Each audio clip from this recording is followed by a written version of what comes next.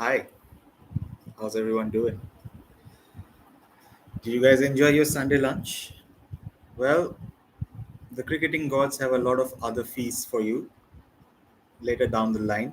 For now, I am watching the India Australia game that's been going on in Hobart because there was a lot of rain delays for the actual match that we are all supposed to be excited about, which is the Women's ODI World Cup, where the hosts India are somehow in the finals. They beat the unbeaten Australia in the semi-finals. I thought I would do a stream for that particular match, but I thought, fuck it, Australia are gonna win anyways.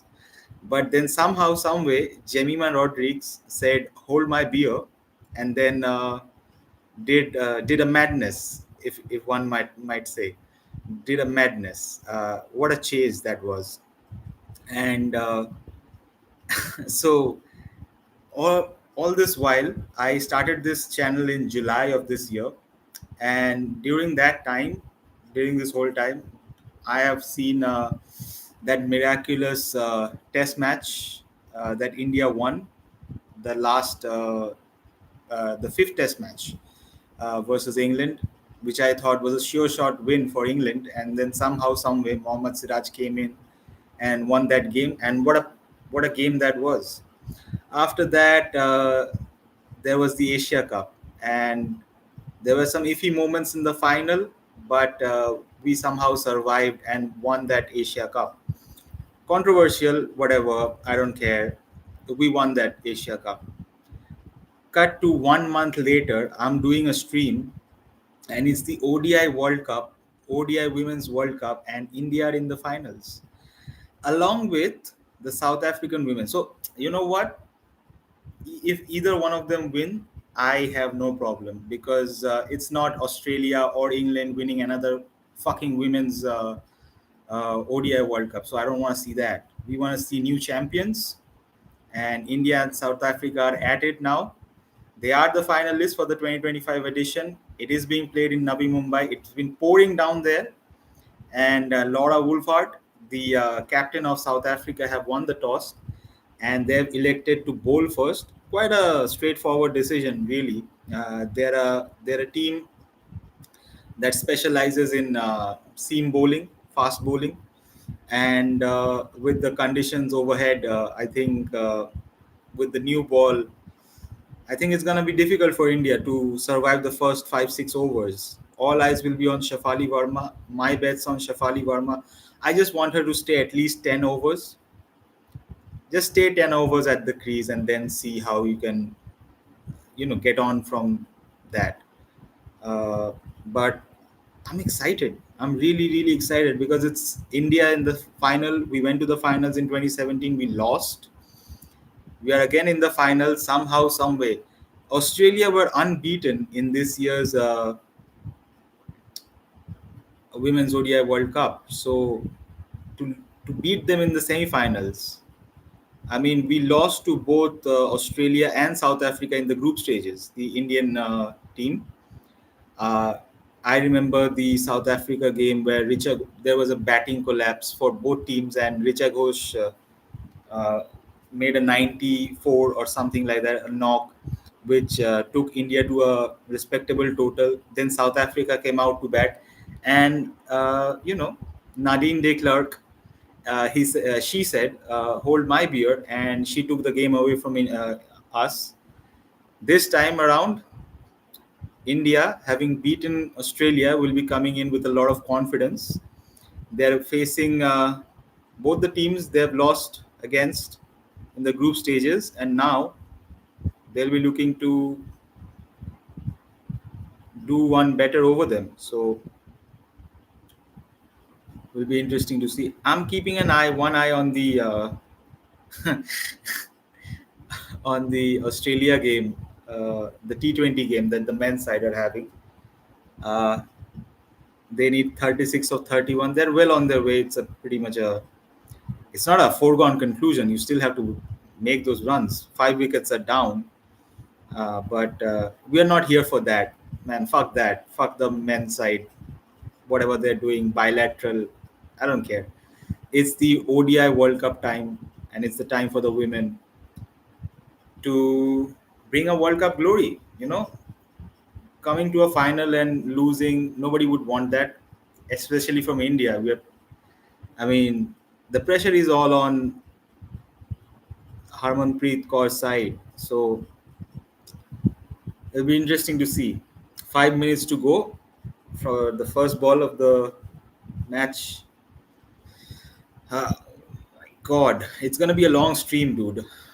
It was supposed to begin at 2 o'clock, 3 o'clock. It was supposed to be the match was supposed to begin at 3 o'clock.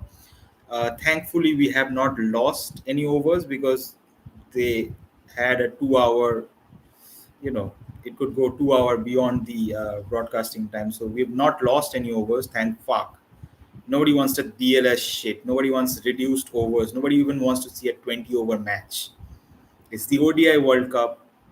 If it gets washed out, bro, take the reserve day and play the game. Nobody wants to see a 20 over game or a haphazard, you know, no rhythm. Nobody wants to see that. So we out here, ain't we? We out here, and we gon' hang out, and we gon' watch this match together. What an occasion! What an occasion for me and for this channel, because if India really go on to win this match, I would have seen India lift the Asia Cup and the Women's ODI World Cup in a span of a month, which is incredible. Uh, so let's see how it pans out. They're currently singing the national anthems, both the sides. India have gone unchanged from their semi-final win over Australia, and so should they. It was played here at Navi Mumbai itself, and according to the analysis made by the broadcasters out there, it's not going to be much of a spinning track. It's going to be pretty much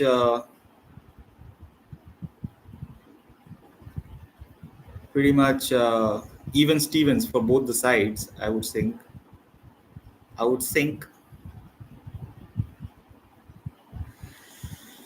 Yeah.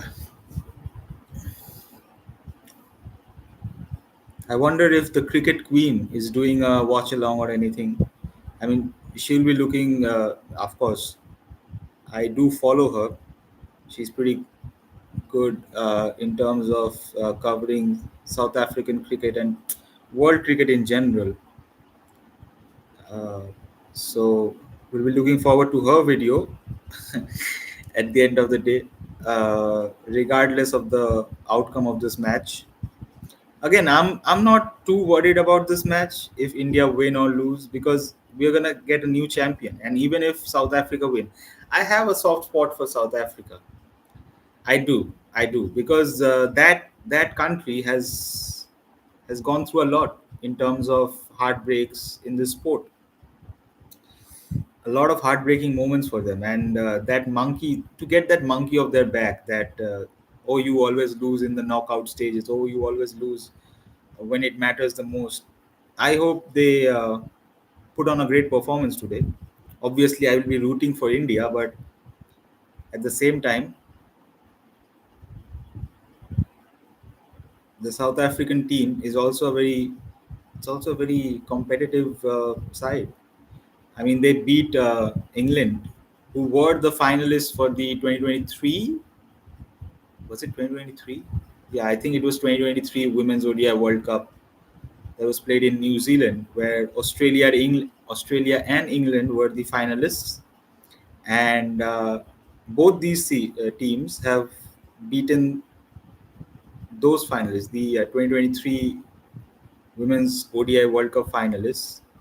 South Africa beat England to get to the final, and India beat Australia. So the players are coming onto the field now. Again, for me, it's not about Smriti, it's about Shafali. Shafali is well, when she broke onto the scene, she was incredible, and then she got dropped, and then a sudden injury to Pratika Rawal, and here's her opportunity to to show everyone that she belongs out there.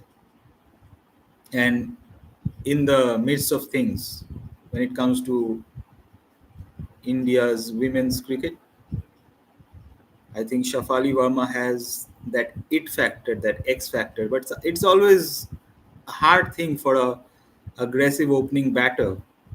If you get out after hitting two boundaries, people will say, "Why didn't you, why didn't you stay a little bit longer?" Even in the last in the semi final, she hit two boundaries. I think she got out on 10 of 5, and you think, man, what a lost opportunity. But her job is to basically get the team off to a flying start, and whatever it takes, I think she's willing to do that. The same is the case for Abhishek Sharma. Like, you can't put a lot of pressure, or you can't dictate how those players are going to go about with things. But at least on the in the finals, I would hope that Shafali would, you know, stay out there for a little longer than a stint of 5 balls or 10 balls. All right, Madison Cap with the ball, first ball of the final to Smriti. No run taken. We out here, boys. We out here, ain't we? We out here. After a 2 hour break, after a lot of rain and a lot of, you know, cloudy skies and all that, it's a packed house at DY Patil Stadium in Navi Mumbai. Madison Cap, no run taken again.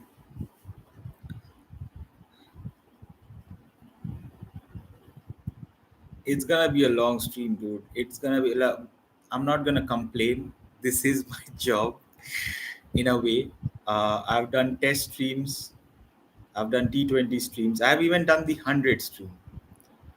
Uh, but a 50 over stream. This is the first 50 over stream that I'm doing on this channel, and wow, what an occasion to do it, because it's the final of the Women's ODI World Cup, and India are in the finals. I cannot believe it. I can't believe it. Uh, I thought it was a gone game, that semi-final. I thought Australia are gonna bulldoze over us, but it wasn't to be. I don't know how it's gonna turn out in this game, but so far Smriti's been watchful against South Africa's premier all-rounder. It does look a little overcast from what it seems on screen. Obviously, I'm not out there, so I don't know how it's playing. But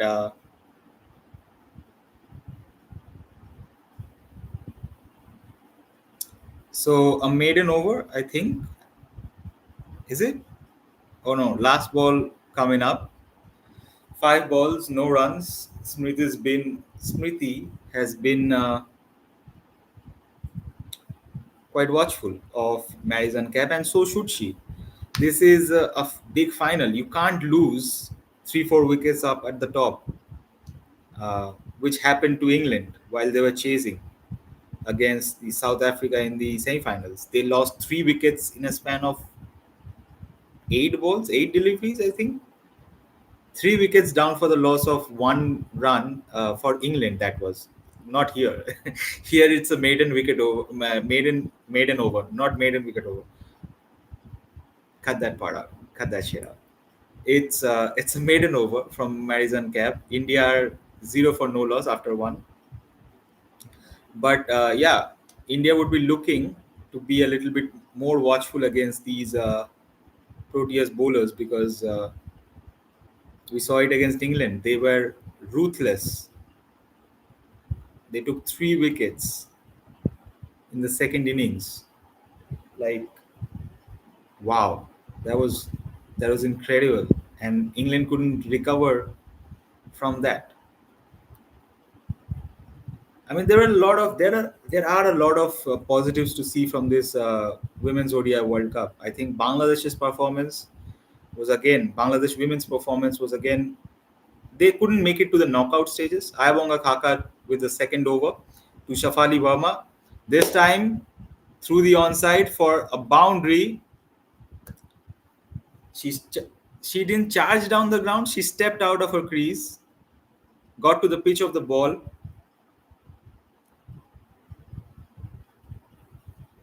and played it on the onside, on the up as well, between the two fielders at backward point, and this time a little wayward from Ayabanga Khaka. I think it's a leg by. Would it be a leg by, or yeah, it's a leg by. So 5 runs of the first two deliveries from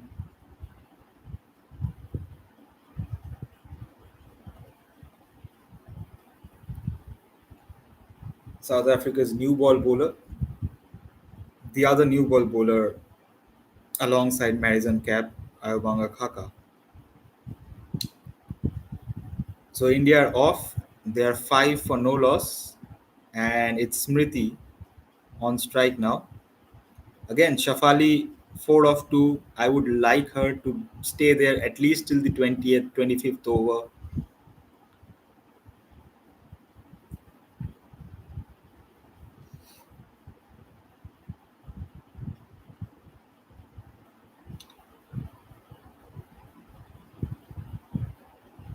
Again, the shot that Shafali played was on the offside. Pardon me if I said it was on the onside.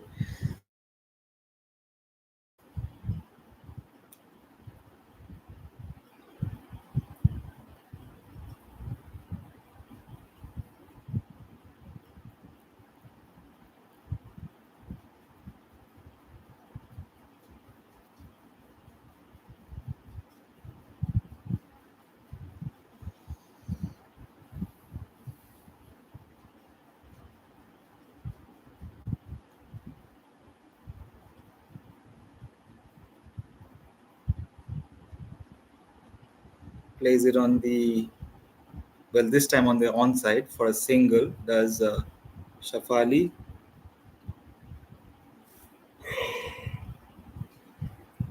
Last ball of the second over coming up. India 7 for no loss. I mean, the Indian support, I mean, it's incredible. We are very fortunate as a nation to have that sort of support across the world. I mean, home support, away support. Our fans are always cheering and always out there in case there's a, in case wherever we're playing, even if it's not a final. I think our crowd has always been there for us, whether it's in Australia, New Zealand, South Africa, England. There will always be a big, huge Indian fan contingent in the stands cheering the players on. And that, people think that that doesn't matter or that doesn't count for something. It certainly does. When you have that energy from the crowd after you hit a boundary, or, if you're going,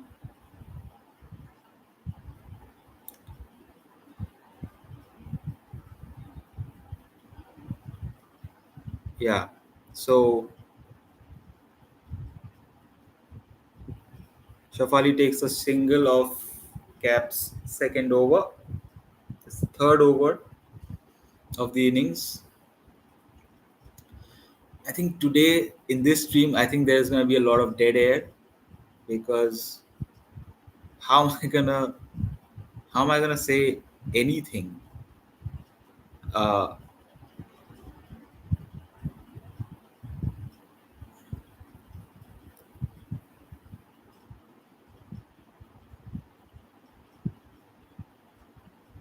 there's nothing left to say actually, basically.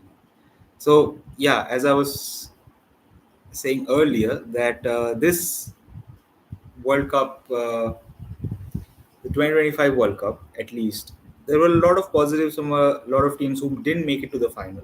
So Bangladesh did pretty well, given it's the subcontinent wicket, given it's, you know, they did well, but they didn't do, enough to get to the knockout stages. I mean, there were points during their matches with South Africa, or any of, not South Africa. I think there were other games where they could have won a game, and then the batting collapse happens, and then they just fall apart. But that's cricket, In cricket, collapses happen, and that's one thing that Bangladesh women would take away from this tournament, that they got into some great positions against some good teams where they could have gotten over the line, but they didn't have that steel or the determination, or that, since they have never tasted success like that. I think when you come too close to that milestone or the landmark, or you think you're about to get there, that's when it's most difficult.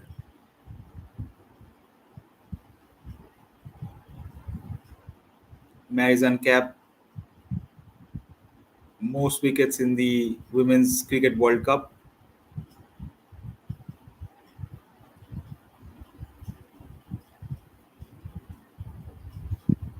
This time, Smriti plays it on the offside for a boundary.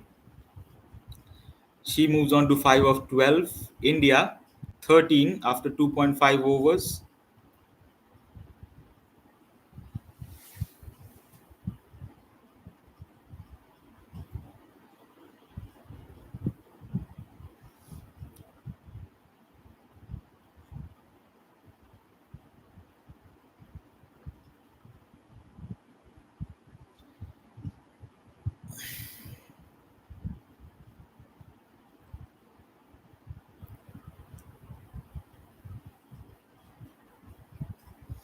I think, again, my opinion and my opinion only, the women's cricketing landscape,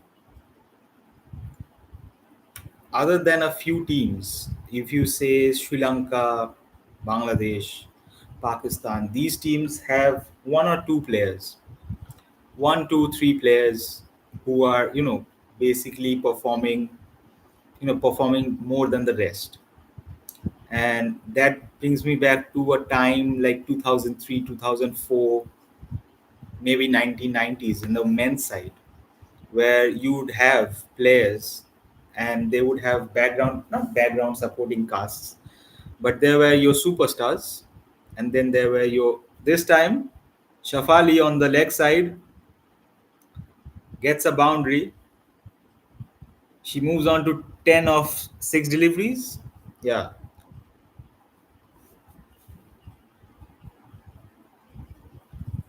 she's way outside the outside her crease. And Ayabonga Kaka, she's been expensive with the new ball. South Africa wouldn't have wanted that.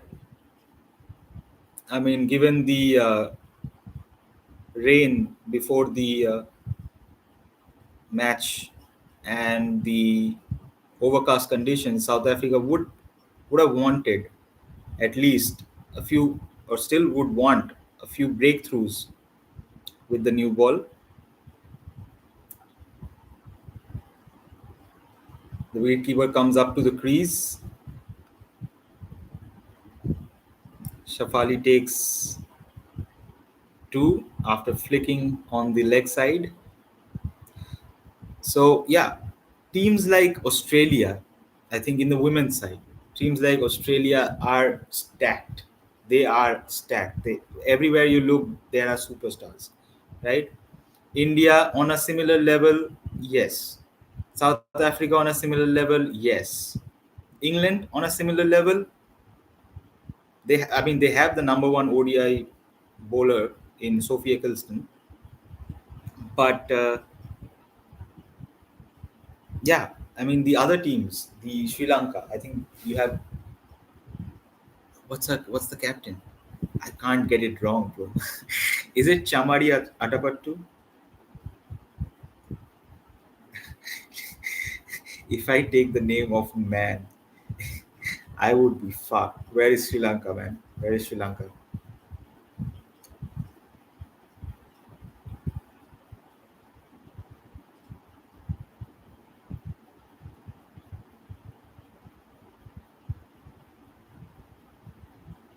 Oh, thank God. Yeah, their captain, Chamari Atapattu. So yeah, and others go right. So that's their captain. That's their best batter out there. These teams need to have like depth in their squad, like match winners, right? There can't just be one match winner, and you have a supporting cast of people, right? So, and that, I can't just sit here and say they should improve. These teams or these countries, uh, they have a lot. West Indies, for a matter, West Indies have a lot of good women cricketers. Hayley Matthews, I think Kiana Joseph, uh, but surrounding them, whoever there are people around them, and they are not, you know, if those guys don't perform, the team falters. That's what I'm trying to get at. If Chamari Atavattu don't perform consistently, Sri Lanka suffers. If Nigar Sultana or take anybody from Bangladesh, if they don't, from the spinner, if they don't perform, Bangladesh suffer, right? The cricket team suffers, the women's cricket team. So for them to get to a semi-final or for them to get to a final, they need to have players that are, quality, that have played for a long time, and who know the occasion and what comes with it. But again, easier said than done. A lot of things gets in the way of cricket, for most of these countries and these players. Some of them don't have contracts. Some of them don't have money. Some of them, I think Pakistan women's cricket team is also something like that. Like a lot of like, yes, you would like to play cricket for your nation, but also it should support you as a sportsman. And if you are, uncertain, or if you don't know whether it's financially viable for you to play cricket, it gets in the way for those players and their families to continue like that. This time, Shafali Verma plays it to the cover for a boundary, pierces the extra cover fielder. I think the captain was situated there. I don't know. Was it Laura Wolfhard who let that go? Plays it through the cover, extra cover and cover point region between those two fielders. So India off to a good start. I wouldn't say it's a great start. It's 27 for no loss after 4.2 overs. Shafali Verma's on 17 of 11, and this time she plays it on the leg side, and it goes for a boundary as well. Tasmin Brits was after that ball.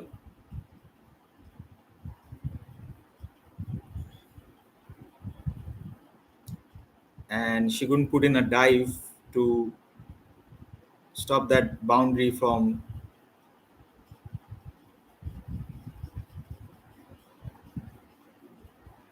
Shafali. Yeah, and I think it's also a wet outfield. I mean, you wouldn't want to risk an injury. It's not the ball is not like it's not stopping while it's going to the outfield or the boundary, because I think it's not getting stuck on the field. That's what I'm saying. It's good. Like it's it's holding its pace, or it's flying, or it's gliding smoothly through the ground. So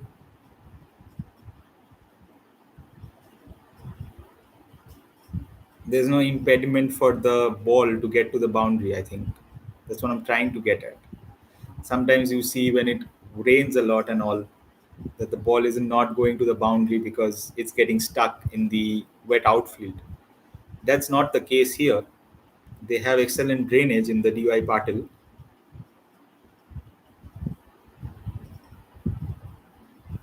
It's a strong start from India. Last ball of the fifth over coming up, and they are 31 for no loss. Again, the onus is on Shafali, and she's playing very well. 21 of how much? Shit. Excuse me for that. 21 of 14 is Shafali. The keepers are already up to the batters. Yeah, near the batter, because Shafali is getting out of her crease a lot. So yeah, I mean South Africa. If we have to talk about South Africa for a moment, South Africa do bat deep, and India saw that when they lost against them in that thriller, where Nadine de Klerk came at number 6 or 7. She took the game away from India. I think she scored 100 that day. Did she? I know Richa scored like 90. It was a collapse from both the teams, and then their lower middle order came to the rescue.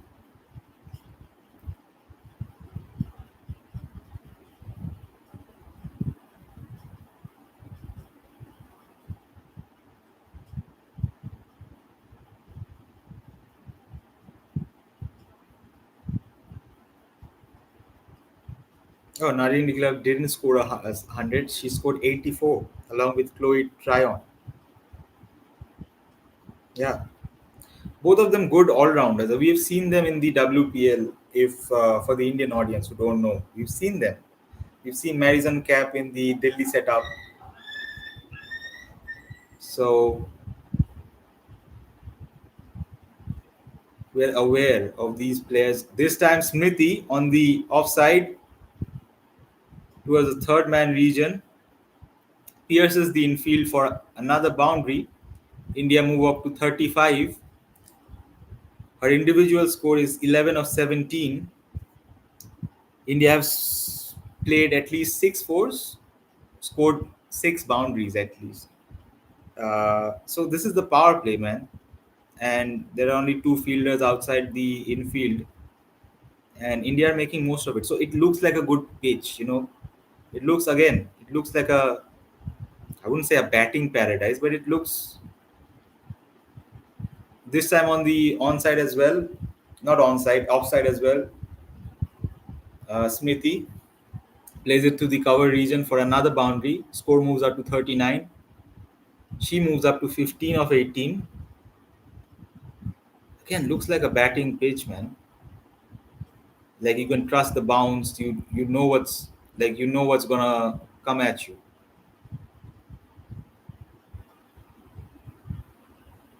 Again through the covers. This time to the fielder. Takes a single. Score moves up to 40.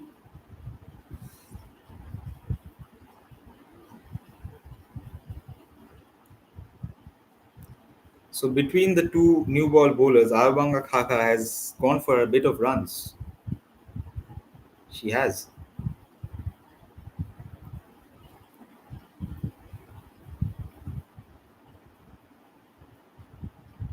South African women, from their perspective, they need a wicket, and they need a wicket like tomorrow. That won't help. Is that a wide? That's a wide boundary. Like the keeper couldn't hold that in. And again, Kaka's proven to be expensive. 2.4 overs, 29. That's 10 runs per over. Her line and length has been all over the place. And yeah,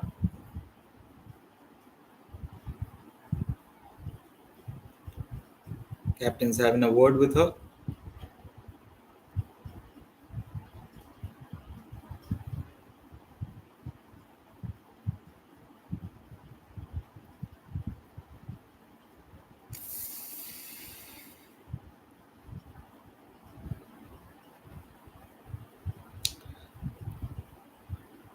Smriti and Laura Wolfhard, the two, the top two run getters in this World Cup. Laura Wolfhard with an incredible 100 in that semi-final against England. I mean, she was the one batter who stood there while others were, coming and going, sort of. So the captain's knock to get to the final. Wonder what she's thinking of this start from India.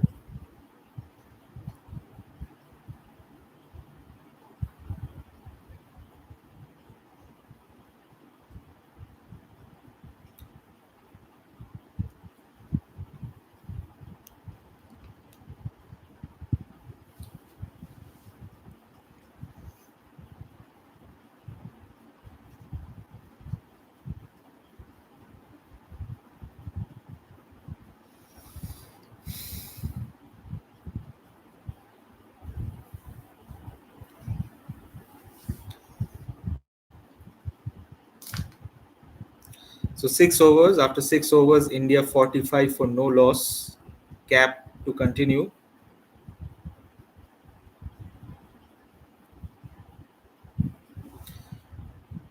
Beautiful shot from Smriti for a single.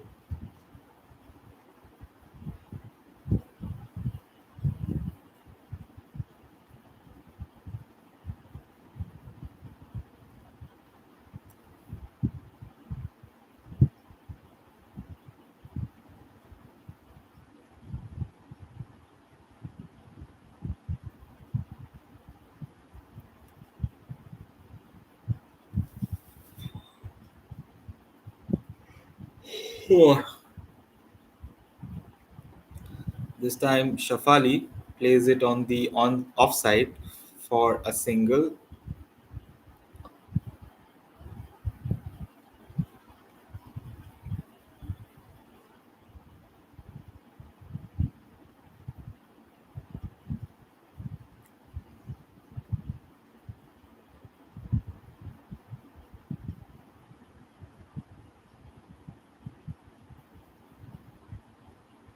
Smriti this time, it was on her pads, flicks it for another boundary on the onside. India go past 50. The score 51 for no loss after 6.3 overs. Smriti moves on to 21 of 21. Shafali is on 22. It's a good start. It is a good, it's a very good start for India. Let's not be over eager here. I mean, these are quality bowlers. Anything can happen at any moment. But so far, the Indian batters are cruising. Again, the one thing about cricket is it's fascinating is that you can have collapses, right? So you have a good opening partnership, and then the people who are coming after them don't have the time to get their eyes set in, and then one after the other wicket falls off. and then you have a completely different game on your hands. So the batters here need to take responsibility to see it through, make a good score, excess of 330, which was what Australia posed against India. So in excess of 330 is what India should be looking at, upwards of 7 runs per over. But again, easier said than done. 7 overs done. India 51 for no loss. It's a good start. It's a good start.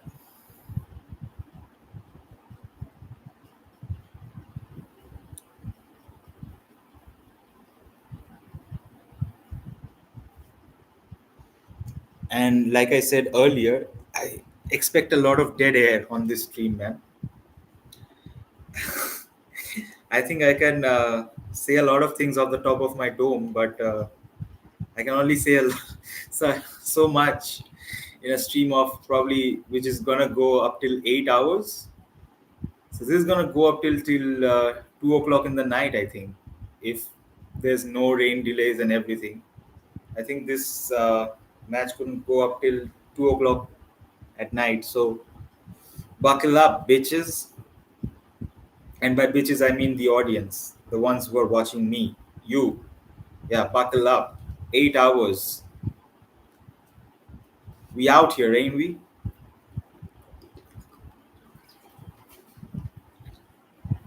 Change in bowling. Mlaba, the spinner, is into the attack. Slow left arm orthodox to Safali. Shafali Verma hits on the offside, pierces the infield for another boundary.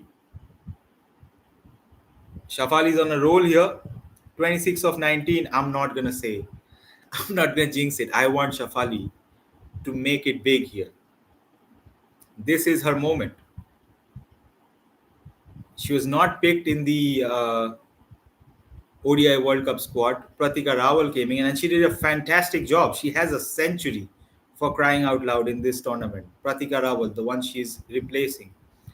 But for her now, it's her time to show that she does belong here, that she can do it at the big stage.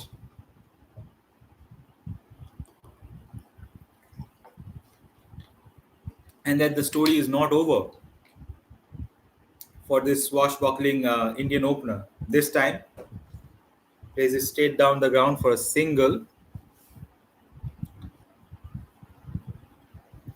India 56 for no loss after 7.3 overs.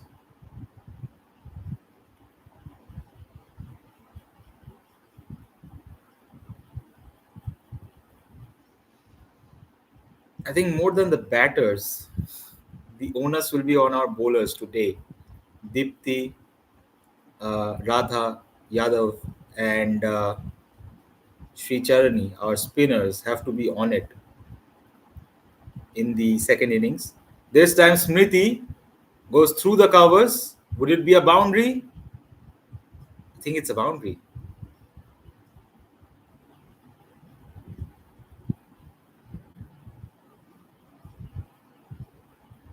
The fielder tried to pull it back in.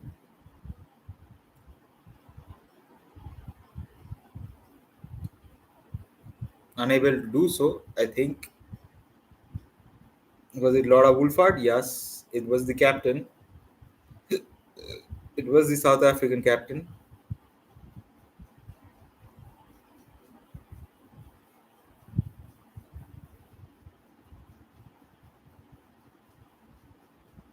Oh, it's not a boundary. So she did well there. She did well. 2 runs to Smriti. Laura Wolford did well there at the boundary to keep that ball from going to the ropes. Full stretch dive. I thought after she pulled it back in that it would go on to hit the boundary rope, but it didn't. So kudos to her. I mean, all the runs she saves, she has to obviously come into bat. She is the opener for the South African team. Again, an important wicket when India eventually come out to bowl. She will be the important wicket.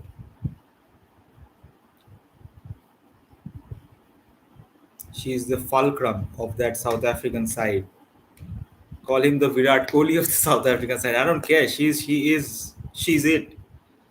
Uh, if she's the Virat Kohli of South African side, who would be the well? This is the Hardik Pandya of the South African side. Nadine de Klerk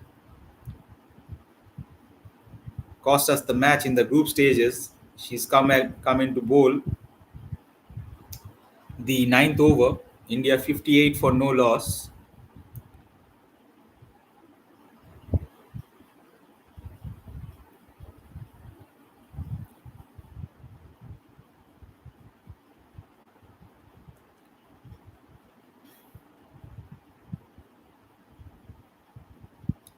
Shafali this time on the leg side.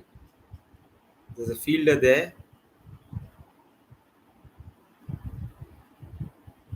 Takes a single. I don't know what happened in the T20 match between India and Australia. Did we win? Ah, we won. We won by 5 wickets. Shit. Washington Sundar not out 49. Bro, give that guy a push to the top. At this point, he's playing better than all other players. This time, Smriti, though, on the offside, pierces the infield for another boundary. India need those boundaries in this power play overs. It was wide, it was outside the off stump, and Smriti says, thank you. Danka. She wouldn't say Danka. Come on. What is Danka? It is thank you, but in what language? I forget.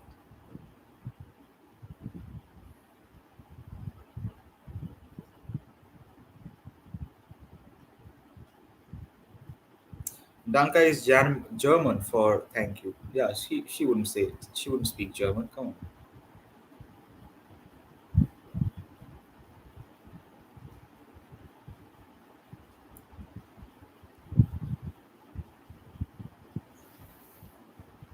So the men's side won the T20 game against Australia. Let's see what the women do tonight. Last ball of the ninth over coming up. India are going about 7 runs per over, which is good. Smriti is on 27 of 30. Shafali 28 of 23. And it'll stay that way. 9 overs done. India 63 for no loss.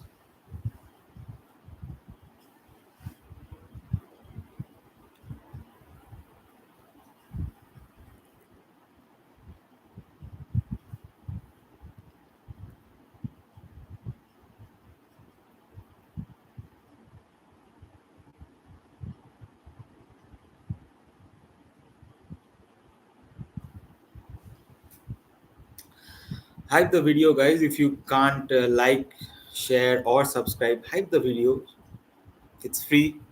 I suppose it is, right? Do it. Don't like the video. It will be in your like videos section. Some people don't like that. I don't like that.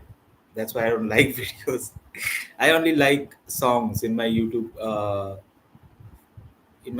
app. I only like songs because I want to keep them in one playlist. But if you can't like the video, and if you can't share the video to your friends, and if you can't comment either, why not throw in a subscribe so you can watch more of this bald face? And while you're at it, please hype the video. If there's an option, I don't know if there's an option. Uh,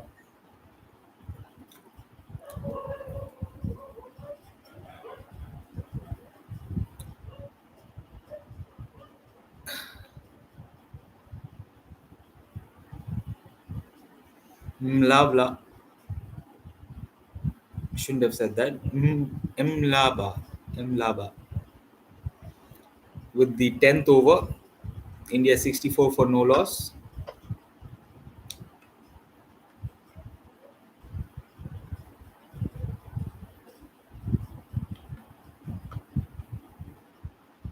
I mean, she is the spinner uh, with the most wickets for South Africa. So, gotta play her with some respect, but not too much. Last ball of the 10th over coming up. So, one run from that over. India 64 for no loss after 10.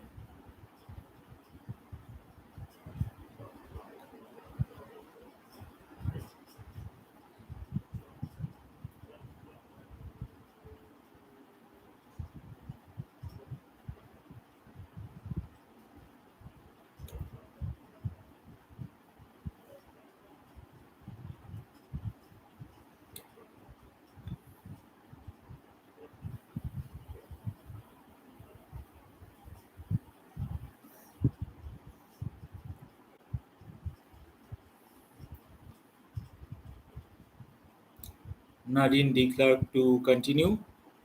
That's the end of the power play. So Shafali is still out there, which is a good thing. She's not gotten out in the first few overs. I think the whole of the country is egging her on to make a big one here.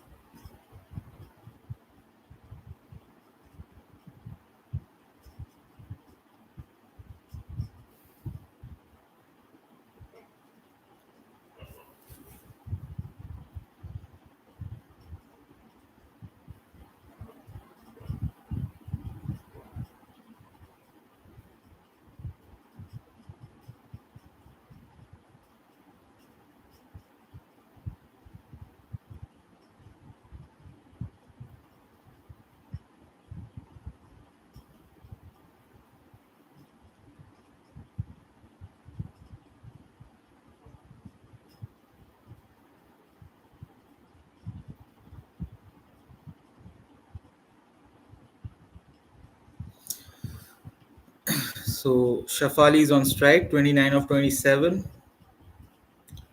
Nadine Clark to continue with the 11th over. Three dot balls, one after the other, for the South African all rounder. She is not. Nadine de Klerk is not South Africa's Hardik Pandya. That would be Madison Cap. She's probably more like there's not a lot of seeming all rounders from India you can compare her to, but she's definitely rescued that game, that group game against India. South Africa and India are both similar in terms of their team setup. Like they bat quite deep, both of these teams. Like we bat till number 8 with Amanjot Kaur coming in, and Deepti Sharma can obviously bat.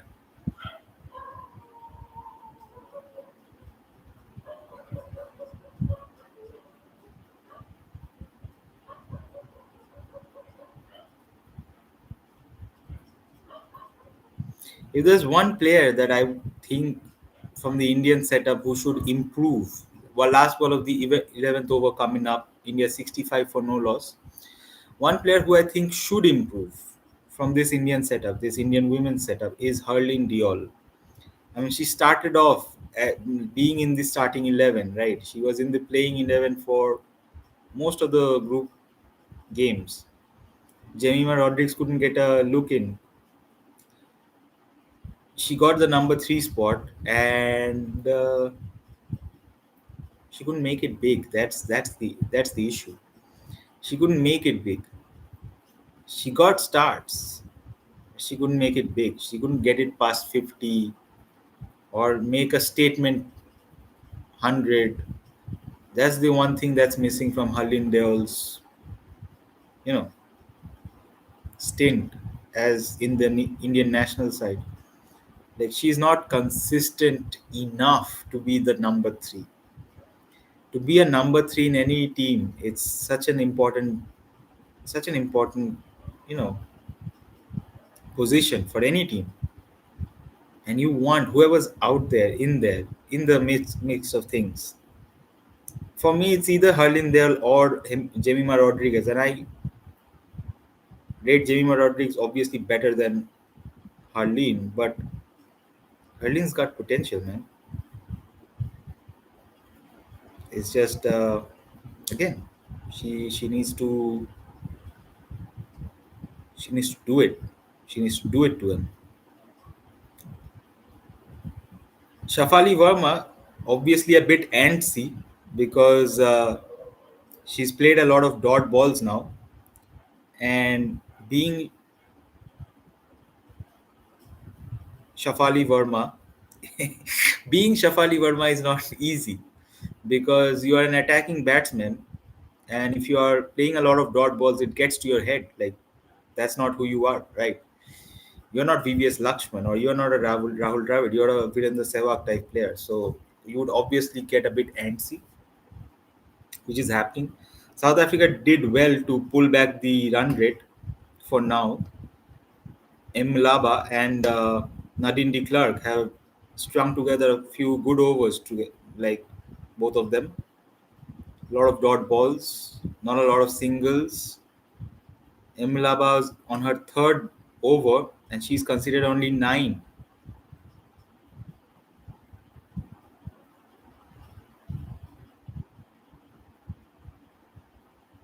India 66 for no loss. Last ball of the 12th over coming up.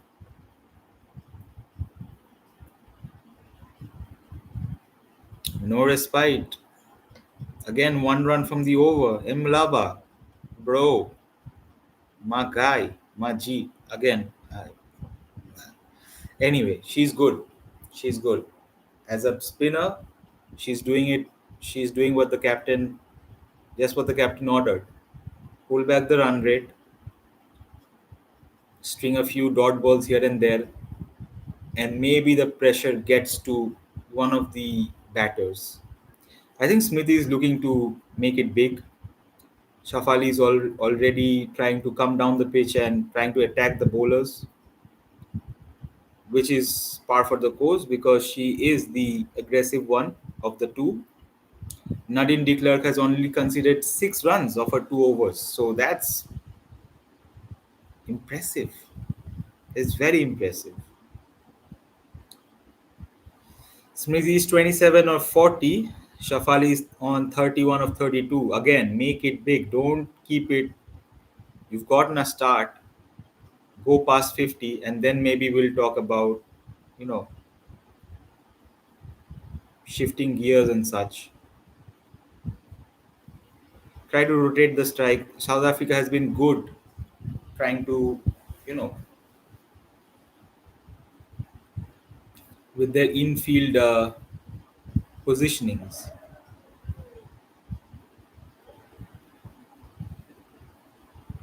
This time on the leg side, Shafali gets two. India 68 for no loss.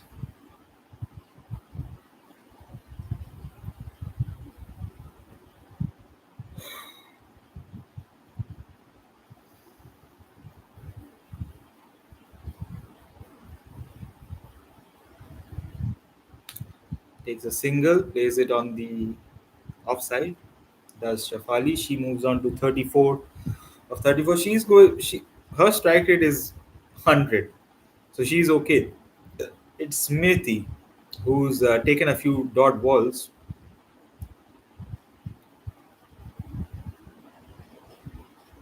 Kudos to the South African fielders who have, you know,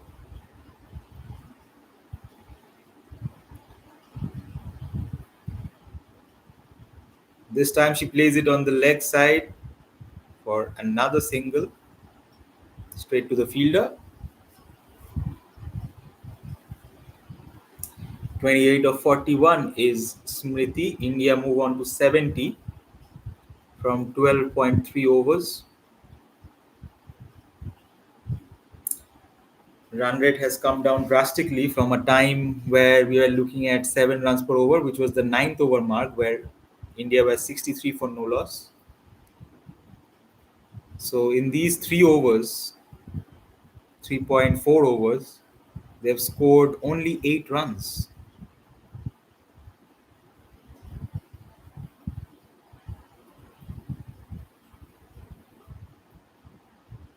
In this over itself, they've scored 5. So you can see how South African bowlers have done well there to get the run rate down from India.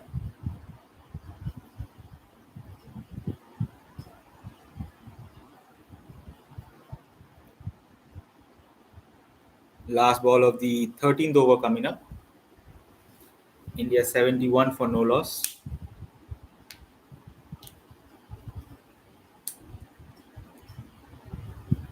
Smriti is on 28 of 42. And it'll stay that way. 71 after 13 overs, India.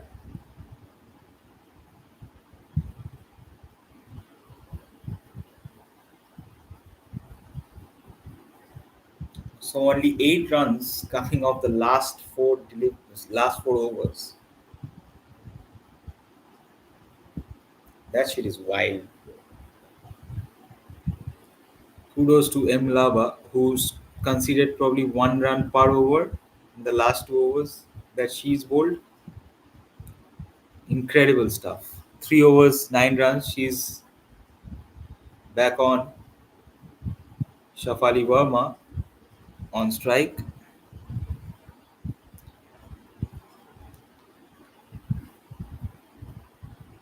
Comes down the pitch, plays it through the covers. Will it go to the boundary? No, it's been great effort by the fielder at deep cover area. I think that's Anne Derrickson.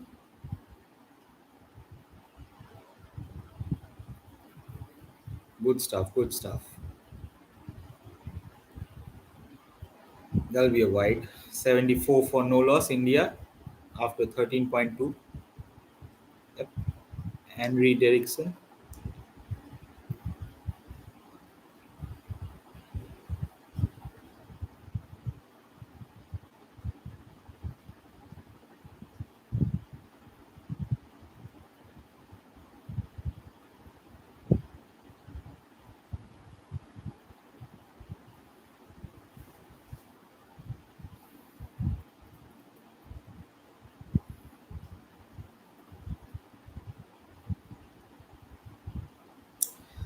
Smriti gets a boundary after however long that is.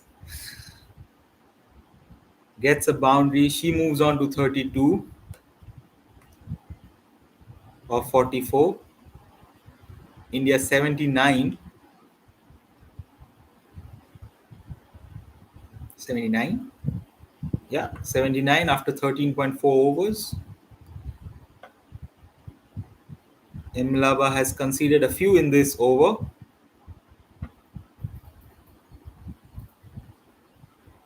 Takes a single, does Smriti. India now 80 for no loss after 13.5 overs. Again, they need to put up a good score. 14 overs done, 80 for no loss. The run rate 5.7. So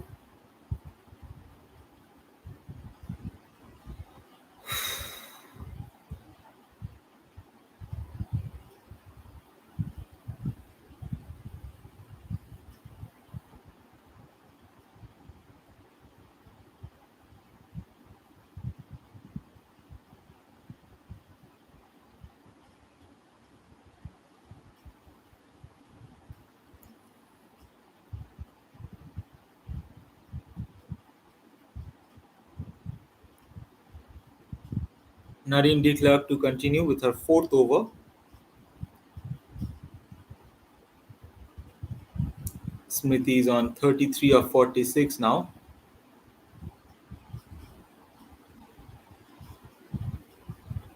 Shafali, 38 of 39. I'm happy for now. Let's just say I'm happy for now. But 300 on this track is will not be enough. I mean, obviously, if the teams that are chasing, they'll be under pressure. But 300 is nowhere near enough to win this match, man. Alright. So 6 runs per over ain't gonna cut it. We need to get to 350 just to be safe, just to think like, okay, we've done enough. Because South Africa bat deep, deep. This time Shafali down the ground, and it is a maximum. Hell yeah. This is what we want. 44 of 40. She moves on. India 87 for no loss. That's the shit, man. That's the shit. Yes. A little bit over pitched from Nadine de Klerk, and Shafali pounced on it. So one can judge it from this in this short or this whole whatever's happened till the 15th over is that the bounce is true. Like you can trust the bounce on this surface. It's not up and down. It's not, it's not a, it's a true surface. It's a good surface for batting. So if that is the case, 300 is not enough. 300 is never going to be enough. Chloe Tryon and Nadine de Klerk come in at 7 and 8, bro. Come on. We need more than this.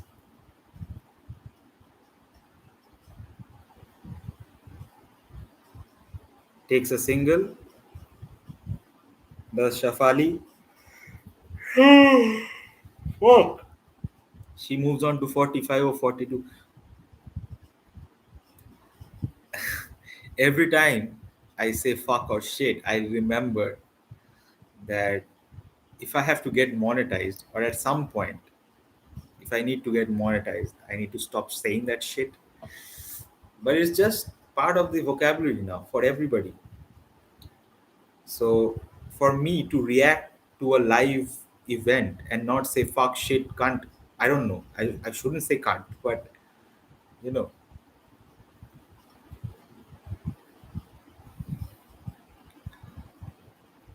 it just rolls off my tongue well, the expletives, rather than, anything else, I suppose. Hi, 15 overs done. India 89. Hold up. What's the score? Bro, I swear to God. 89 for no loss after 15. I swear to God, bro. When I actually make it big, not make it big. Making it big is nothing. This channel going, at least 15K subscribers, 10K subscribers. I don't know. Once I start earning money from this, bro, Geo Hotstar, I'm coming for the ad-free version, okay? Because these ads are fucking insane.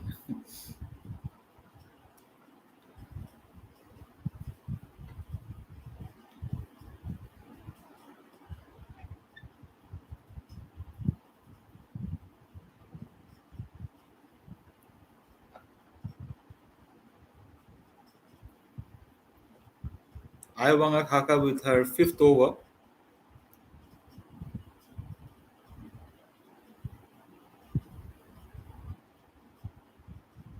She's been exceptional, bro. Only considered 19, three balls left, three deliveries left of her fifth over. She's been incredible. Like economy wise, 4 runs per over is good. Good shit.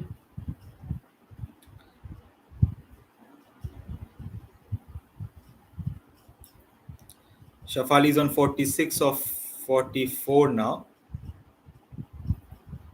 Another dot ball from Imbalava.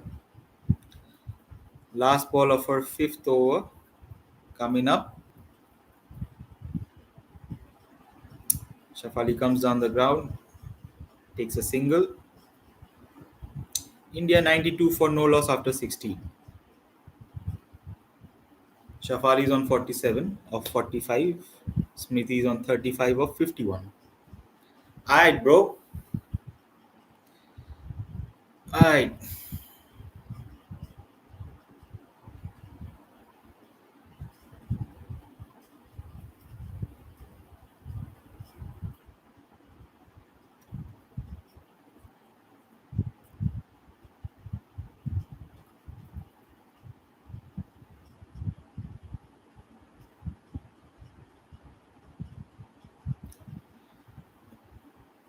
One thing about this channel, and I thought about saying it in the intro, but I couldn't because every time I start the intro or start streaming, I just blurt out a bunch of things without even thinking about it because I'm on stream.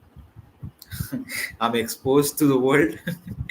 But the drinks breaker on, so I would say this to the viewers at least.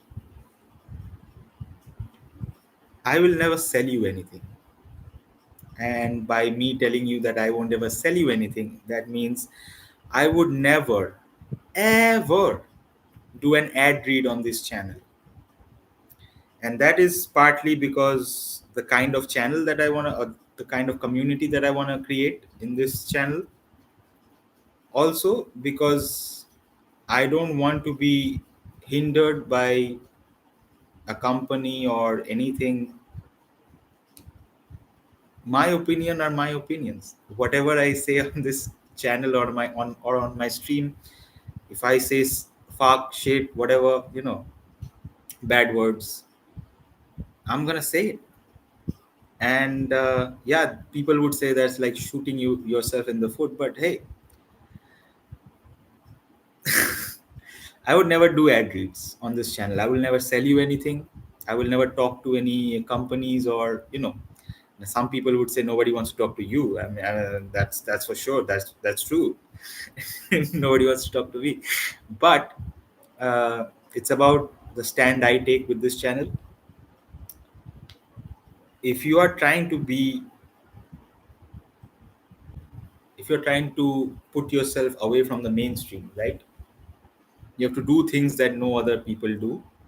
I want to be totally independent, and I want this channel to be totally independent, and I'm not gonna turn away from this no matter what happens because I'm not talking about not doing streams. I'm talking about not doing ad reads or not selling you something.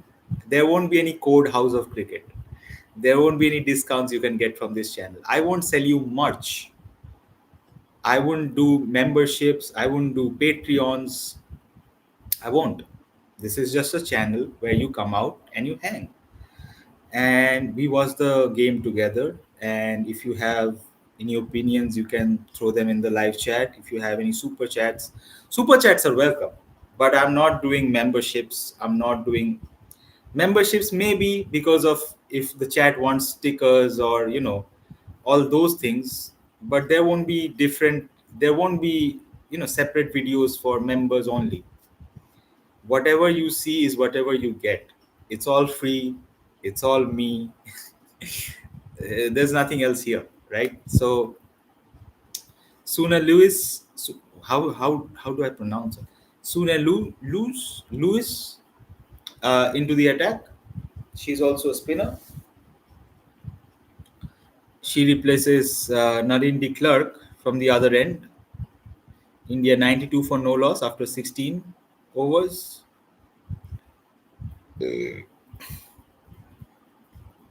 Shafali is on 47 or 46. She needs to get to that half century quick, man. Comes down the pitch, hits it down the ground. well fielded at long on by Nadine de Klerk, that is.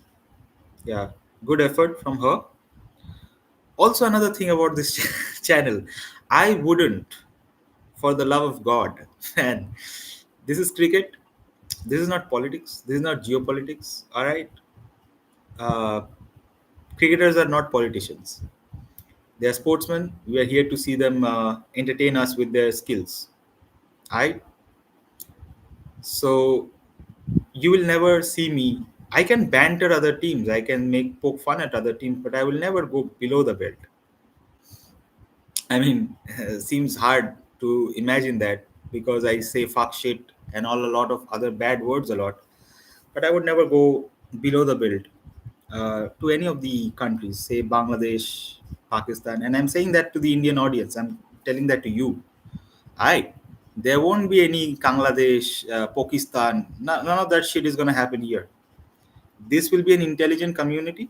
We are gonna have intelligent conversations, and if you can't, all right, this time Smriti hits it on the leg side, sweeps it on the leg side for a boundary. India move on to 97. She moves on to 39 of 54. Like I was saying, we're here to discuss about merit. We're here to discuss cricket on the basis of merit and on the basis of what should everybody do to get to the point where they want to go to. Uh, India are definitely ruling cricket right now. India, Australia, England. India money wise, India economics wise, they rule cricket. Indian players are fed well. Indian players have sponsorships, but Indian cricket team is also very unfair to Indian players. So it goes both ways. What I'm trying to get at is, let's have intelligent conversations. Let's not delve into, you know, mindless, banter, mindless, below the belt, whatever, right? Let's not do that. Let's talk about a game on the merit of the game. If you want to talk geopolitics, we can open another channel or do another stream or an AMA. We can do that. I can certainly talk about that, but it's none of my business to say anything about any other country or. All right, Chloe Tryon, slow left arm orthodox. She's into the attack now. Shafari takes a single. India move on to 48. 98. Sorry, I'm sorry. Shafali moves on to 49, I suppose.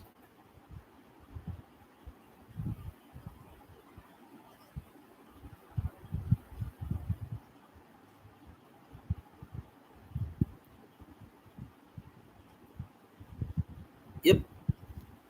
All right, Smriti going up a gear now. Goes inside out over the cover region for another boundary. She moves on to 43 or 56. All right. 100 comes up with that boundary. India 102 for no loss after 17.2.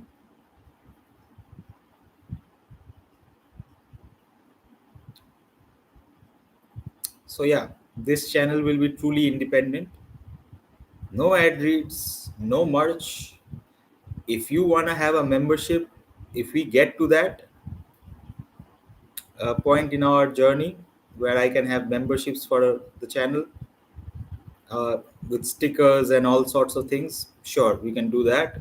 Super chats will always be welcome, but there's no other way. I'm not here to sell you things. I'm not here to, take money off you. Oh my God, now. Oh, shit. Chloe Tryon gets the most important wicket of Smriti Mandana, and Smriti walks off. She knows. She's nicked that. 45 or 58. She's played a good hand,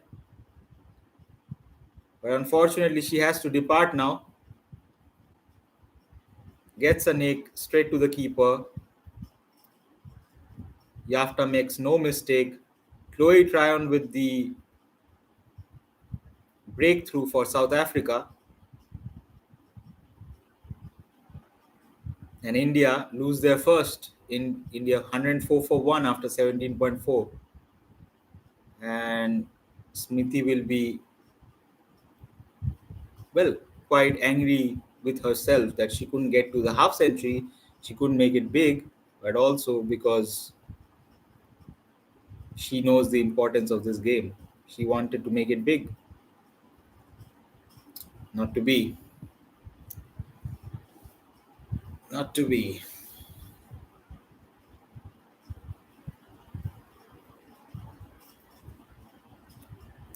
All right, Jemima Rodriguez, star of the last match, comes in at number 3. Here we go. My guy, my G, my gal. Maybe I should say my gal because, yeah, let's not say my guy, my gal, my G. Takes a single of the first ball. Last ball of the 18th over coming up. India 105 for 1. Shafali is on 49 now. Well, well, Shafali. What you gonna do? Takes a single, brings up the 50. 50 or 49 does is Shafali Verma, and she has a role to play now.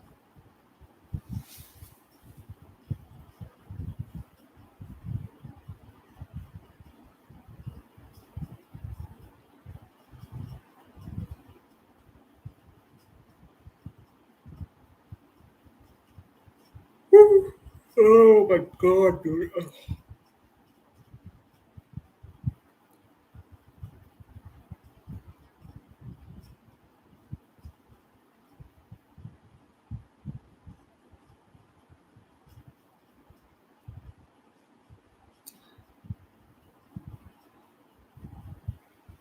Sunalus, the off spinner,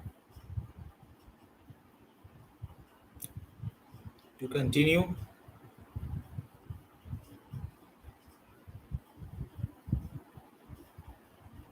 All eyes on Shafali Verma now. Smriti is gone.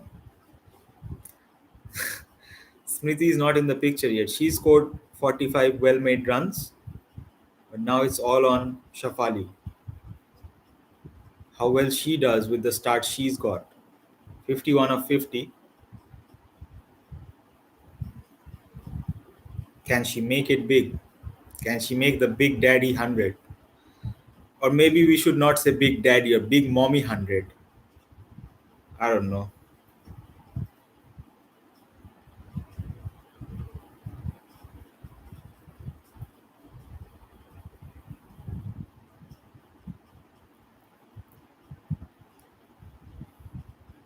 So far, India are not going at 6 runs per over. They're close, but they're not going at 6 runs per over.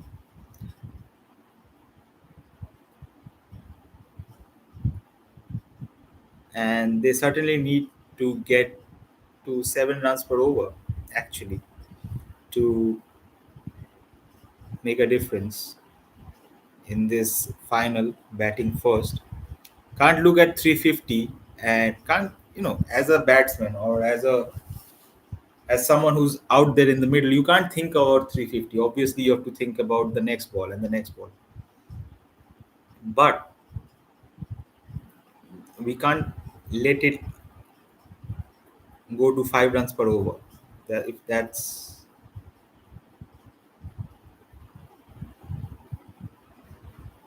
19 over done, India 111 for 1.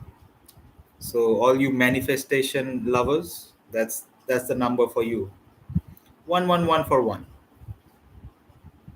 after 19. Oh my god, dude.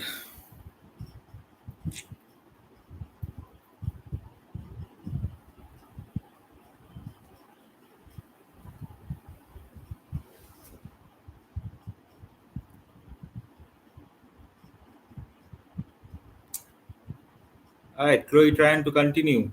The only person with a wicket in this match. It was in our first over itself. It's a second over now. Was it a wide? No, it's not a wide. It came off the pad of Shafali Verma, goes beyond the keeper. India take 2 runs. Was it not even pad? They gave it to the batsman. So Shafali moves on to 55 of, well, 56 of 54. Now with that single, India 114 for one.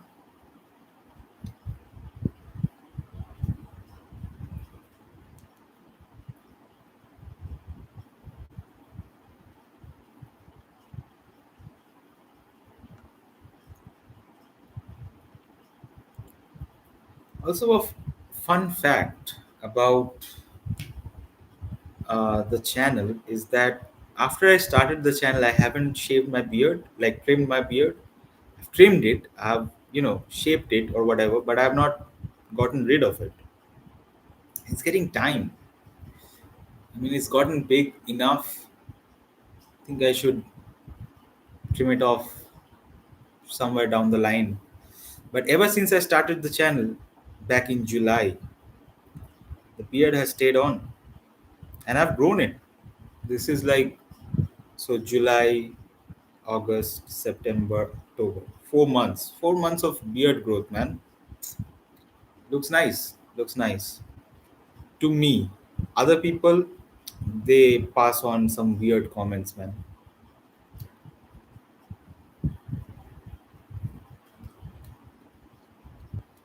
Surrounded by a bunch of bigots. What can I say? 20 overs done, India 114 for one. Still not 6 runs per over. But obviously the batters have to consolidate after that wicket. Can't have everything in life, can you?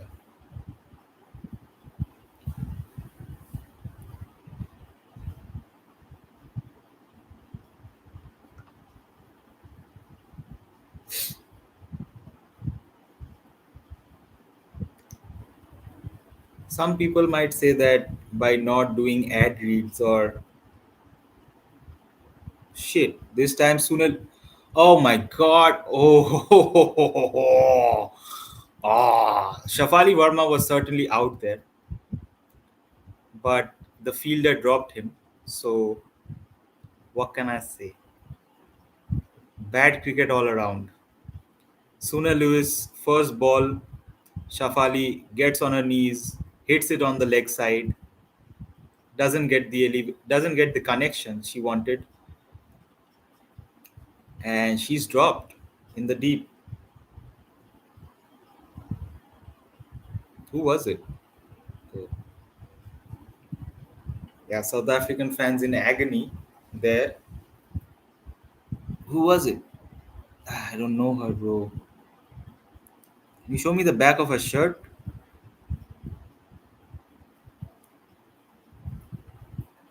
Since I'm watching without an audio, I don't know who dropped that catch. But soon after that, Jemima hits a boundary through the covers. I mean, Suna Lewis, she should have had a wicket there, but she needs to get her mind in the game now. She's considered a boundary after that drop catch. Can't get your head down, bro. Says, I don't know. Can't get your head down. India 120 for one now. 2 balls remaining in the 21st over.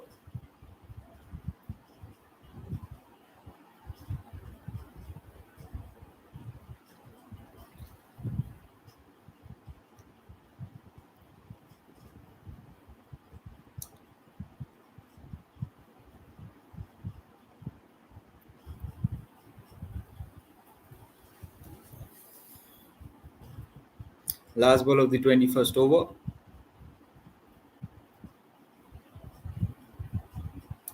Takes a single. Does Jemmy.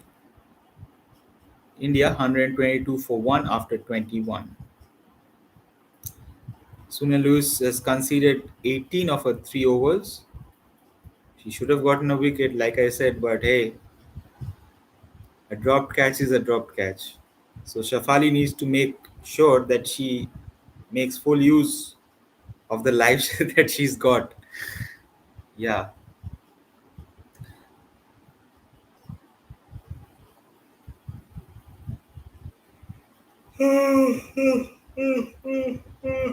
Shit. Chloe trying to continue.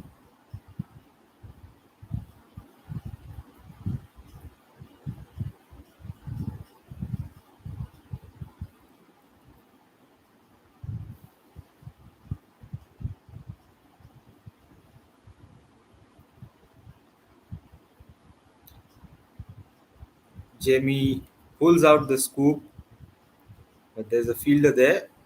Will only be a single. India 123 for 1 after 21.2. Jemima moves on to 10 of 14. Shafali is on 58 of 56. This time Shafali Verma gets a boundary on the leg side. 62 of 57.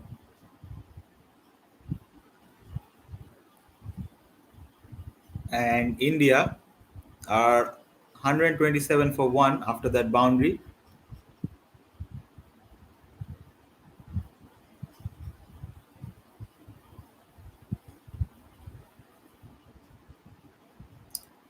Fuck it. Alright.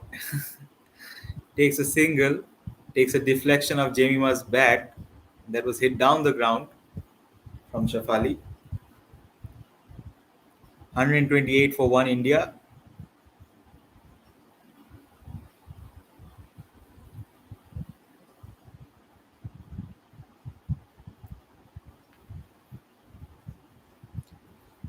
Was it Anneke Bosch? Anneke Bosch. She's a sub fielder, I think.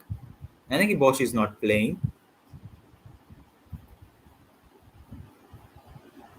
Is she playing? I think she's playing. Again, bad commentator, bad. 129 for 1 India after 22. Let me see if Anneke Bosch is playing. No, she's. Oh, yeah, she's playing. Yeah, she's she's number 3 for. She's number 3 for South Africa.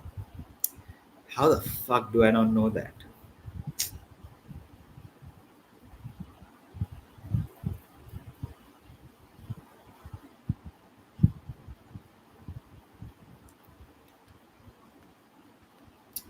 Alright, broskis and siskis. 129 for 1 India.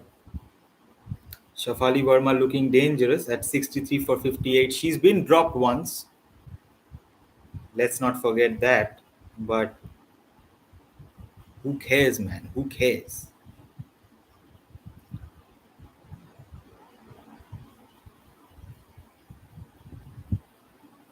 Jemima plays it on the offside, takes a single. 130 for 1 India. Shafali Verma's on strike now, facing the South African off spinner.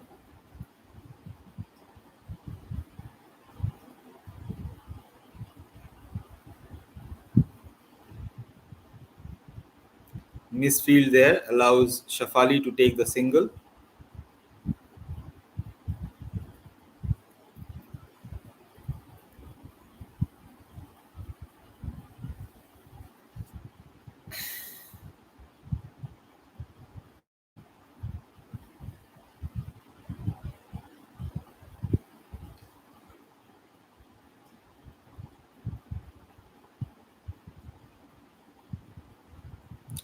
So today I saw that I had 10 videos on my channel and 10 subscribers. So with that logic, I would have to post like 100 videos, which is easy because India play a lot of games.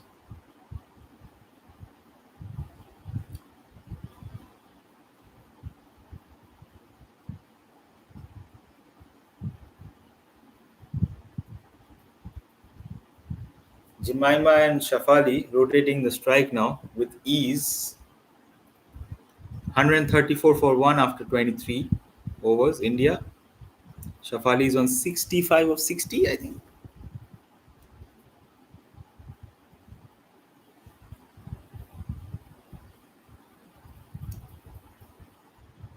Yep, 65 of 60 is Shafali Verma.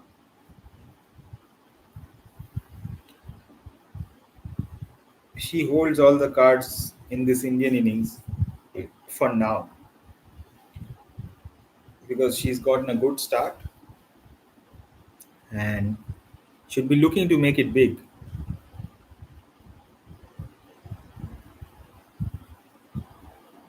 And she's done pretty well since the drop catch. So let's see how it goes. Yeah, like I was saying, uh, once the channel gets monetized, right? The Google ads and all that shit that can work, that can happen, that can. I'm happy with that. All I'm saying is that I want this channel to be truly independent, truly community driven.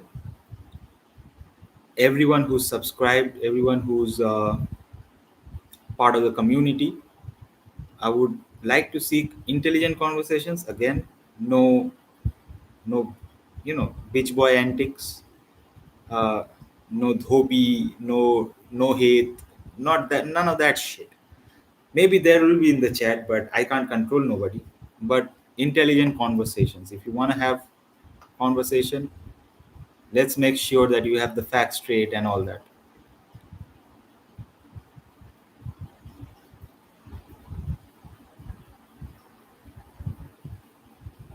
And also, if you are a cricket lover, right? Why why won't you empathize with the sorrows of another team? Like in 2017, we lost the ODI Women's ODI World Cup final, right? So we know what it's like to be on the losing side. Say say if we win tonight, I'm not saying that we would, but if we do win, it's another bad day out for South Africa, and you certainly feel for them because they're a good side. They have quality players, and I would wish that they do win another World Cup, just not today because it's in India. We are the hosts. Can't let you win today, can we? Shafali and Jemmy are really in this over. They took 6 runs just by rotating the strike, one once. That's ODI cricket. That's what I love about ODI cricket. But the bad thing about ODI, the ODI format is nobody plays ODI cricket, bro. That's the fucked up part. You want to see Rohit, you want to see Virat. When will you see them? There are no games. Like in the lead up to the World Cup, the ODI World Cup, men's ODI World Cup, there are very few ODIs to play. Just a bunch of T20s. Now we have 5 match T20 series. At one point, there were used to be 5 match ODI series. There used to be Tri Nation series. I hope to see those things back because otherwise, what's the point? If you want to keep playing ODI World Cups, please play some more ODIs, please. Let's play some bilateral series.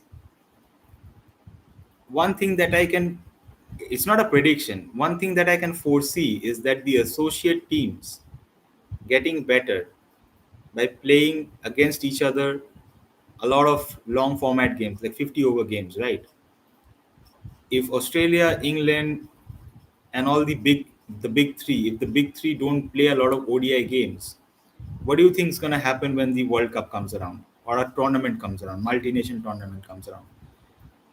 Obviously, you have your squad and everything, but if you're not used to playing 50 over games, if you're not used to having that momentum with you, knowing that we have this team who have continuously won bilateral series and all that, okay, there's a cramp for Shafali Verma, so there will be a little bit of a break now. So yeah, my contention with ICC and everything is that if you want to play ODI World Cup, please play a lot more ODIs and please balance it out with the T20s. Okay, we can't have 5 match T20s and 3 match ODIs. What the fuck? Obviously, it's all economics. Nobody wants to sit through a 50-over game. But then it's not always about economics, is it? Fucking play a second string team then. I don't care. There was a time when India were playing, I think, associate nations, Zimbabwe, Ireland, and there were, second string teams. Rinku Singh was playing, or Ruturaj Gaikwad is playing, or somebody else, not the big guys, right?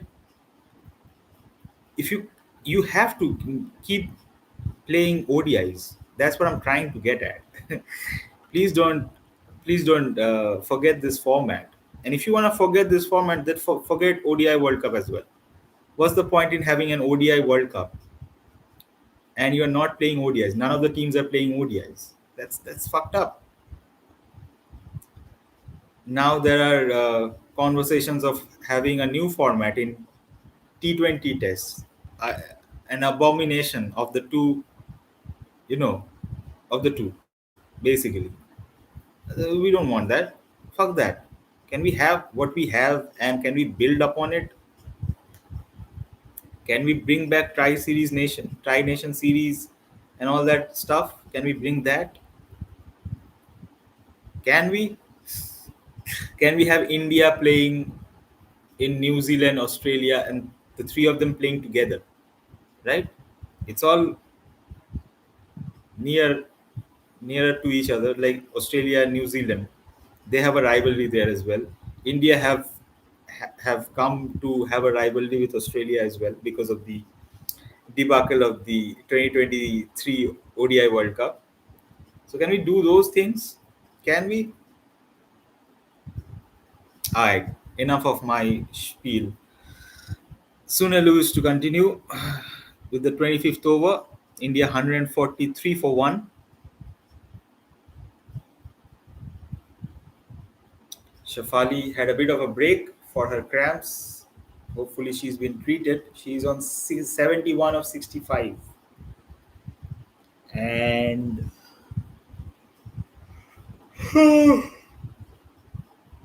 my G, can we have some fireworks?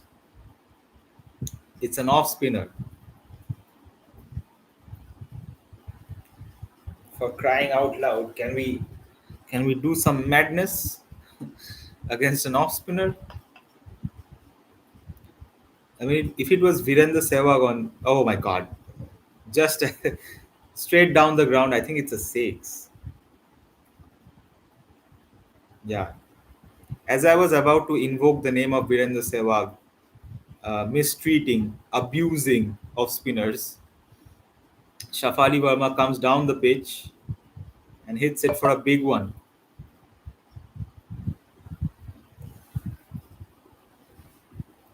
Straight down the ground, 66 meter 6. India move on to 150 for 1. Pardon me, 151 for 1 after 25.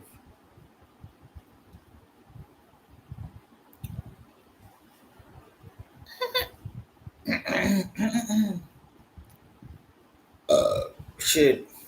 Why the. I mean, if this production was a bit more professional, maybe. Maybe if I had soundproof walls, maybe if I had, a better webcam, maybe if I had ideal conditions, maybe then I would stop, yawning and burping and all that on stream. But for now, it's a bare bones setup. And you're gonna get bare bones me, baby.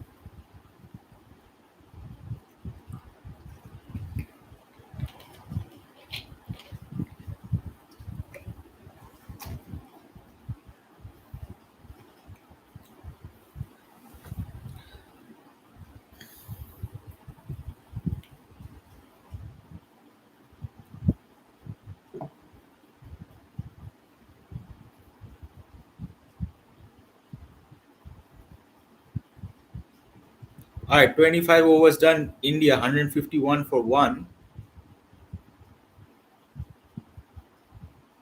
In the next 25, we have to score at least 200. And that is at least. We have 9 wickets in hand. We can't throw this away. Ayobanga Khaka is back into the attack after she's went for a few with the new ball.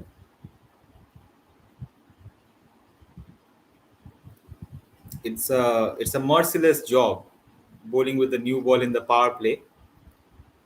But she's back into the attack now with the field spread out. There's a Mexican wave going around the stadium. Looks like a packed house, dude. I mean, what an atmosphere. I wish I was there. I wish I was there, man. But if I would have been there, who would do these fucking watch-alongs, man?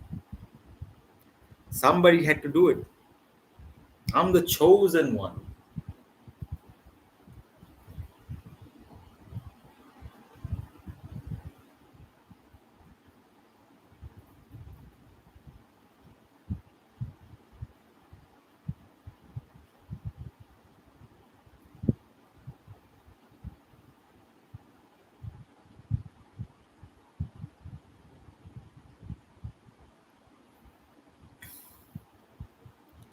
Alright, Shafali 79 of 70. Jemima's creeped up to 19 of 25.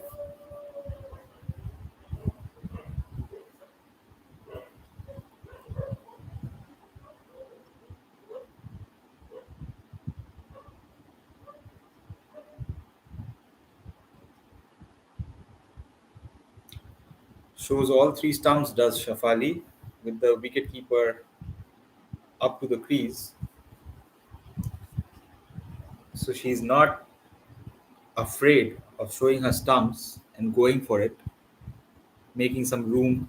Okay, no ball from Khaka.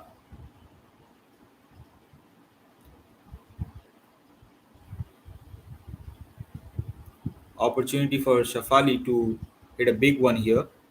She's on 79 of 71. India 154 for 1 after 25.4 overs. Free hit coming up.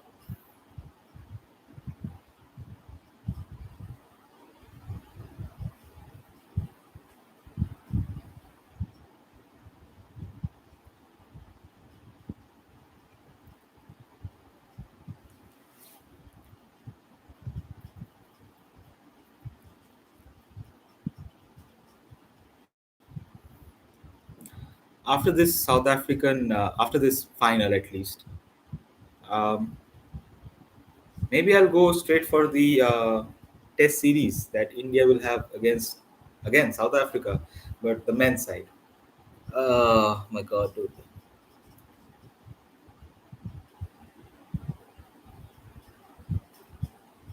What? It's not a wide? Awang Khaka did a wide Yorker and it was within the line. So Shafali left it because she thought it was going for a wide. She's miffed with herself as she should be. Fucking hell. Got away with that one. Did Khaka. Last ball of the 26th over coming up. This time though, Shafali hits it through the inside out, through the cover region for a boundary. 83 of 73, India 158 for 1 after 26.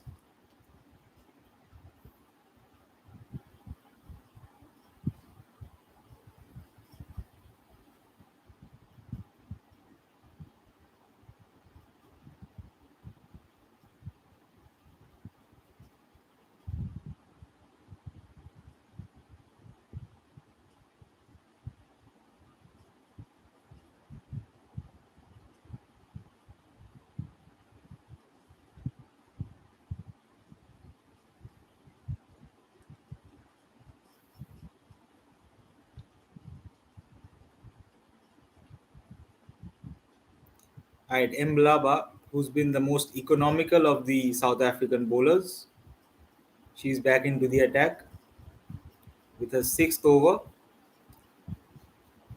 She's considered only 21 of her 5.1 overs.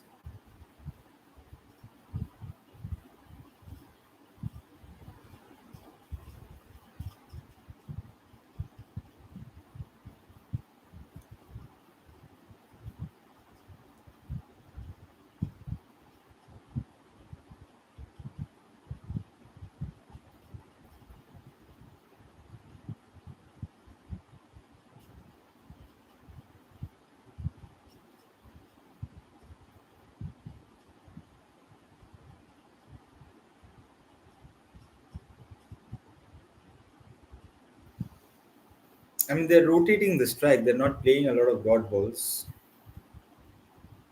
India 160 for one after 26.3. But it's been hard to get Emulaba away. You know, she's bowled some good lines.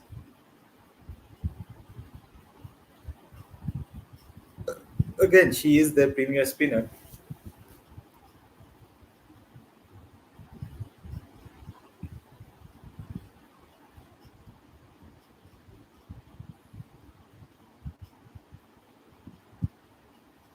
All right, last ball of the 27th over coming up. India 161 for one. Shafali comes down the pitch, takes a single, 162 for one after 27. India.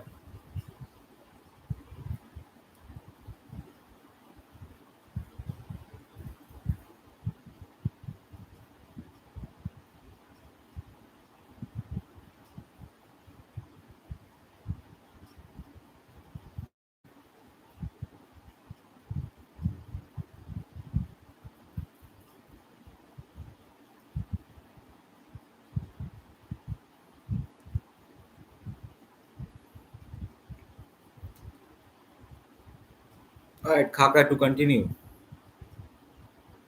Four overs, and she's considered 36, so 9 runs per over.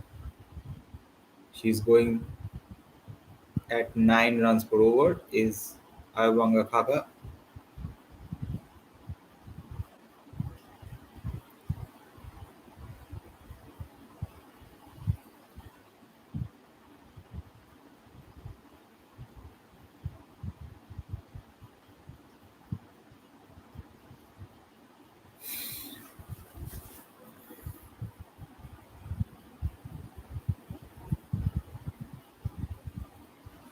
Part of the reason, by the way, because it's nothing's quite happening here. People like Shafali and Jamima are, you know, rotating the strike when it comes to the faster bowlers at will.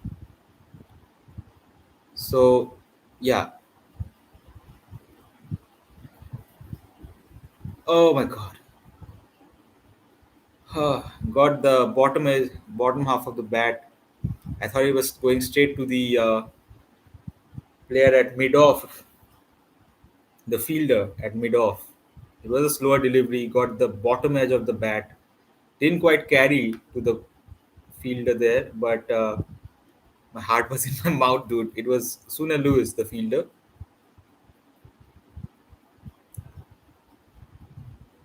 This time, Jemima hits it down the ground, and Nadine Declerc gets a hand to it, saves a certain boundary there. Part of the reason I don't want to do ad reads and create much is because just too much work, isn't it? Too much work. Talking to people and yeah, them deciding how the content should be and all that. Can't.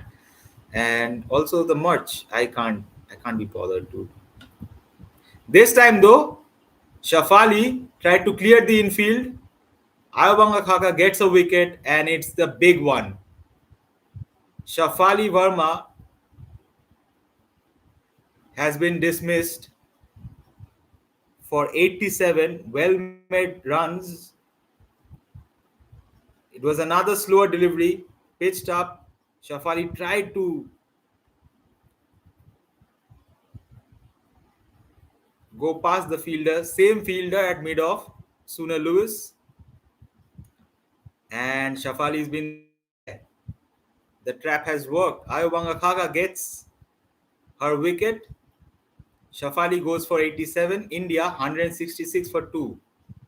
So the last ball of the 28th over coming up, and we have our captain coming into the bat. Him? What? It's her, bro. It's her. Don't get it twisted.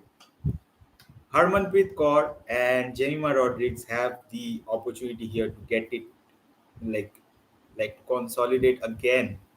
It's not an opportunity per se. It's just they have to consolidate again and go for it. Like stay there at least till the 40th over. It's 28th over. Last ball of the 28th over coming up. India cannot afford to lose another quick wicket here. Both of our batsmen who have been dismissed have scored runs at least. They've scored a substantial amount of runs. So we can't have anybody going out for cheap. 28 overs done, India 166 for 2.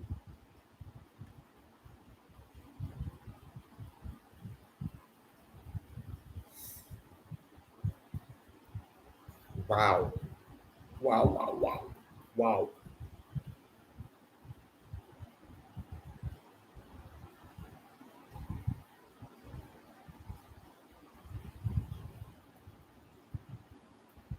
Also, part of the reason that I don't want to put effort into doing all this shit is because I'm just watching cricket.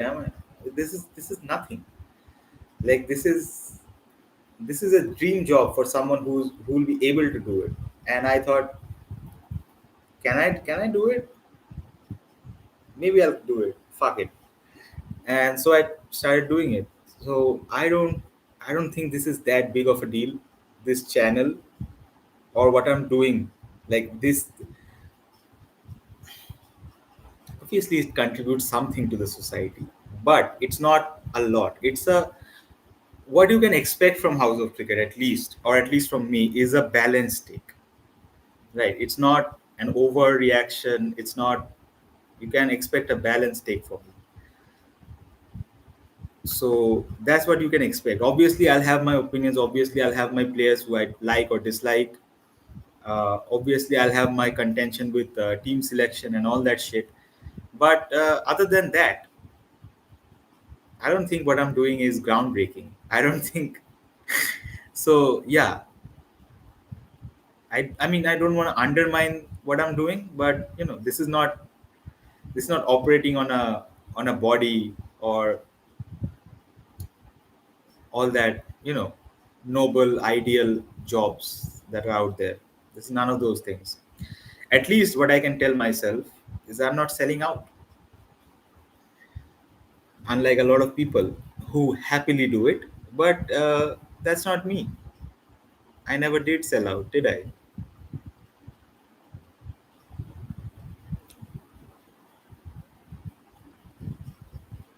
I mean, I've pushed people away to get, yeah. Uh, this is getting personal, but I mean, all my life I've pushed people away just to get, just because I knew there was something for me. That if I don't get this, I have other things for me in the future or whatever, right? So every broken relationship, every one-sided fucking thing, I thought, I fuck it, I don't care. There will be something for me, and by God as my witness, I will find it and I'll do it, and I'll be happy. Harmanpreet Kaur, my captain, comes in, plays a dil scoop. Just 5 balls in, she plays a dil scoop. I mean, because it came off against Marison Cap of all people. I'll be happy for her. But if it didn't come off, and if she got out in a bad way, or she got dismissed in a bad way, I would like, why the fuck did you play that? Coming into bat, 5 balls in, you want to play that shot? Fuck. But since she did it, hey man, India do need boundaries. They need to get the run rate up.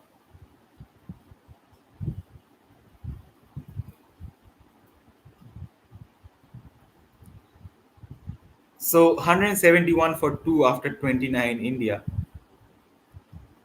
It's still not 6 runs per over, which is quite alarming, to be fair. Bro, Jemima needs to get a move on, but of course, Jemima plays the way she plays. 24 of 33 is not bad. It certainly isn't bad. She's rotating the strike. She has to be there till the end. But we need boundaries, and we need a lot of them because in 21 overs, I would expect another 170 runs. After this over, it will be 20 overs left, right? So expect a 20 over, like a 2020, like a T20 game. After this over, it will be a T20 game, right? Why can't I expect another 170 runs from the last 20 overs? 171 for 2 now after 29.1 overs. Ayawanga Khaka is, well, she's gotten a wicket and she was close to getting another one of Jemima Rodriguez. It was played back to her, and 1 inch or the other, it would have been a caught and bowled, but not today. Oh shit!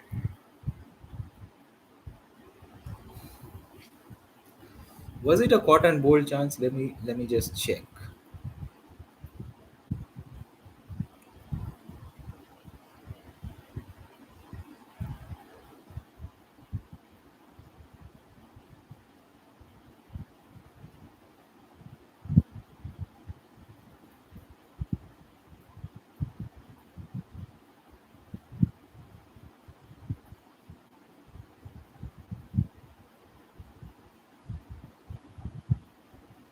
It was close, man. It was close. I think they've gotten a wicket. Fuck! Oh my god! I just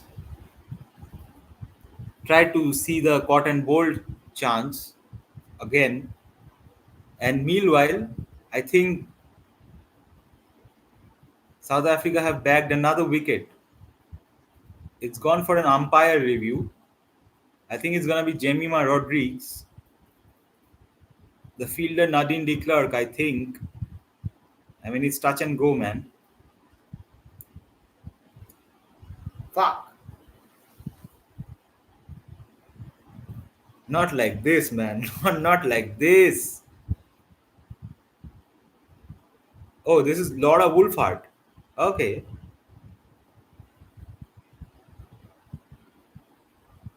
Now that's clean, man. That's clean. That is clean. So Jamie has to go now. Ayobanga Khaka, not who's not been economical, has gotten 2 wickets. Goes to show. Goes to show. 24 of 37 is Jemima, and yeah, that's all she wrote. That's all she wrote. Fuck. Fucking shit. Didn't need that. India didn't need that. Dipti Sharma back. Dipti Sharma into the crease now. Well, at least we have a left hand right hand combination going for us now, and both of these batters will be looking to attack. So with 20 overs to go after this over, I think these two now, the onus is on these two to get India to where. Well, I have more faith on these two and Richa now to finish it off well, finish the innings off for India well now. Obviously, there's Amanjot who will come in, but we can't score less than 300 in the final. We can't. We just can't. So something's got to give.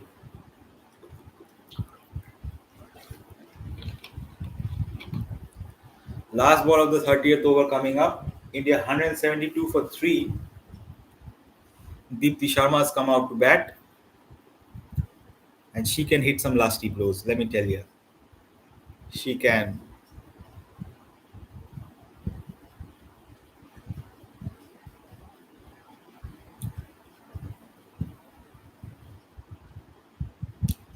So Ayavanga Khaka, who was going at 1.9 runs per over, has quietly pulled back her. You know, she's going at 7 runs per over now. After 6 overs, she's considered 41 for the loss of for and she's taken 2 wickets. So al- almost 6 runs per over, 6.9 runs per over. Let me not waffle. Let me cross check that.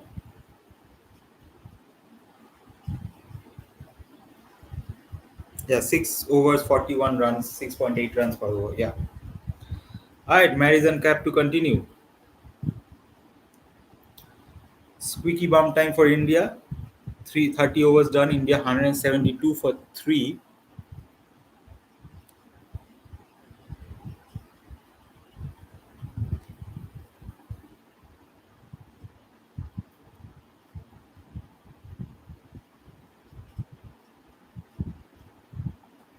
And we need at least 170 more runs. Australia scored 330 on this pitch, and we chased it down. So we have to go above it, beyond it, one can say. All right, let me take a quick loo break, and I'll be back in a jiffy. After 31 overs, India are 173 for 3. Just the one run from the Madison cap over. It's par for the course, man. Par for the course. You lose 2 wickets in quick succession, and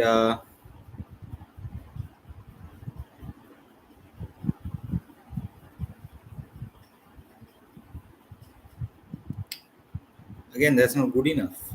So now India have to consolidate for another 5 overs, maybe. The captain has to take the onus now to lead the team forward, scoring wise. She's been out there longer, well, comparatively longer than Dipti. She's hit a boundary, so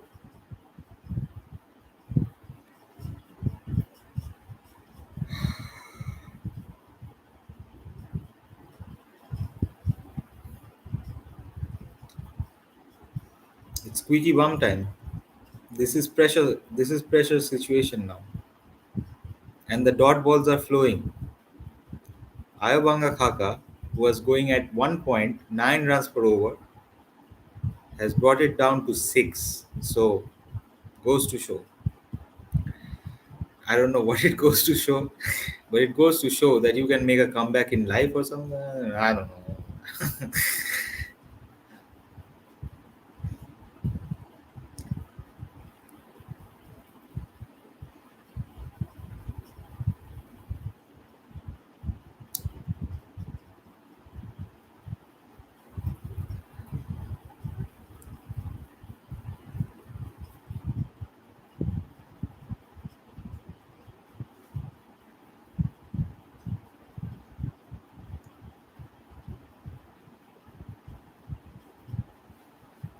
There's no point, you know, saying that they're taking singles. Singles are coming in, but they're few and far between, you know. A lot of dot balls, then a single maybe, because they're not settled in. They just came into bed.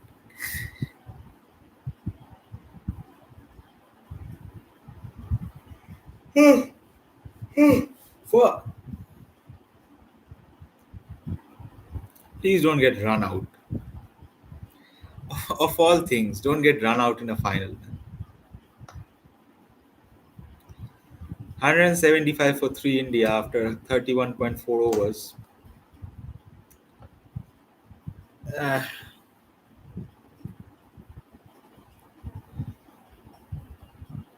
she tried to do the same thing that fetched him a boundary, Harmanpreet, but this time she missed it. Ah, the dill scoop.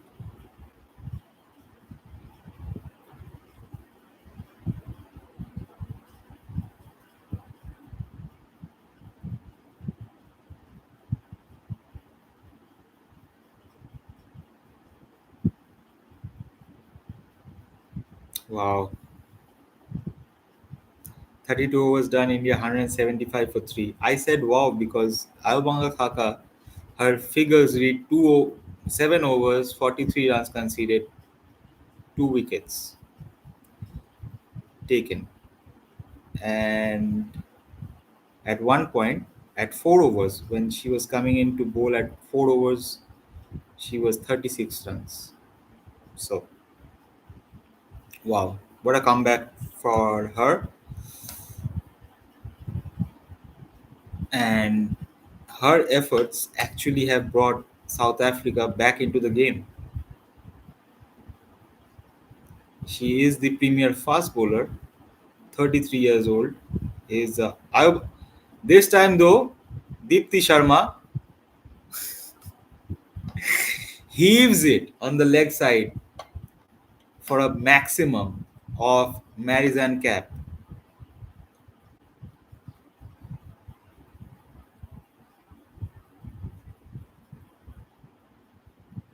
It was in her arc. She went for it,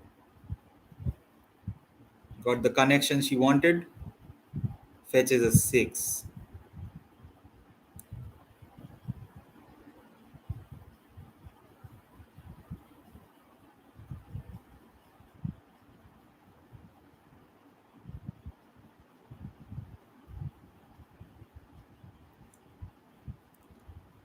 You know, people say that comedians who are funny, not most comedians, some comedians who are funny are not funny, no, are not, you know, that jovial in real life. And I think the same thing for me as well. I think when I'm streaming, because I am on camera, the performative side of me comes out, which is fine, which is great. It got me a lot of baddies over the years, but the performative side, uh, I mean, whatever. What I'm trying to get at is that I'm not this jovial when I'm not streaming.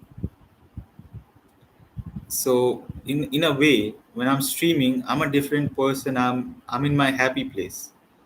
I'm doing what I'm, you know, what I thought I would do.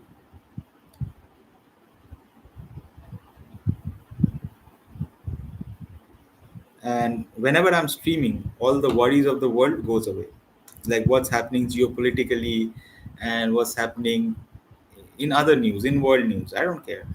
When I'm streaming, when I'm watching cricket games, I don't care. uh, which is good, because for a lot of people,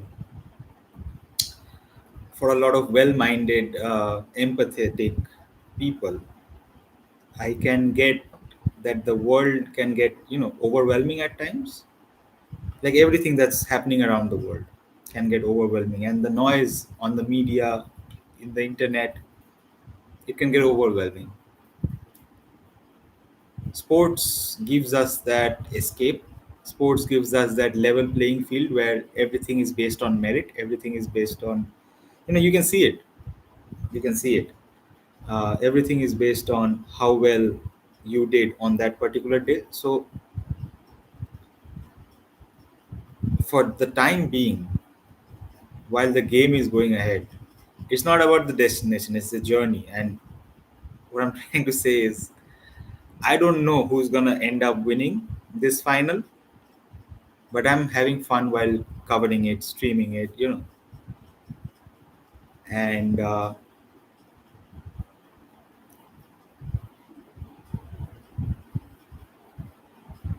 yeah, 33 overs done. India 185 for three, and drinks are coming onto the field now. So while the drinks are coming onto the field, why not talk a little bit about myself? Um,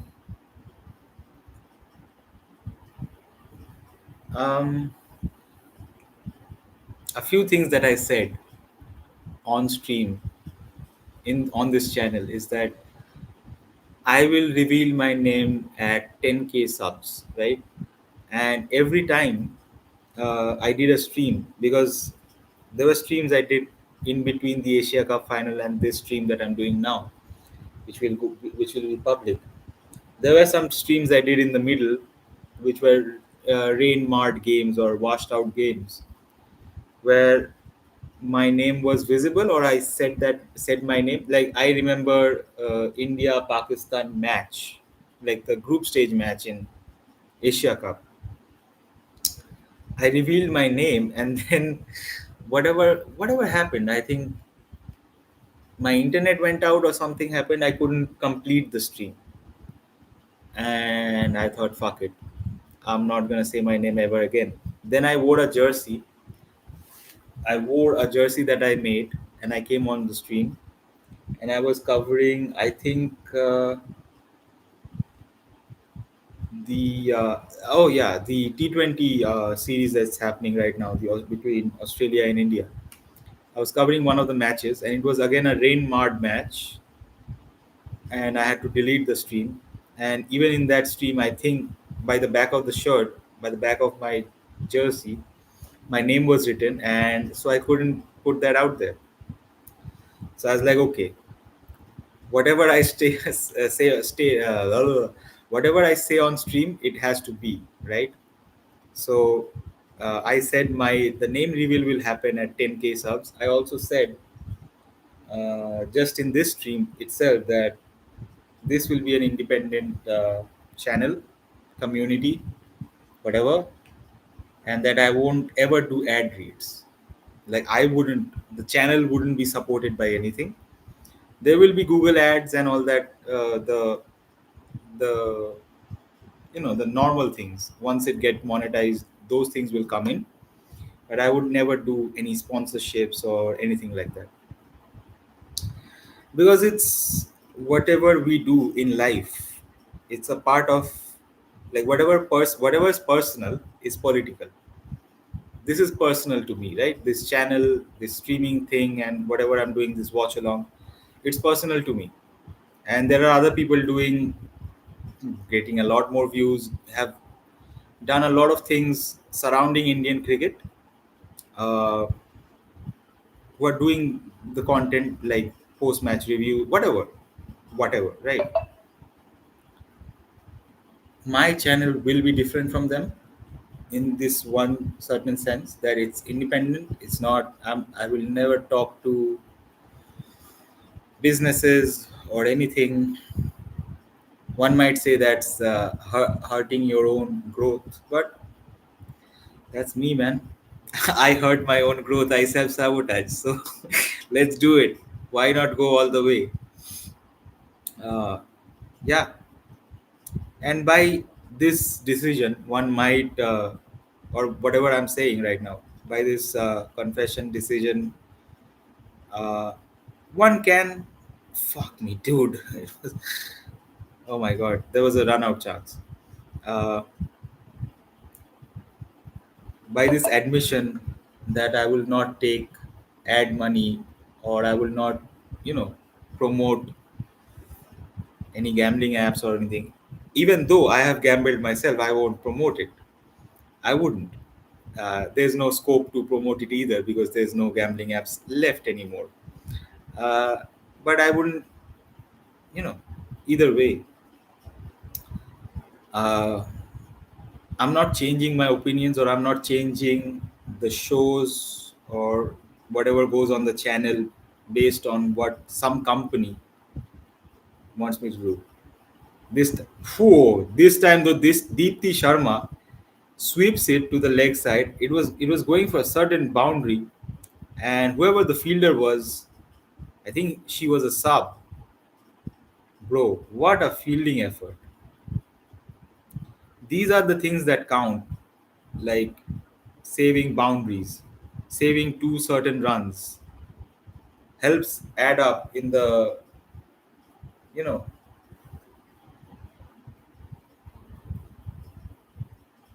when you think in hindsight, all of these efforts, fielding efforts, add up. So India 189 for three is the 34th over in progress. Captain and Deepthi Sharma are out there.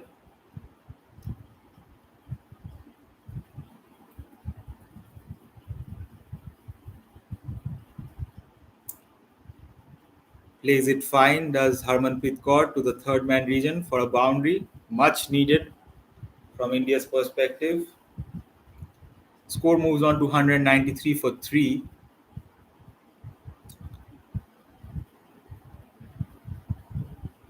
and the 200 mark is just 7 runs away. So, as I was saying, back to our date, back to our intimate fucking conversation. Um, one can figure out my political leanings and affiliations. Affiliations? Who I am as a person from the decisions I take or the, the decisions I take in regards to the channel. You can figure out the kind of person I am. Uh, One thing that I know about myself is that I'm headstrong. I'm very headstrong, bro. I'm resilient as fuck, boy. And sometimes I put that resilience and headstrong into the wrong things, like a one-sided relationship or something like that. 34 overs done, India 195 for three. Anyway, so yeah, sometimes I put that headstrong nature of my, the resilient nature of my into the worst of situations, like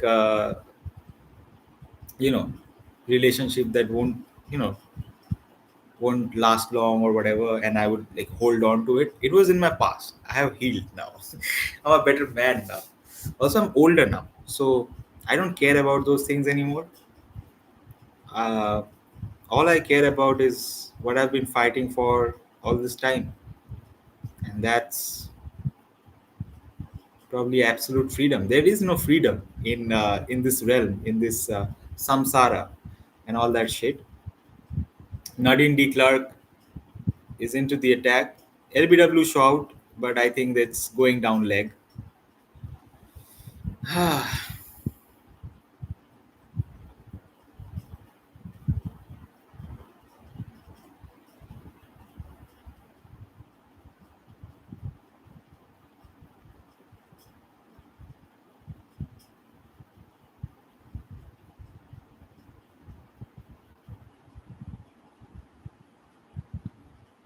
All 35 to 30, 35th, 35th over in progress.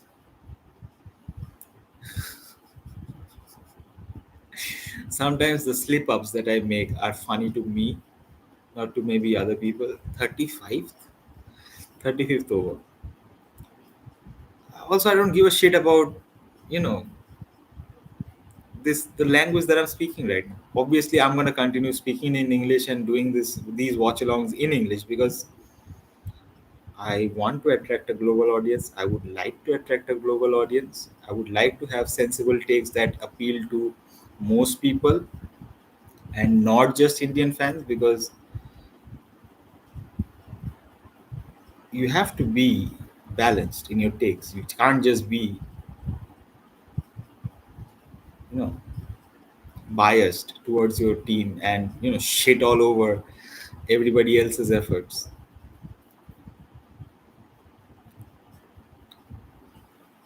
All right, broskies, 198 for three. Two balls left in the 35th over. Can we get to 200? Can we please get to 200?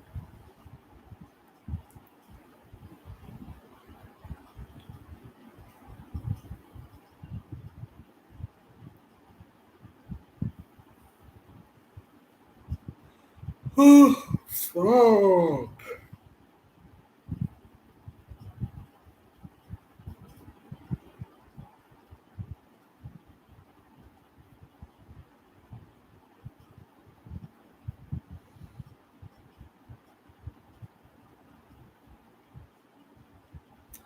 I'll tell you when 200 comes up, man.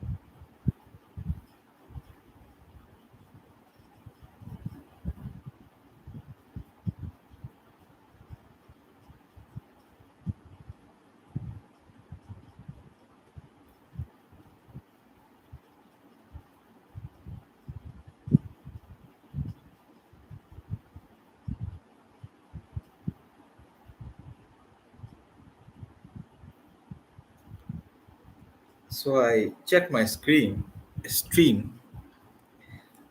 Unfortunately, you can't hide my video because it's probably not monetized. That's why. But that's all right. 200 comes up. 35 overs done. 200 for three. India. Thank God that happened. 200 for three. 15 overs left. Can we make 100 runs in 15 overs?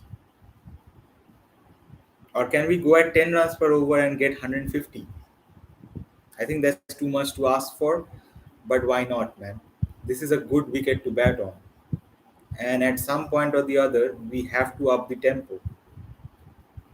It can't all be singles from now on. 35 overs, 200 for 3, run rate below 6.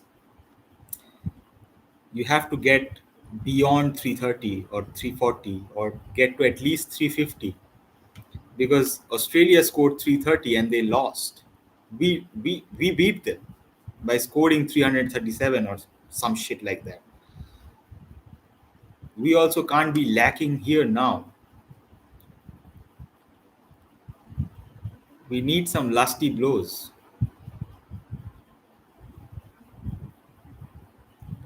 Whether you manufacture it, whether you get it, just we need it, and we need it yesterday.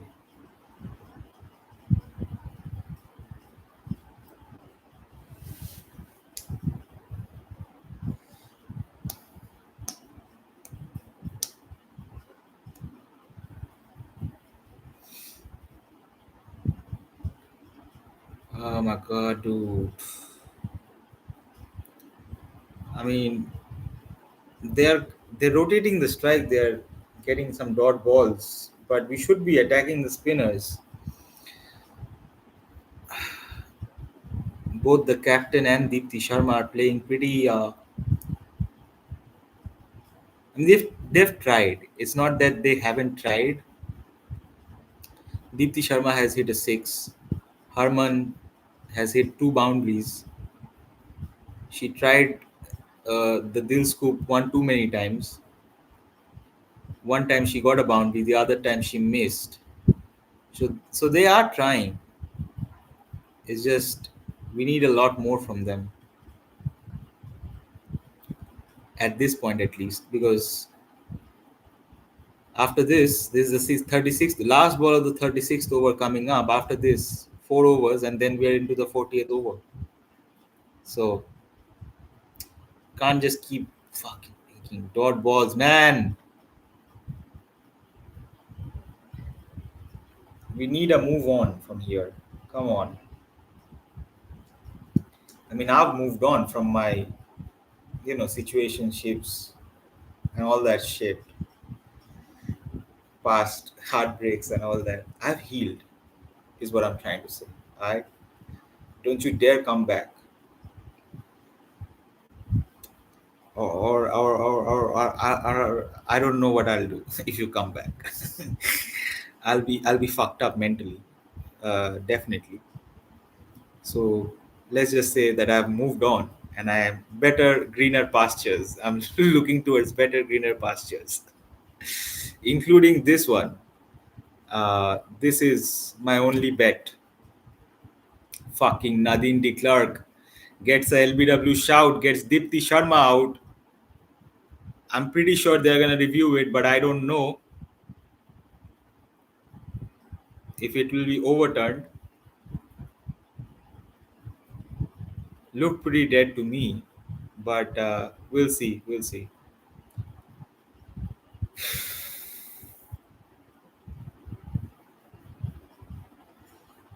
So far, it's not going. It's not going well, bruv. It's not looking good, bruv, and it ain't going well, bruv. Let me remind you, it's an umpire's call. So if it does go to umpire's call, Dipti Sharma will be given out. So some part of the three, uh, whatever. Some of it has to be pure green. If either of one of them is amber, it will go by umpire's call, and the umpire's call is out. So, oh fucking hell. Pitching outside leg. Thank fuck. We need Deepti Sharma to be out there. So, fuck, dude.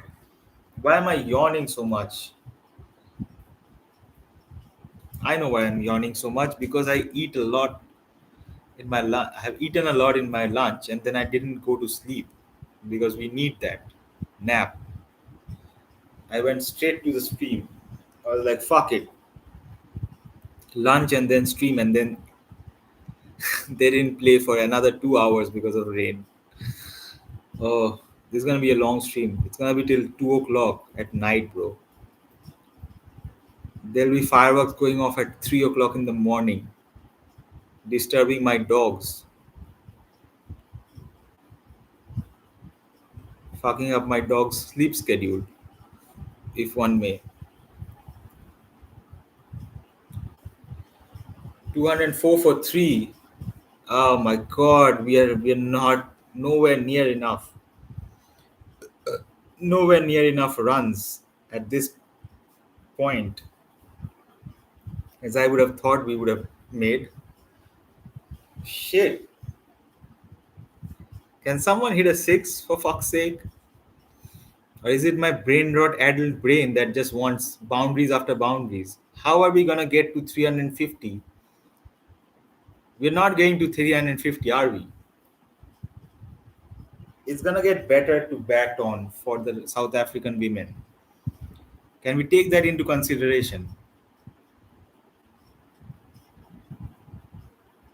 There will be heavy dew. As the match progresses, there will be dew in the outfield. It's gonna get better to bat on. It is always, it's already good to bat on.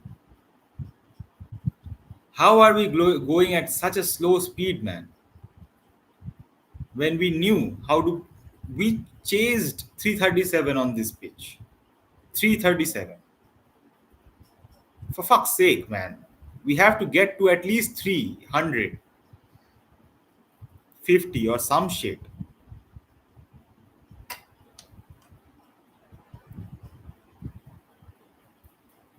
Oh, how do I beat? Come on. Why am I yawning so much, man?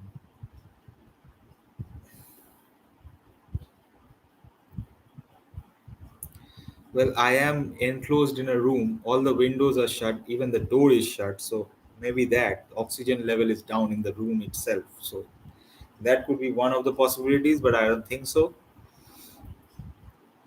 I think think it's part of life. Just that was fucking finally a boundary. Oh my god, 37 overs done. India 211 for 3. Boundary came off Dipti Sharma's bat. She's moved on to 25 of 26. Captain's on 17 of 24. That was a good shot from Dipti.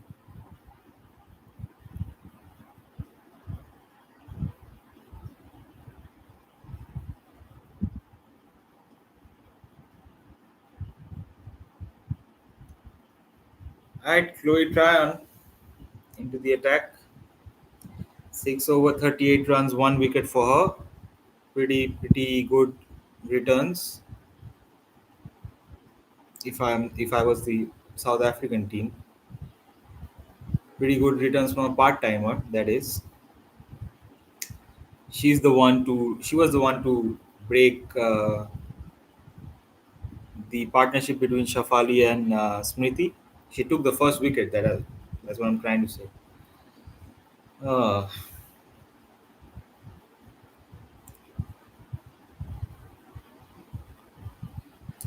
212 for 3 is the 38th over in progress.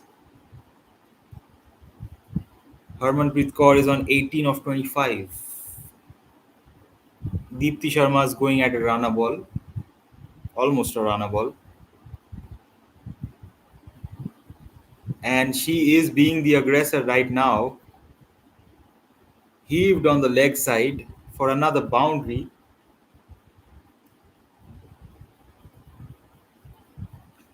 216 for 3. Now India. 24s and 3 sixes in this innings thus far. Yeah, we need to up those numbers. Those are rookie numbers. We need to up those numbers right now. Mhm. Anyway,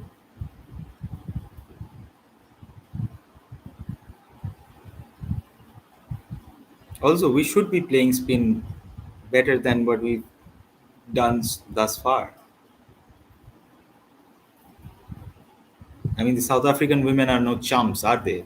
But we are from the subcontinent. We should be playing better against the likes of Mlaba, Sunelus, and Chloe Tryon.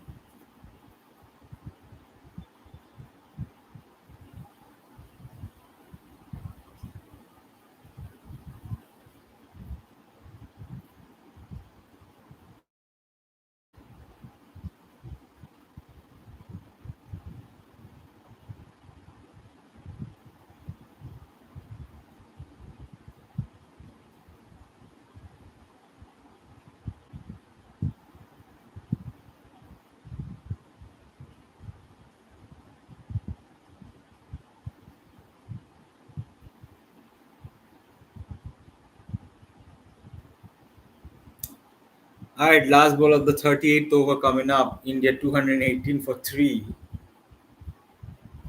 Can we finish the over with another boundary? Why am I yawning so much, dude?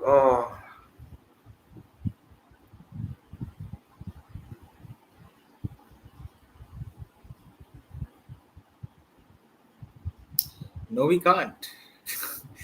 Another single, 219 for 3 after 38. India.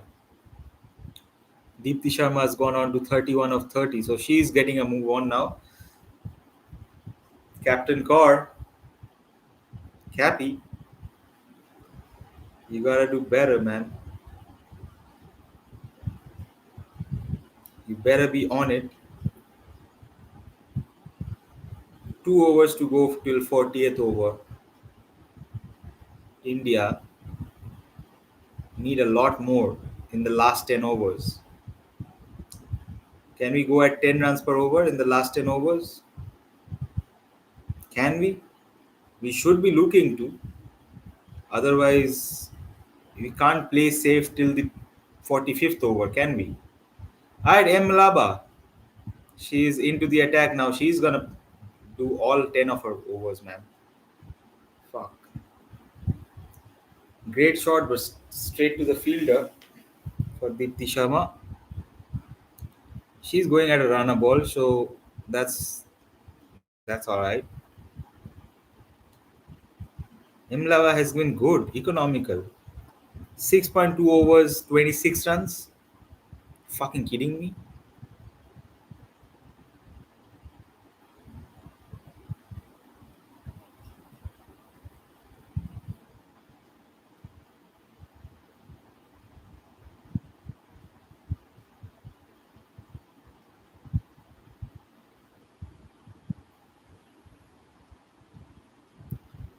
Alright, 220 for 3, India. Captain Kaur. Why are you always taking singles, bro?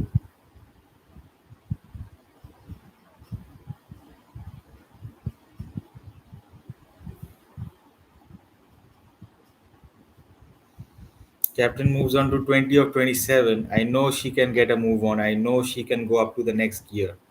But when? That is my question. After the 48th over,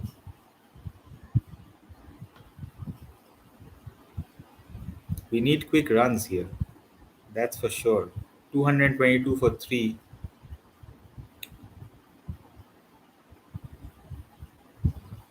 Last two deliveries remaining in the 39th over.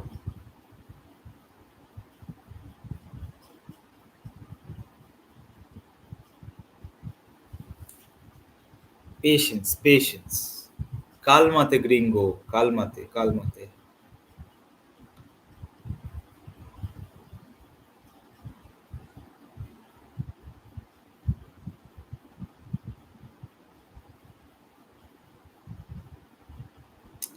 Indian batsman can't get Emilava away.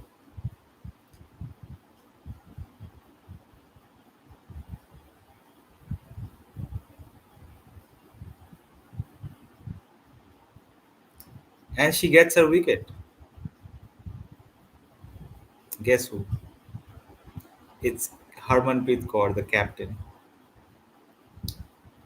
Emlaba, 7 overs, 29 runs conceded, and the wicket of captain Harmanpreet Kaur in an important final.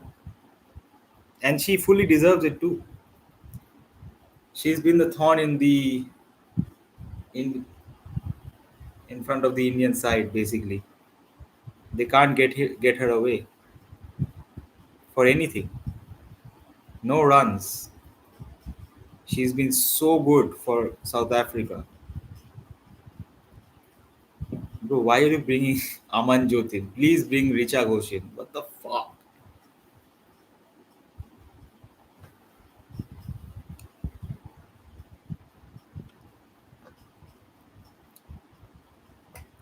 But yeah, not a good outing for the captain tonight.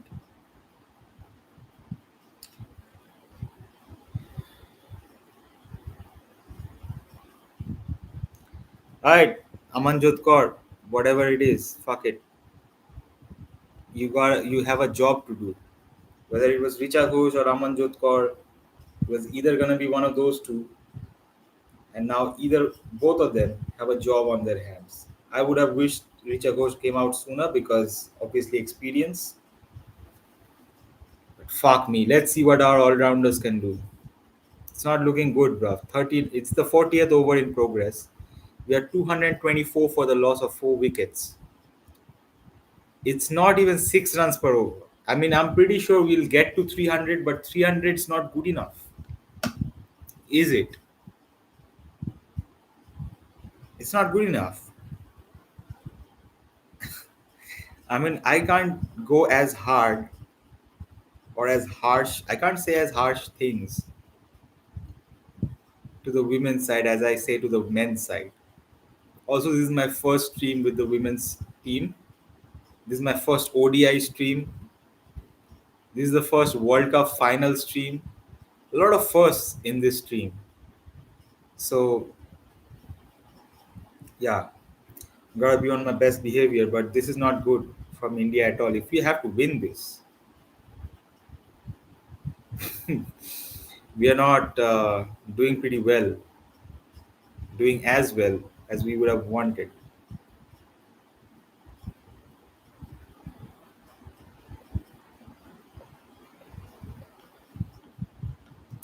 All right, all eyes on Deepti Sharma now.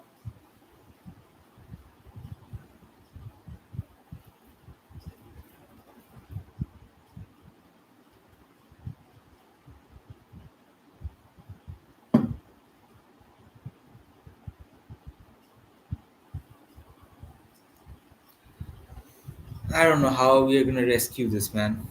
But we have to. I'll talk about this after this over gets completed because this is the 40th over in progress. Three deliveries remaining, 226 for four. God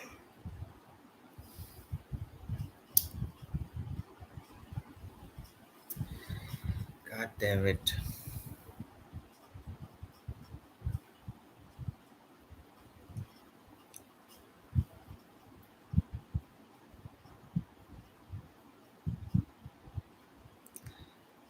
Um, the kind of cricket that we're playing right now is tukud tukud cricket, which is everybody knows.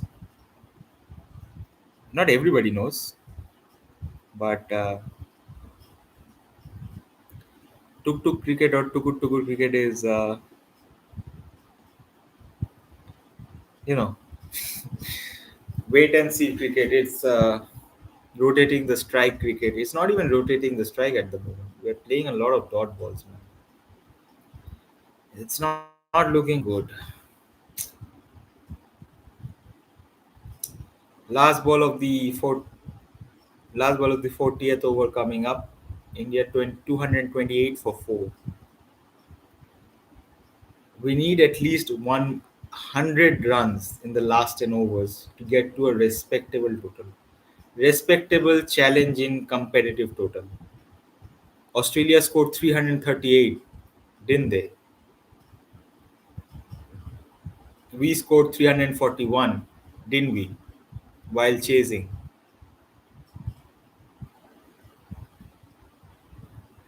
229 for 4 after 40 overs. 10 runs per over, man. I need 10 runs per over in the last 10 overs.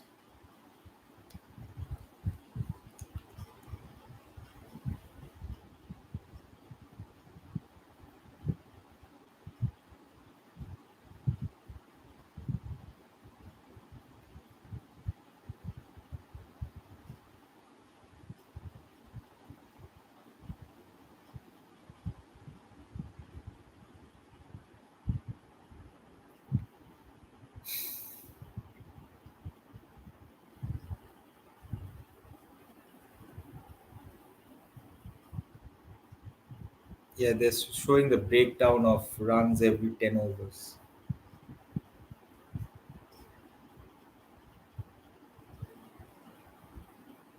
Am I being too hard on the Indian side? Am I? Or is it is because it's a final, um, or because of the pitch situations conditions? I don't know, but we need to have more than 300. It's gonna get easier to bat on, so we should keep that in mind as well. Well, and I don't know why Amanjot Kaur is ahead of Richa Ghosh in this instance. I don't know why. What's Amanjot Kaur gonna do? I mean, yeah, we've all seen what she can do, but come on, this is a fucking final. Where is your experienced Richa Ghosh? And why are we playing tuk tuk? Oh my god, why are we playing tuk tuk cricket still? Oh my god, dude. M Laba is 7.3 overs, 32 for one. She is doing the job of a god for South Africa right now. Give her the keys to the kingdom.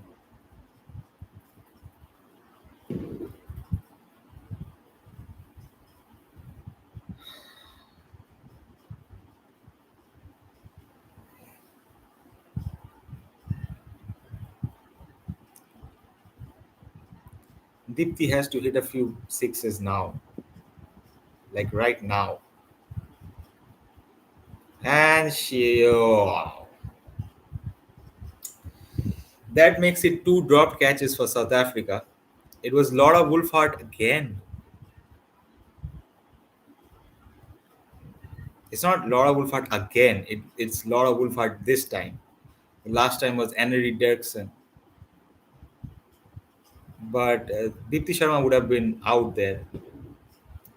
Amanjot Kaur gets a, oh my god, great fielding though from South Africa. Gets 2 runs for her efforts. India 236 for 4 after 41. Still not 6 runs per over though. Still below par. Very below par run rate. As far as run rates are concerned. Oh, my back. My back. Oh.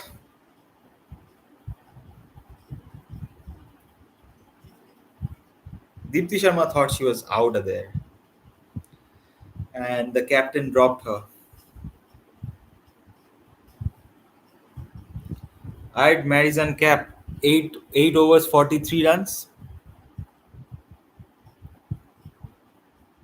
Uh, I'm not going to say anything. If you can't hit spinners, at least hit the pacers. And even the pacers are doing pretty alright for South Africa. Shit. Uh, we have 3 pacers, we have 3 spinners as well. So, will be an interesting battle. Still can't get why Amanjot Kaur is ahead of Richa Ghosh though. Give more time to your premier batsman. Or is she only for finishing games?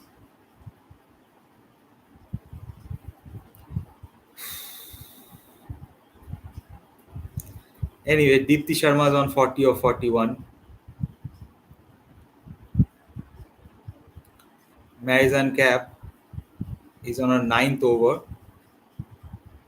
This is the 42nd over in progress. India 237 for 4, still below par.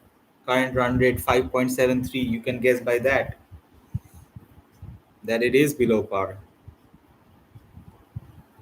Gauging by the scores that we've gotten in the other games or in the games in this venue, even in the semi-finals, it's not up to the mark as far as the Indian side are concerned. They know this ground. It is their home base. It is their Navi Mumbai is the ground for the women's team. Amanjot Kaur this time on the offside gets a boundary, much needed one for India. She moves on to 10 of 8. India 241 for 4. Last 2 deliveries coming up of the 42nd over. We need a lot more of those, man. Lot more of those. If you have to get to a score that is respectable, that is competitive, we have to get a move on now.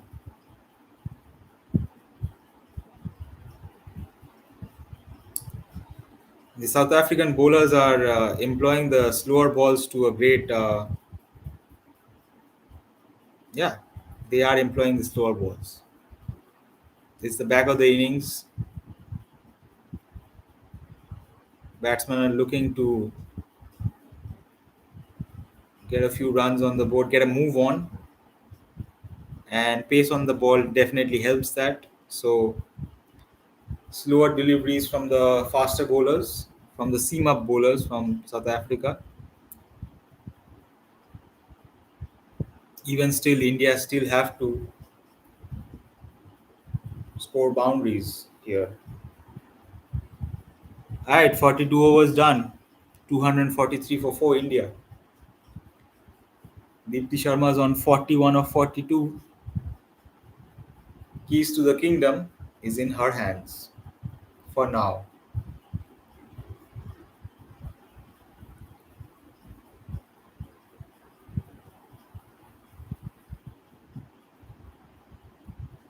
Jeez, it's a long stream, dude. Oh,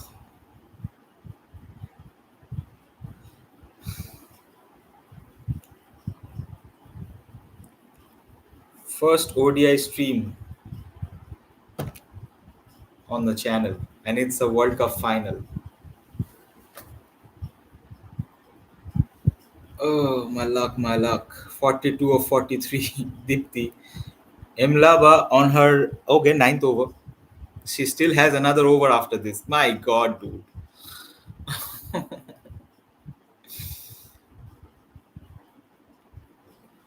244 for 4 India.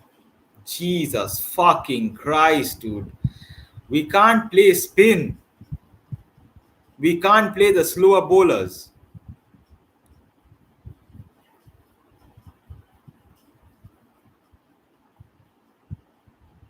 Wake me up when 250 comes up. I'm have a break now. I don't know. I don't know. How, bro, get going, man. Ruin her bowling figures. For fuck's sake, do something. How is she bowling at 3 runs per over?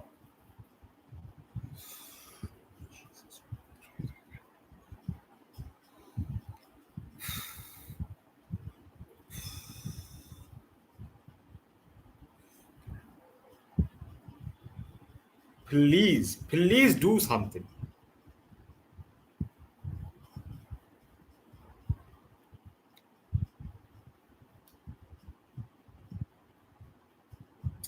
I don't care if it's Sophie Eccleston or in Malaba. We can't play spin. Fucking.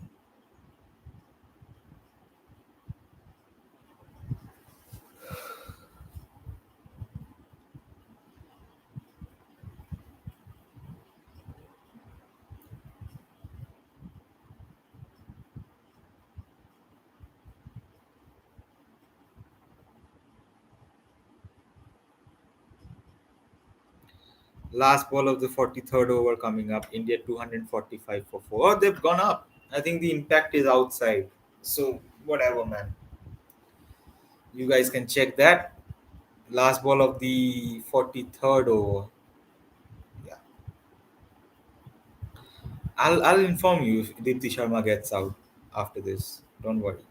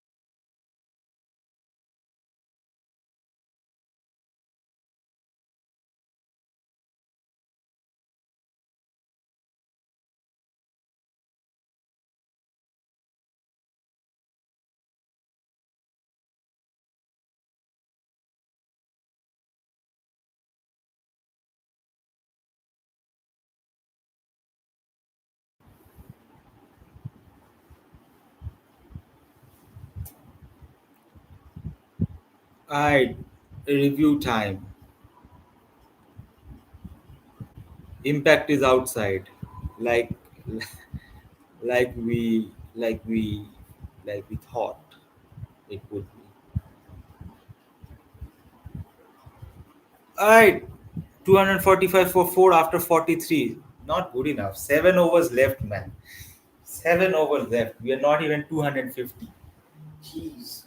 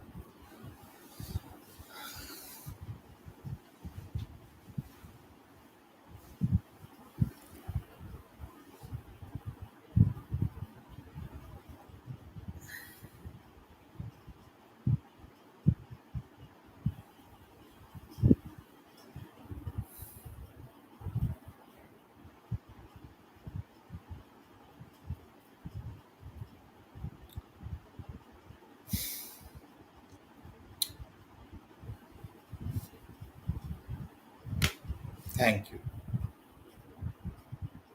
What? I missed a wicket?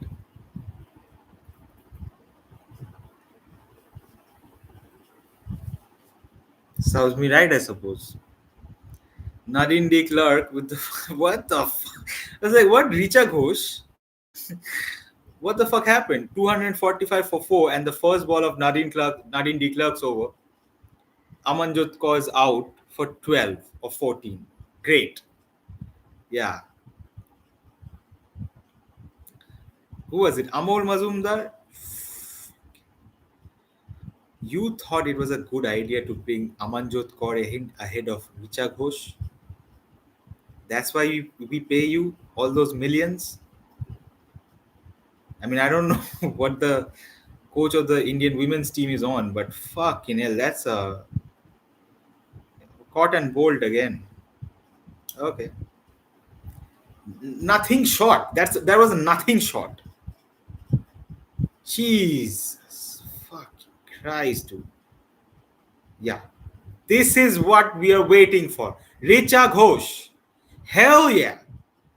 Hell yeah. 6 over the covers. 250 comes up for India. 251 for 5. Jesus, who the fuck gives these fucking fools an idea?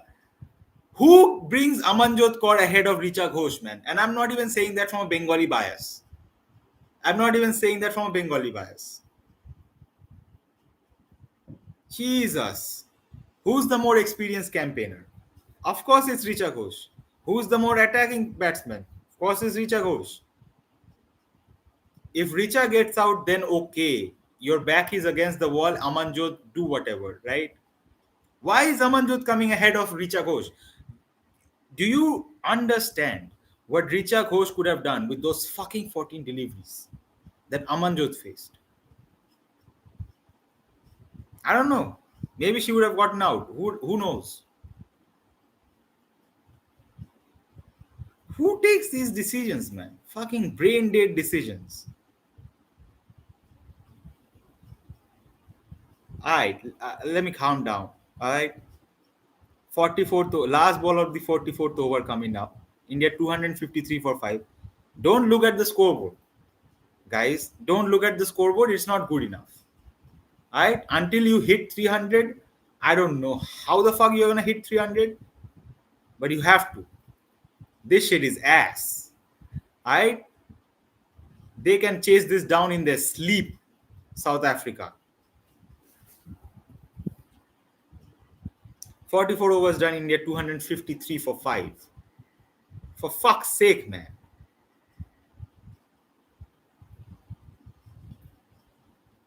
Most sixes in the ODI World Cup. Wow. Richa Ghosh, 11. And we bring Amanjot Kaur ahead of her. Who's making these decisions? Who? I swear down. I swear down.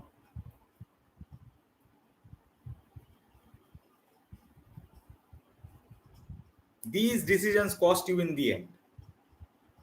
And then you're like, oh, we had a bad day out in the field. Fuck you.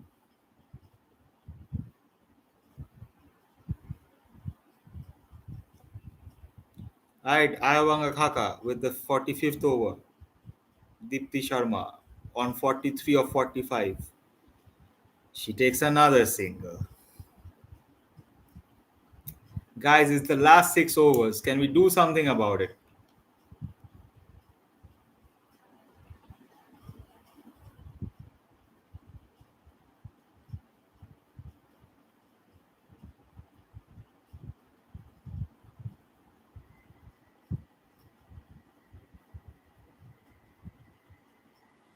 Fuck you. Dickheads. Dickheads. How are we not close to 300?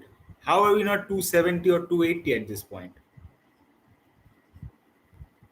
What's going on?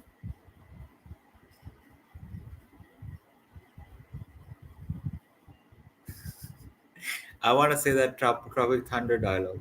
This is your fault. You limey fuck. Shit the money bed, my friend. Yeah, India done shit the money bed by sending Amanjot Kaur ahead of Richa Ghosh. Fucking, I don't even know, bro. What's that song? I don't even know why I try anymore. Oh my god. I just realized that's a Dr. Disrespect song, isn't it? I'm not gonna sing that song again. It's a good song, but never singing that song again.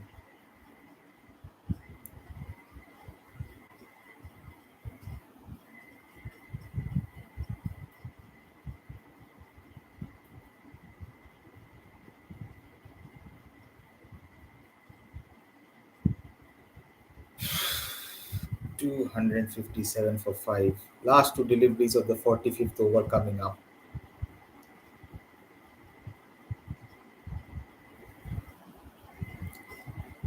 Shit like this is why I need to smoke. I know that's just an excuse for me to smoke. But what the fuck? What is this shit, man? I get it. Like, I get, like, governments being corrupt and all that shit. How the fuck are we doing these simple mistakes in cricket? This is cricket.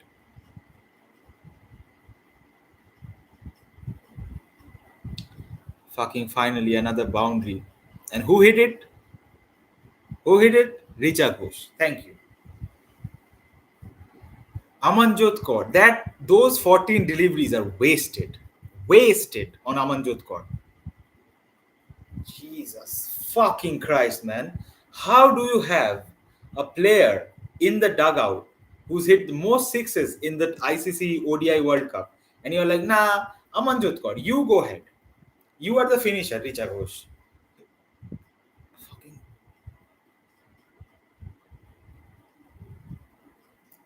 dumbass United. Dumbass United. 262 for 5 after 45. How many runs are we gonna score in the last five overs, man? This is pathetic.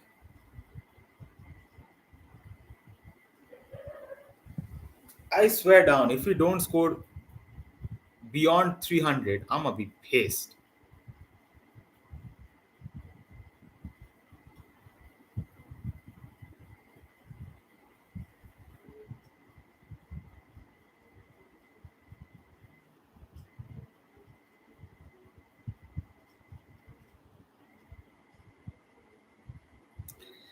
Yeah, let's not see those Harmanpreet Kaur dismissals. I've seen a lot of Harmanpreet Kaur dismissals to have a, I don't know, vitriol against Harmanpreet Kaur. How the fuck are Indian players? How the fuck Indian players can't play spin? Decode me that. Oh, we can play pace well. Who the fuck cares? If you can't play spin well, who the fuck cares?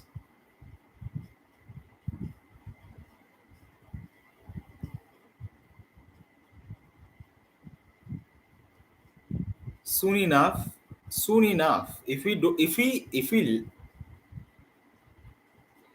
I mean, this goes same for the women's team and the men's team.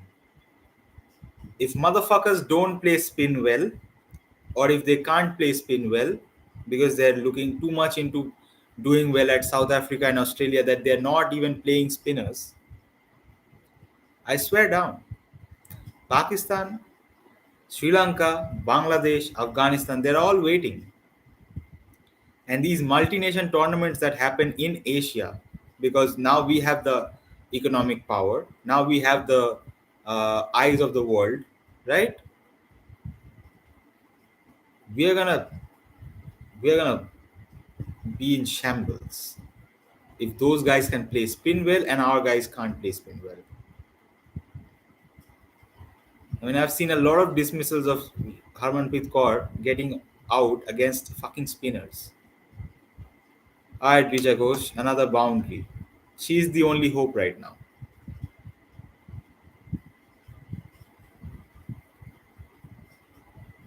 She's telling Deepti Sharma, হ্যাঁ হয়ে যাবে, হ্যাঁ হয়ে যাবে.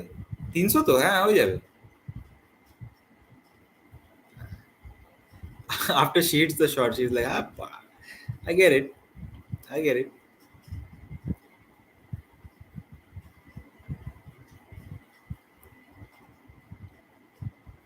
Come on Risha.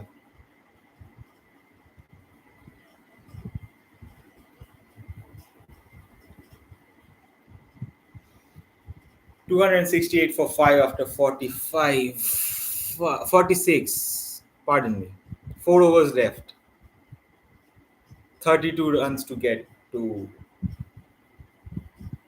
300. So 4 overs, 32 runs.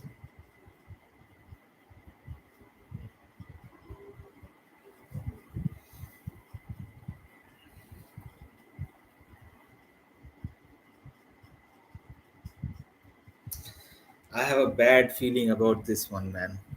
So far on my channel, I've seen India win, win, win. Even in the Asia Cup, I thought it was a bad day.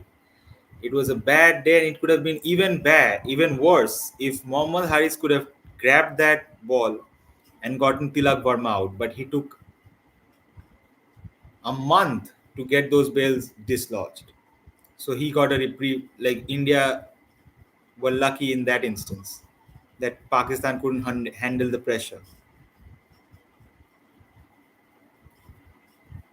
Even if you scored 300 on this pitch, man, I don't have confidence that South Africa won't chase it down with the batting talent that they have at their disposal.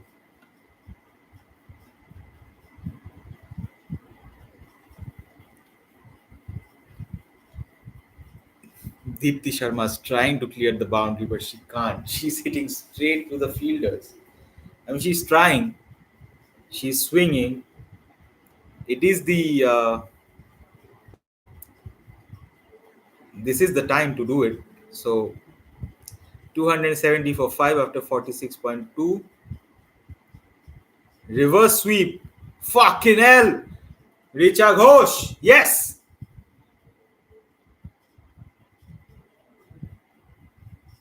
274 for 5 India. Richa moves on to 23 of 13. Amanjot got 12 of 14.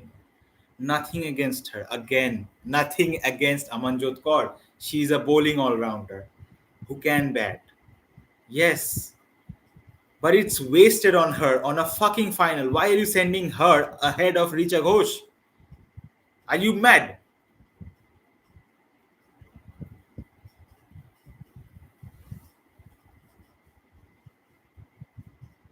She's 24 of 14. Double the runs. My god, bro. Brain dead idiots. Everywhere. Everywhere.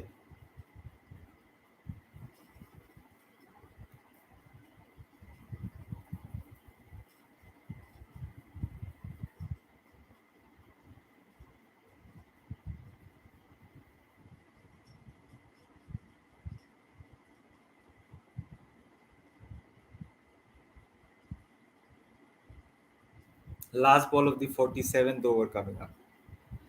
India 276 for 5.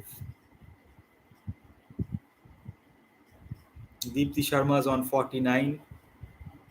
Richa takes a single of the last ball. She moves on to 25 of 15. India 277 for 5 after 47. They need 23 of 3 overs to get to 300.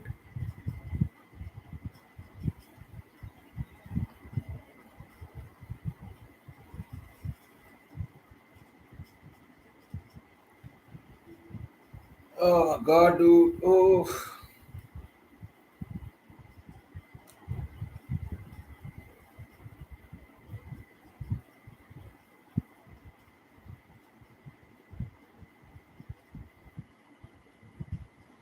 Alright, Madison Cap with her last over. She's conceded 50 of 9 overs. No luck with the on in the wickets column for her though.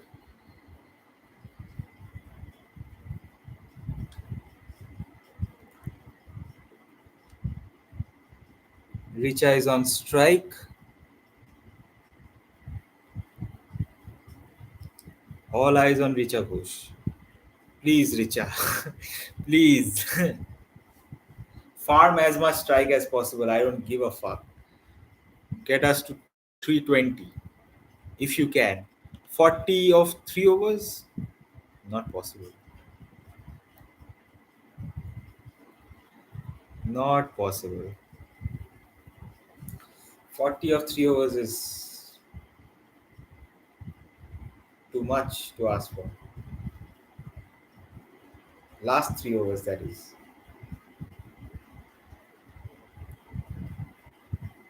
Jesus, guys, I have a bad feeling about this one, man.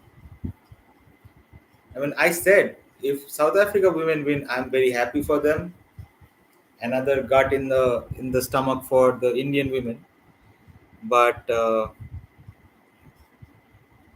it's not about who deserves it more. It's about who plays well on the given day. And South Africa have done well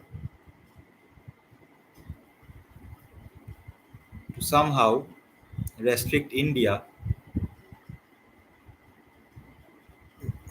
Well, at this point, they're not even reaching 300. So what can I say? All right, Madison Cap, first two deliveries have gone dot deliveries. This time, Richa over the covers. My gal, my G. She's my G. Richa Ghosh. What a player, man. What a player. 283 for 5. Hits it on the offside, inside out, over the covers for a massive 6. The power behind that shot, man. Matthew Short, Mitchell Owen, Tim David, all of them would be proud. This time, again, straight to the fielder for a single. But we need a lot more of those, man. Need a lot more of those.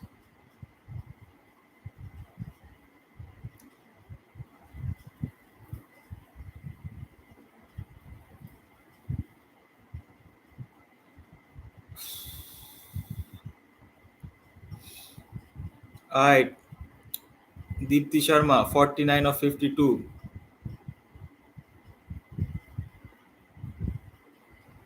Gets to a half century.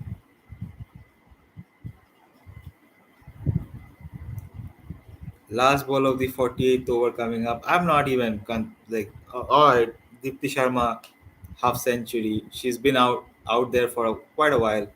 She's tried to hit some boundaries. She has hit some boundaries, but it's been tough. It's been tough to get those runs away. 50 of 53 deliveries, 2 4s, 1 6s. It's a good effort.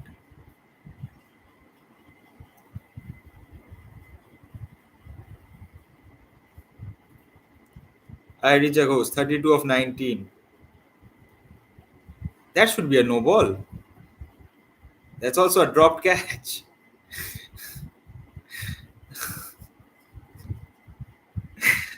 It's all happening there. Bro, so 3 drop catches for South Africa. Madison Cap ends her bowling figures 10 overs, 59 runs, no wicket. That looked like a no ball. Yeah, very touch and go, but it was a full toss, hip high full toss. Richa Ghosh hit it towards the leg side. Again, another dropped catch. And Madison Cap was looking at the fielder like, I'm gonna fuck you up. I'm gonna fuck you up. Again, Aniki Bosch. I think Bosch had dropped 2 catches tonight. I mean, it is a little bit hard. I have to admit, it's a little bit hard with the ball getting wet and it's a old ball and all that stuff. But still, you have to take those catches, man. It was also um, Richa Ghosh's wicket. So yeah, it's an important wicket. So they've gone up for the no ball to check if it was a no ball. The the umpire,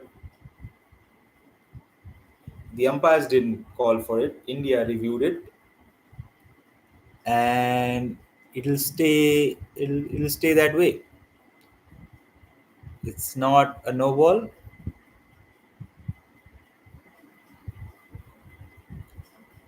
or is it?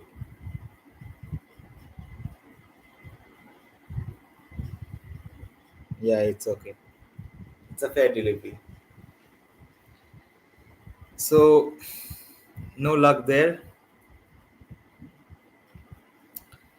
All right, last two overs.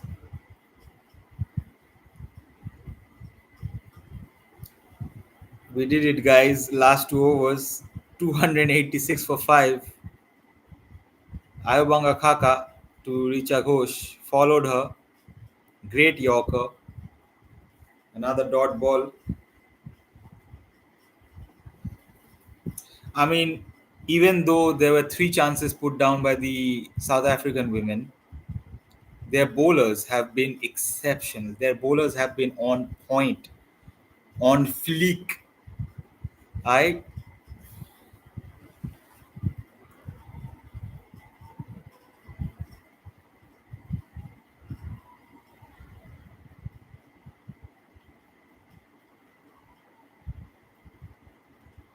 Oh my god, dude. Another dot ball.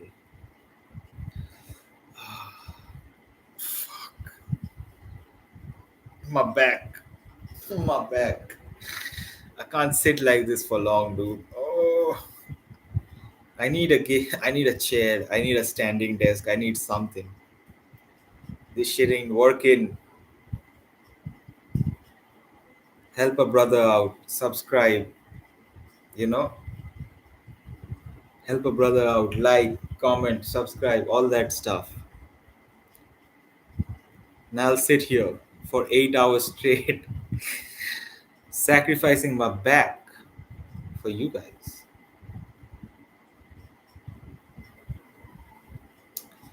I The first three deliveries only gave one run, bro. I can't be bothered. It's the 49th over in progress. Ayobanga Khaka. This time, a boundary for India. Deepti Sharma hits it over the covers on the offside. Clears the infield. Converts a low full toss. Gives herself some room. Converts a low full toss. Inside out. Over the covers. For a boundary. India 291 for 5. Last two deliveries of the 49th over coming up.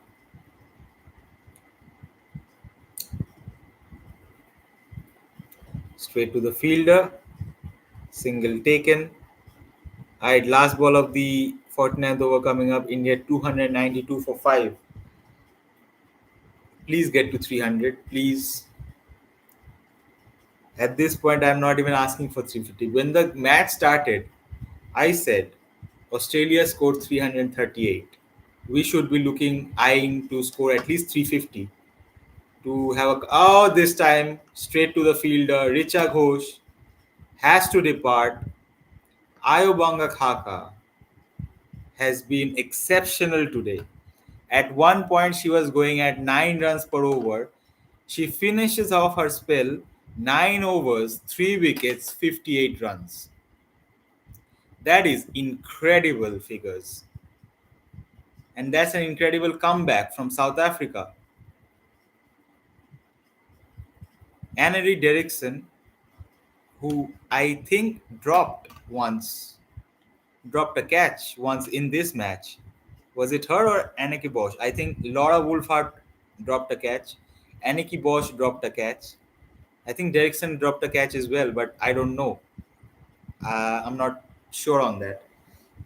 But this time she holds on to it. India 292 for 6. And it's all comes down to Deepti Sharma. Last over, she'll be she'll be on strike.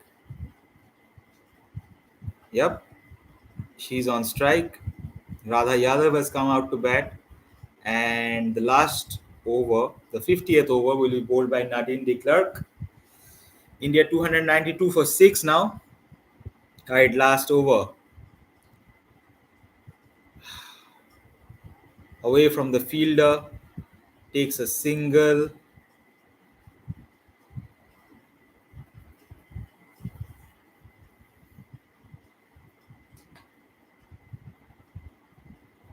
A fine hand from Richa Ghosh, by the way. She gave us the momentum that we needed. 34 of 24 was all she wrote.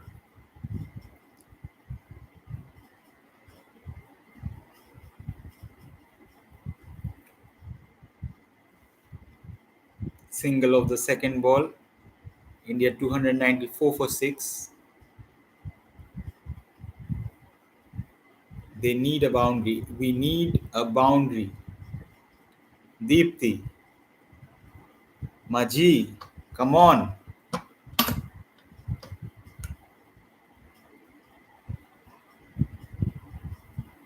Who? Lucky to not have, chopped it onto the stumps. Inside edge, goes past the keeper, takes a single, does Deepti Sharma.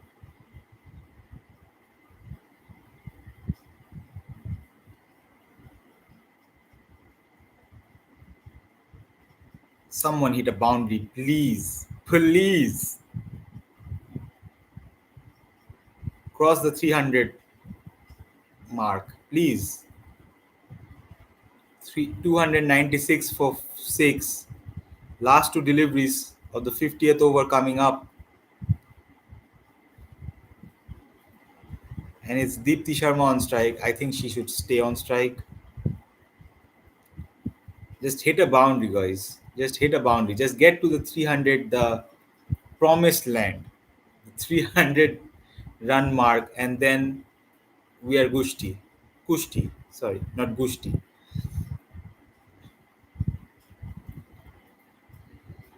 Aye. Straight down the ground. Doesn't carry to the field. Ah! Run out opportunity.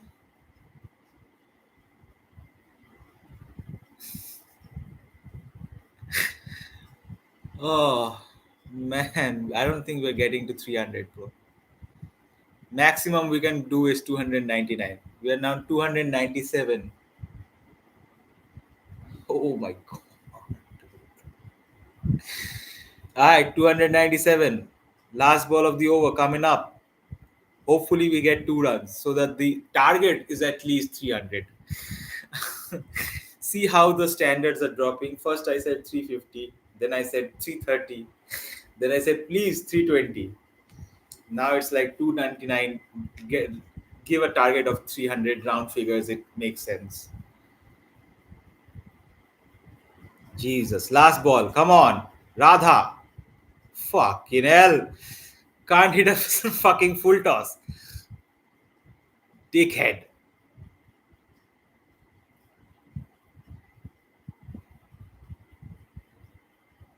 I maybe I went a little too overboard. So the bat slipped out of her hand. It was a full toss. We took a single, and someone got run out. Radha Yadav got run out, right? So 299 to win for South Africa. They're doing a huddle right now after the 50 overs are completed. They'll be feeling pretty confident. They'll be feeling very confident. So Anyway, 10-minute break. I'm gonna go sort some shit out. Maybe smoke a few, whatever. You guys don't need to know.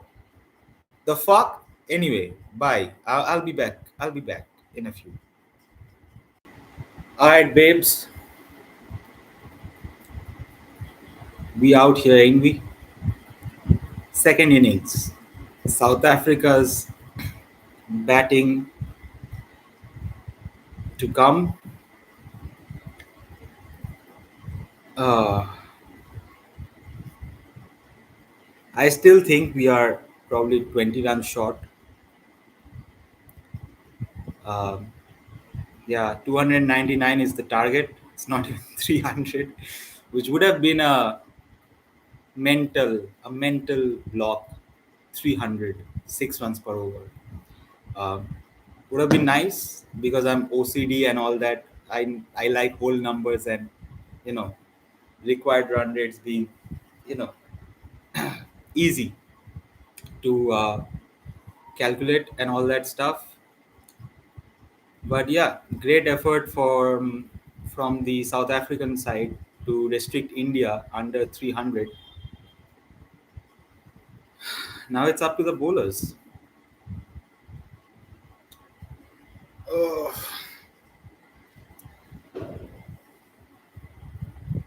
sorry if I'm gyrating a lot and doing a lot of moans because my back is killing me. Um, that's no excuse, but still, you know.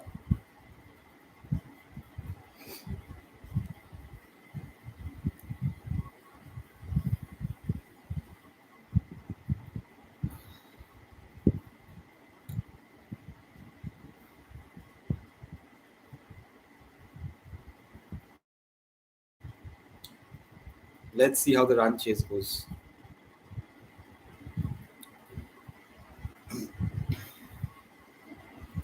The Indian bowlers are warming up.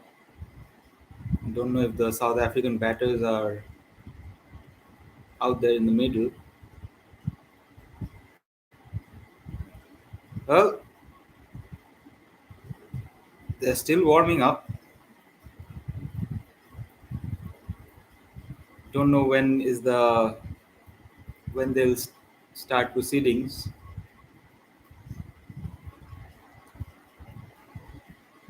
Oh, maybe at 9 o'clock Indian Standard Time.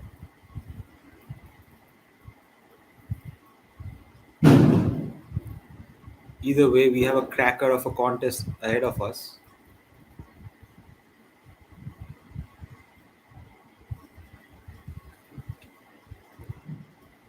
Super Soppers, they are trying to get the dew off the pitch. The Super Soppers are in. Super Soppers are on the ground, trying to get as much dew out of the field as much as possible.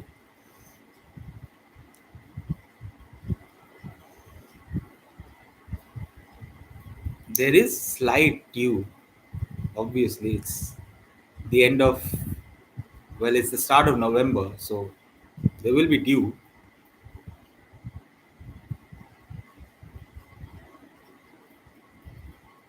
But dew or no dew, with or without Mountain Dew, India have to pick wickets at regular intervals.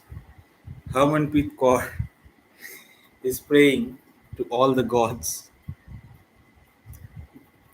in her mind. She obviously didn't have a great outing today, uh, but collectively, I think India did well uh, in the batting front to get to where they got to in the end. But will it be enough? That's the million-dollar question. Will this be enough? The Indian players are all in a huddle.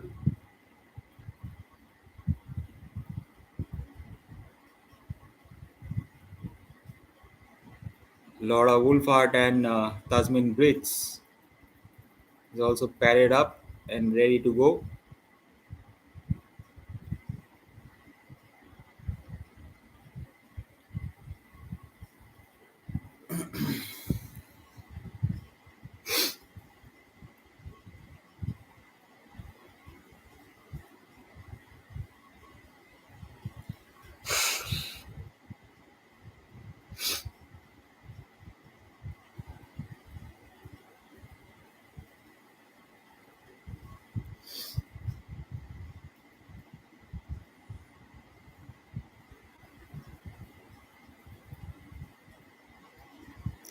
Bro, I was so full of energy during the Indian batting display that I don't know how I'm gonna commentate for the next 3 hours, 3.5 hours, right? I don't know how I'm gonna do streaming wise. Will there be a lot of dead air? Will I be looking at the screen, seeing like dead blank staring at the screen, looking at South Africa running away with the game? I don't know. But let's see.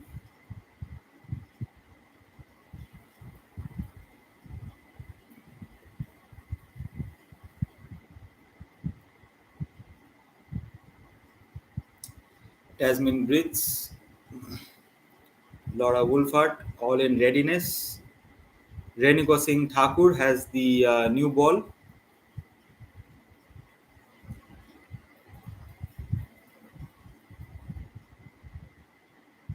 and off we go. First ball of the second innings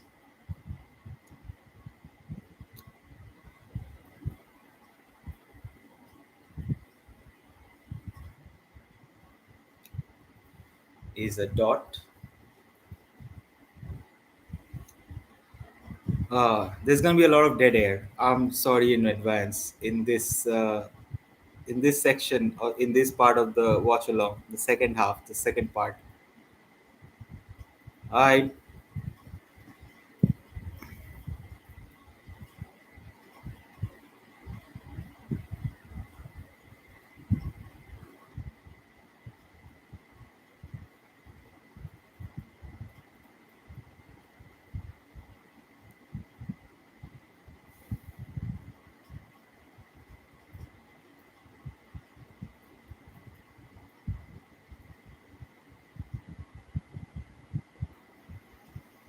angling the ball in. Renuka Singh Thakur.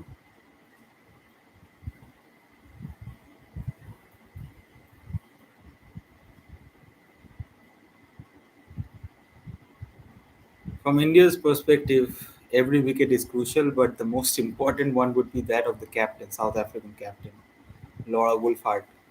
She uh, she scored a brilliant century in the semi-final.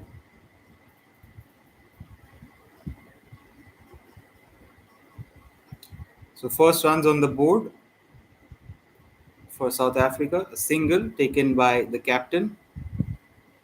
It was it was outside the off stump from quite wide outside the off stump from Berenika Thakur, but there was protection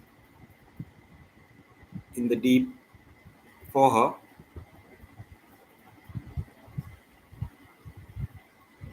Alright, Thakur to Tasmin Brits.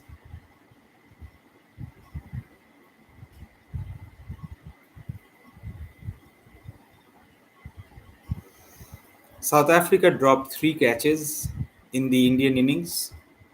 Although their ground fielding has been exceptional, has been good, really good, but they did drop 3 catches.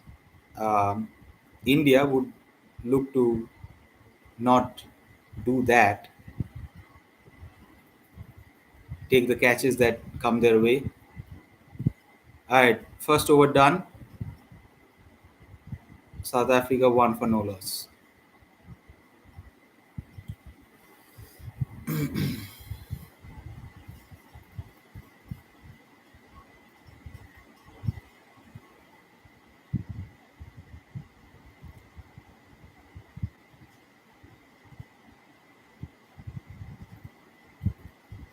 I had Kranti Gaur with the second over with the new ball.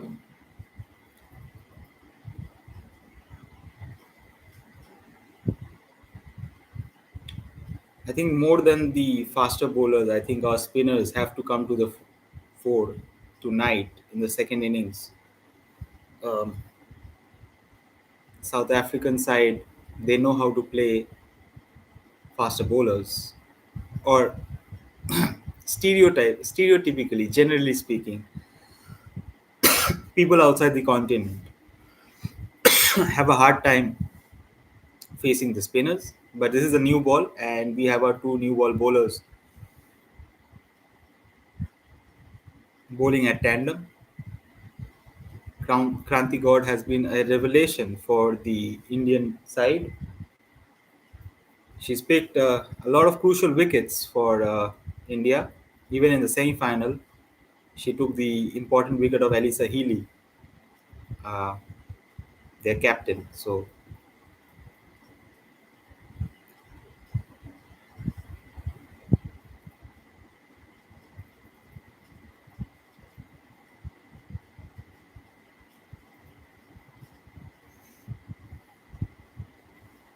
like I said, India have to be on it from ball one to win this match.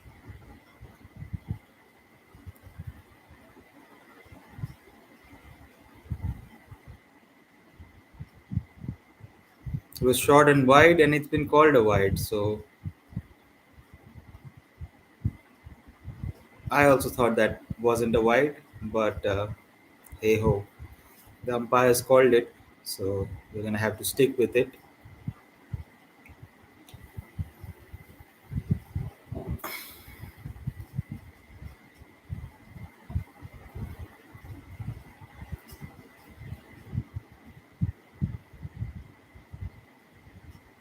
Takes a single, does Laura Wolfart. Score moves on to three for South Africa for no loss.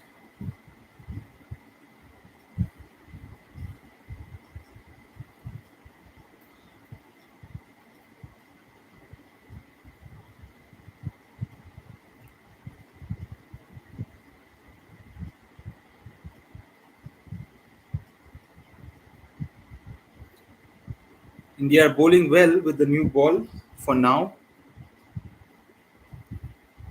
10 balls delivered, 3 runs conceded.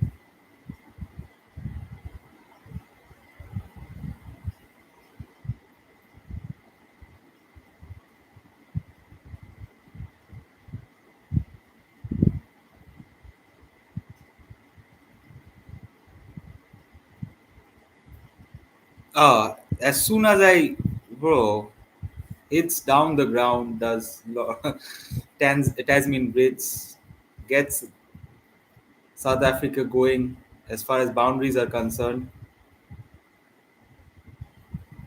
Pretty straightforward shot, straight down the ground.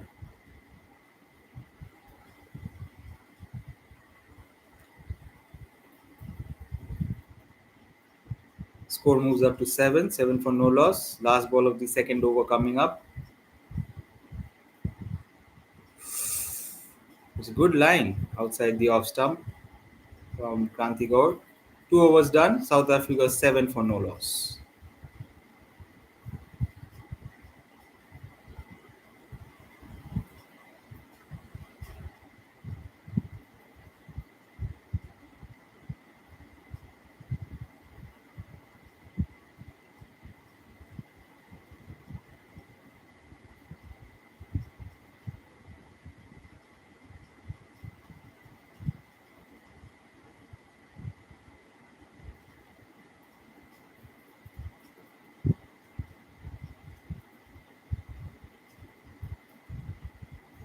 All right, Rennie got Hagut to continue. Wide. South African batsmen, openers, take a single in the meanwhile. Score moves up to 9 from 2 overs.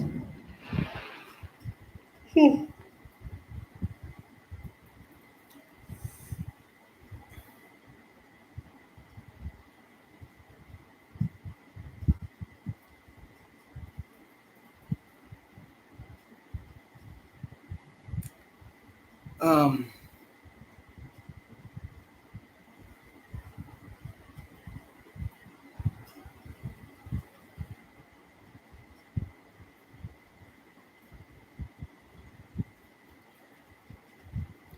Going forward, I would love, not love, I would have to. I would like to, you know, nowadays I'm streaming purely on the YouTube software that they have inbuilt with it. But if I want to put a ticker in the bottom of the screen, or if I want to have a subscriber count at the top, or have a scoreboard going, I need to use a different software, streaming software, maybe a StreamYard or something like that, to do those things. But I'll eventually get to it. For now, it's easier to just start streaming right away. Uh, so I did that. But as we move forward, there have to be new additions. This time, though, looks plum. The umpire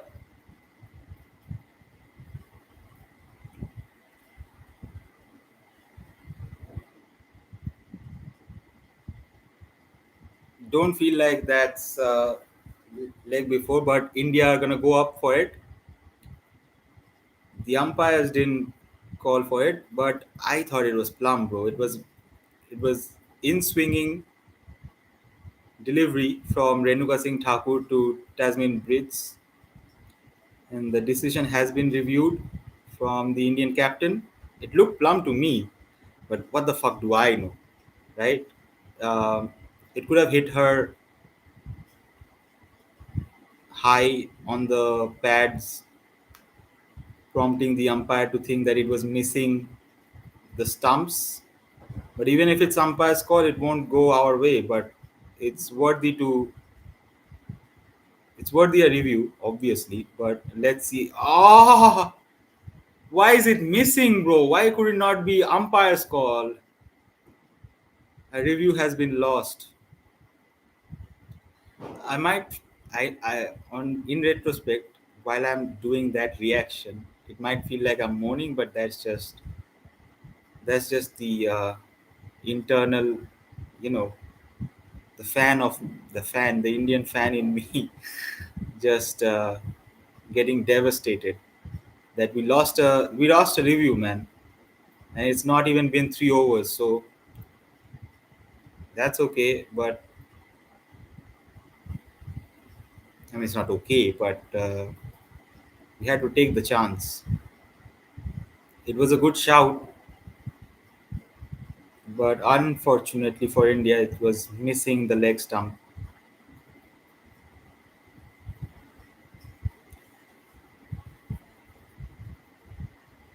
So Renuka Singh Thakur, apart from that wide in her first delivery,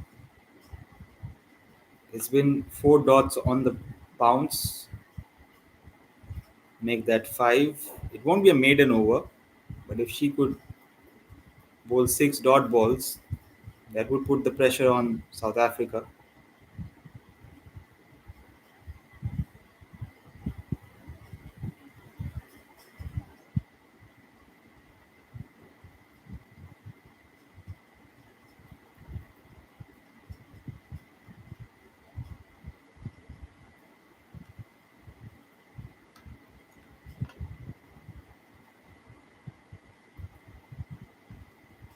They take a single of the last ball, 3 overs done, South Africa 10 for no loss.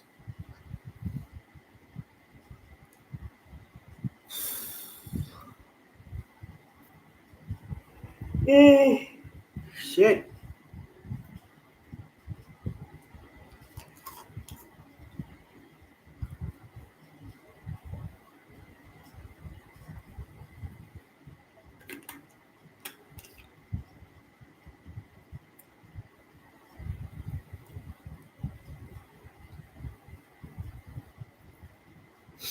I had Kranti out with the fourth over of the South African innings.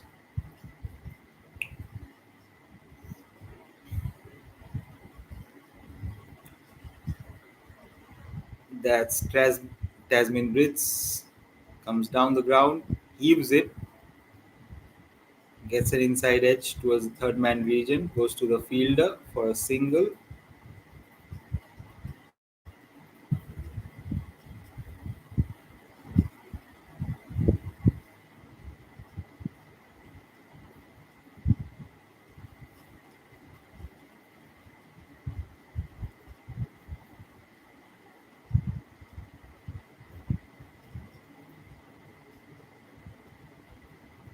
Another single to South Africa. Score moves on to 12.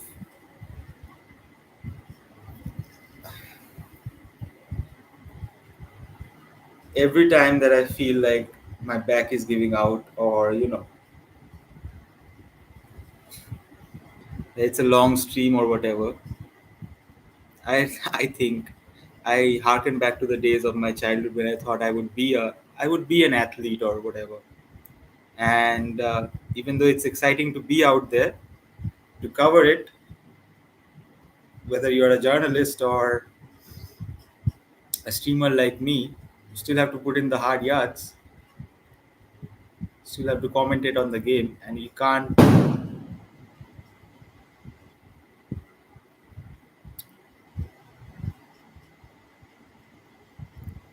wiggle your way around that fact. I mean, if I'm sitting down and having my back getting, you know, blown out in a way, don't take it otherwise. Um, I wonder what it would have been if I was actually a player and I had to be out there for 100 overs. I think about Richa Ghosh. Think about Richa Ghosh, man. That woman um, has to be on her A game for the entirety of the 50 overs, and then she has to come out and bat. Uh, fucking hell! It's harder for you know wicket keepers who are also opening batsmen. So think of like an Adam Gilchrist or someone like that. Hard enough as it is, right? So 4 overs done. South Africa 12 for no loss.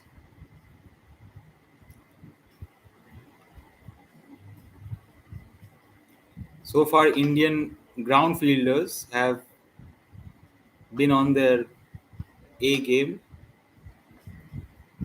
A lot of good fielding efforts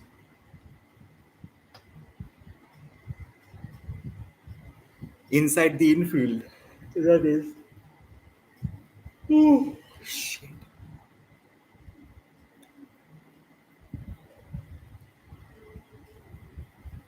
All right, fifth over of the South African innings. Renuka Singh Thakur to continue.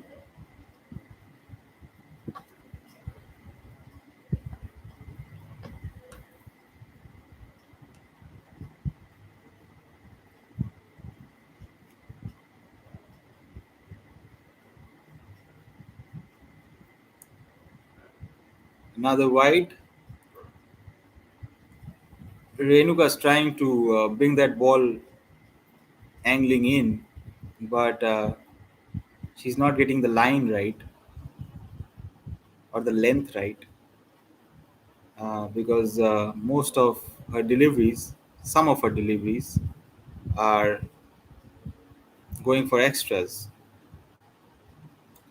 And that happens when you're trying too hard to get a wicket with the new ball. But so far, India have kept South Africa um,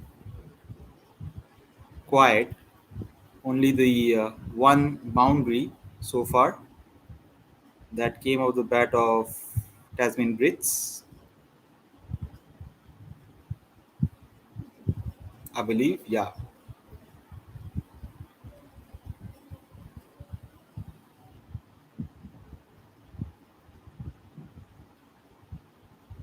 I mean, the power play overs are crucial, and this is the fifth over, and South Africa 13 for no loss. I mean, they can go up a gear and end up However, but India were at the end of 10 overs after the power play, where India was 64 for no loss, and let's see how many runs South Africa amass at the end of the 10 at the end of the power play.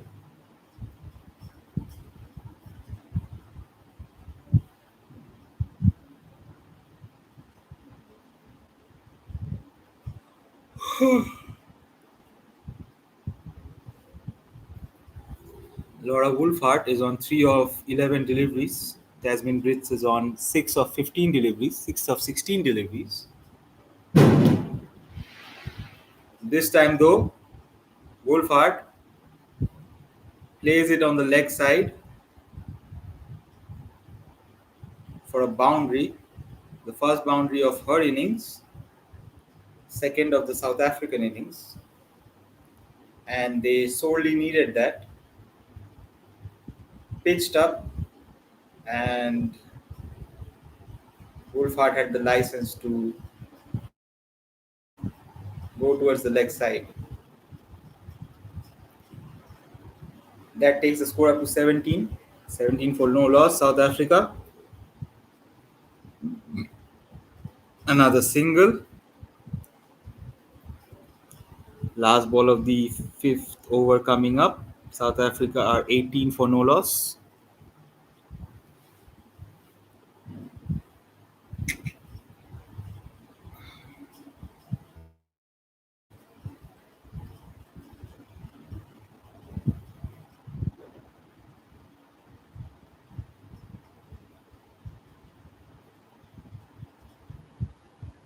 I mean, I can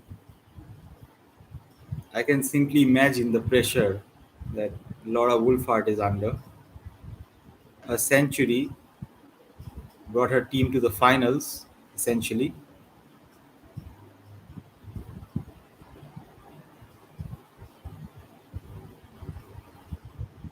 5 overs, 18 runs, South Africa.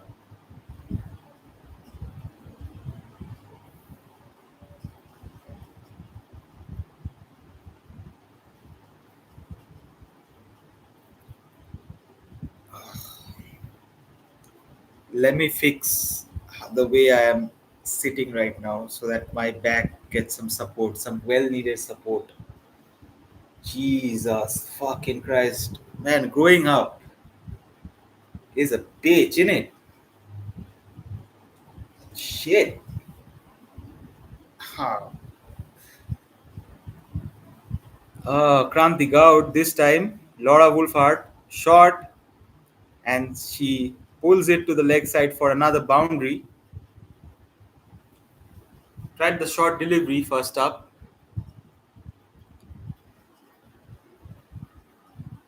but for Laura Wolfhard, that's bread and butter. Jeez. Let me fix it. Let me fix this shit. Can I get some support from my bed rest? Can I? Maybe I can. Maybe I won't. I don't know. Oh, jeez.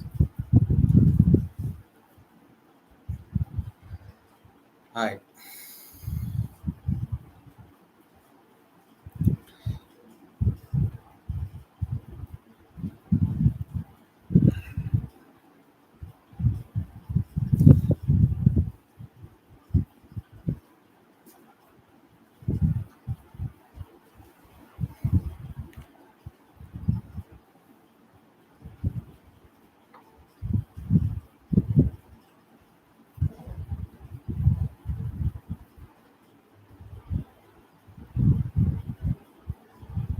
South Africa 23 for no loss.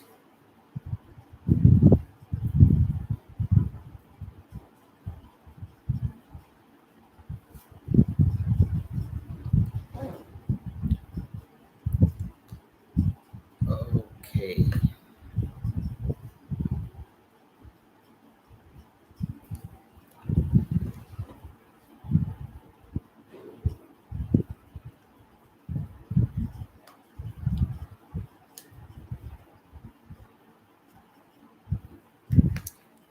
India definitely ahead of the curve at the moment, but I'm not gonna get too excited about that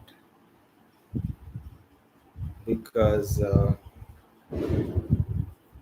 well, you know how it backfires. So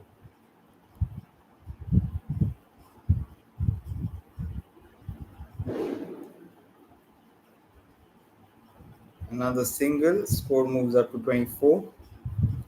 Last two deliveries of the sixth over coming up from Kranti Gaur.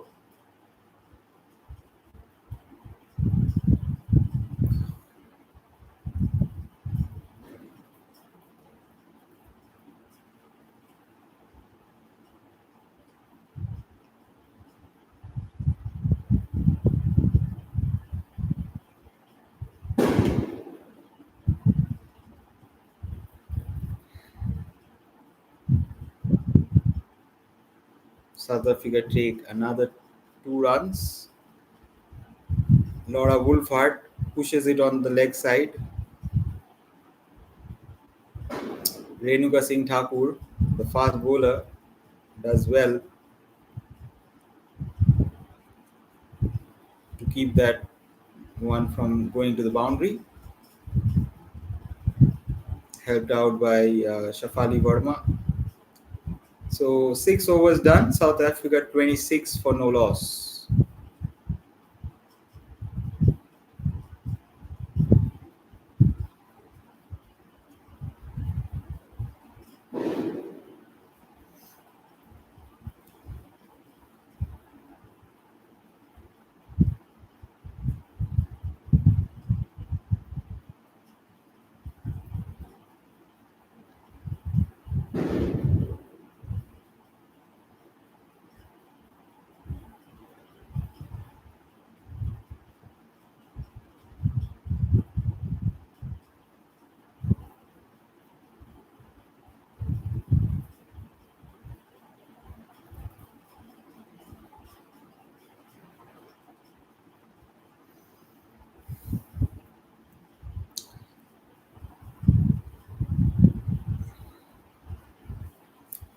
Renuka Singh Thakur on her fourth over at the moment.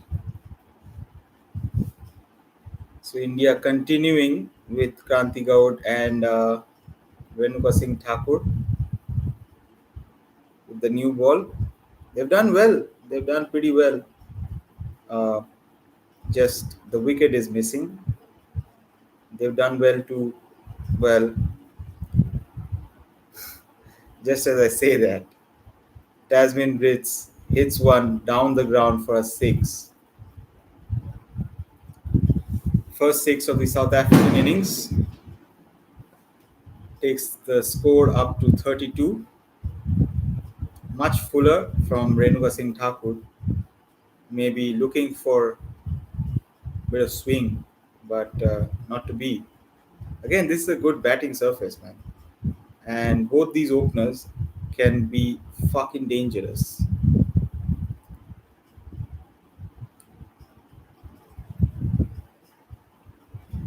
Both of them with loads of experience.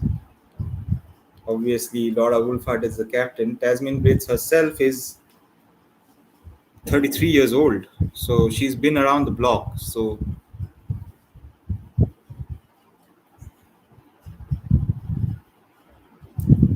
these are senior pros for South Africa out there in the middle at the moment.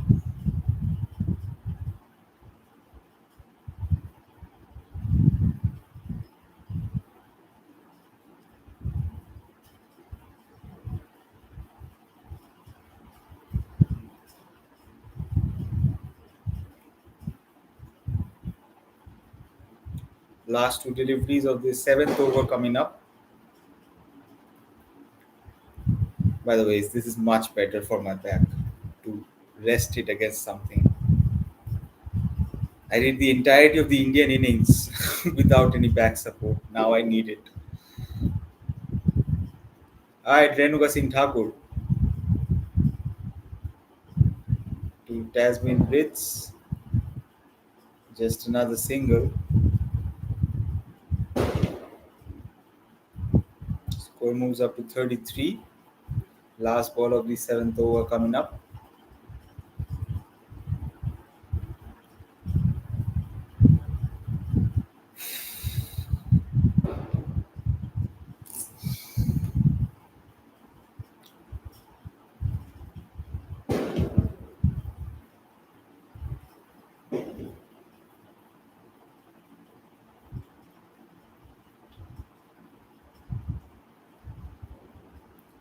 All right, 7 overs done. South Africa 33 for no loss.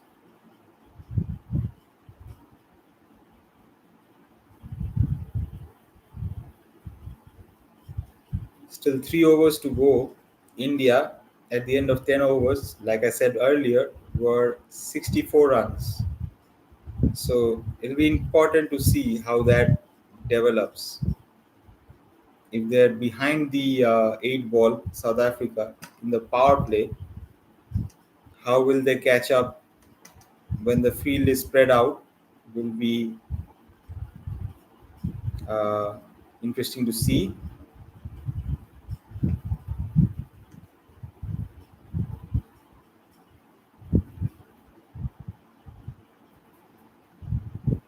All right, Amanjot Kaur into the attack after 7 overs. She replaces Kranti Gaur from the other end.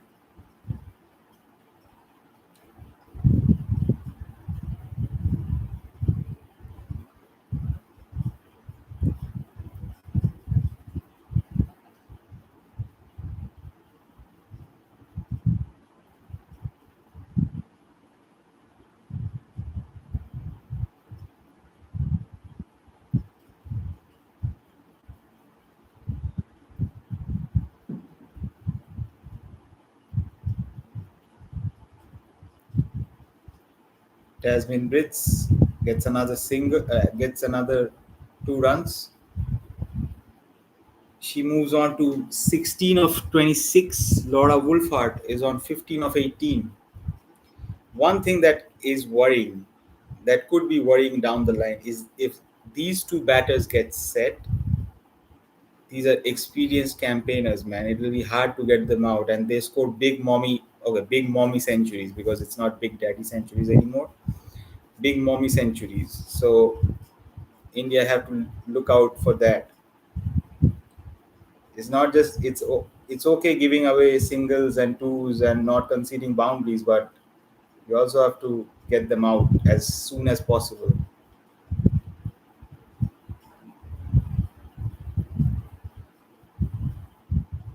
But they're doing quite well. They're bowling a lot of dot balls. They're not conceding a lot of boundaries, which is uh, which is encouraging to see.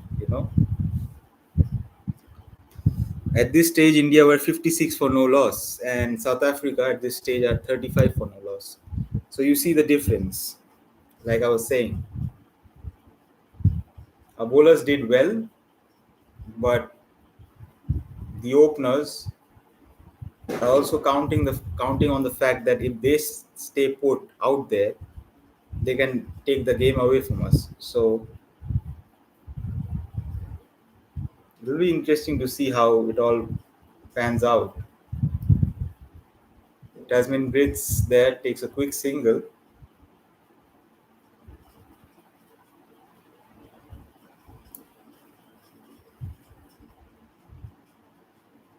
This time, though, Laura Wolfhard pierces the infield for another boundary.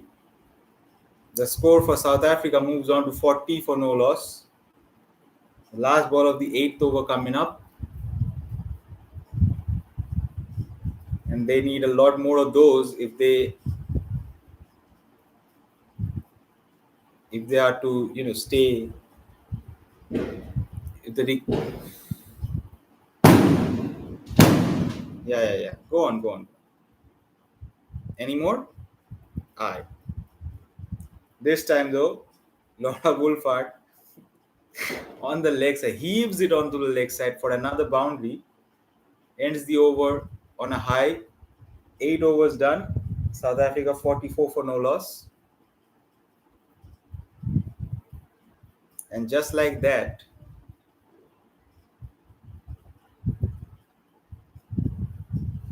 they are picking up those easy boundaries. At this stage, India were 58 for no loss, but that's neither here nor there.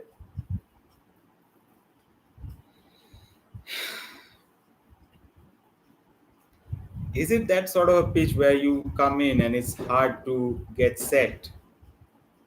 Because if it is that way,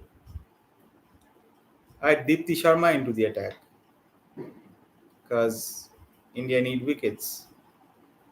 Simple as. 44 for no loss after 8. South Africa are going at 5.5 runs per over. See, that math is easy. Doing that math is very easy.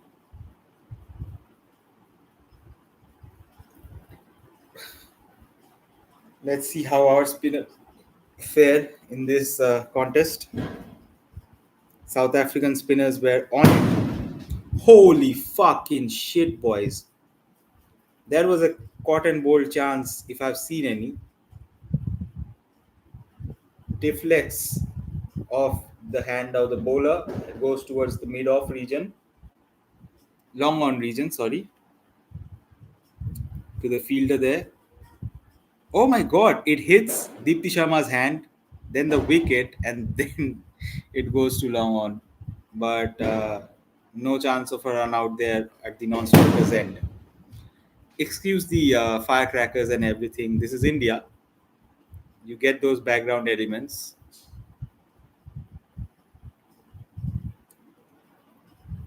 Quick single taken by the captain, South African captain.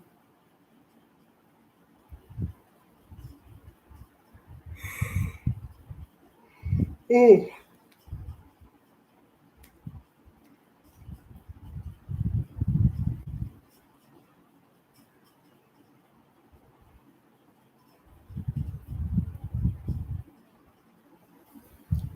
Jasmine Brits is on 18 of 30. Laura Wolfhard is on 24 of 21. So, Jesus fucking Christ, that's a shot. Comes down the pitch to Deepti Sharma.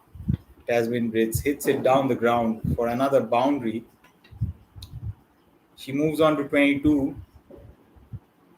The score for South Africa 50 for no loss.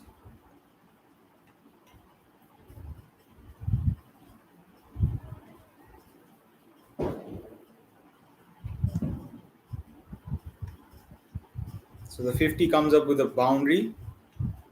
Then Tasmin Brits takes a single. Last ball of the ninth over coming up.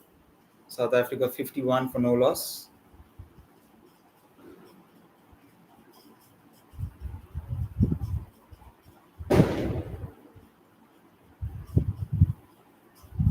And will stay that way. 9 overs, 51 for no loss. South Africa.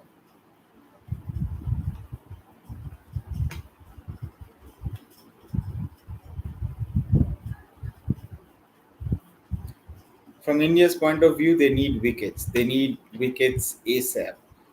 Otherwise, it'll be hard to stop these two brilliant bats. Should I say batsman? Batswoman? Batter. Batter is much better. Alright, 17 wickets for Deepti Sharma. Most wickets. She's joined with Annabelle Sutherland with 17 wickets apiece.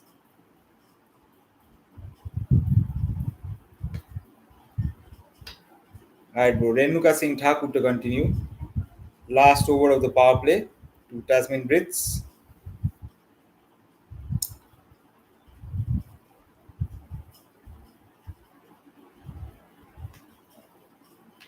Bit of aggression from the fast bowler. Tasmin Brits hits it to her, and she hits hits the stumps on the striker's end. Bit of aggression. We like those.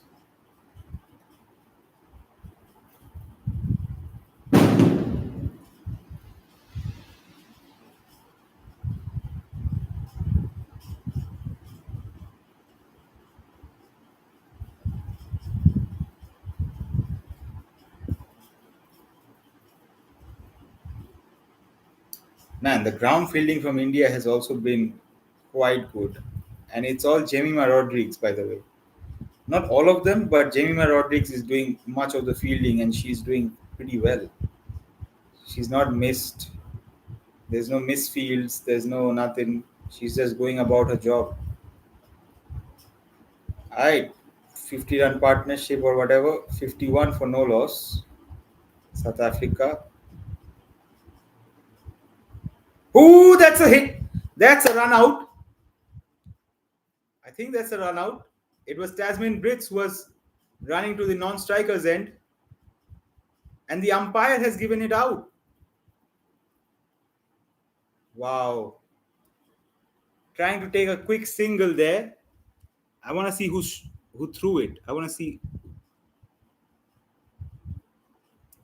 right on the money. Was it Amanjot Kaur? Amanjot Kaur, man.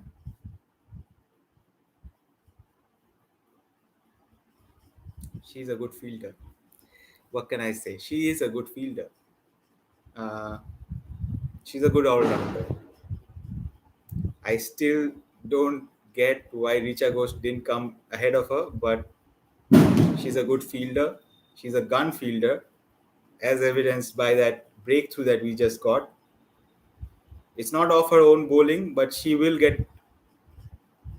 a lot of plaudits for that direct hit, which produced the run out of Tasman Brits. She's gone.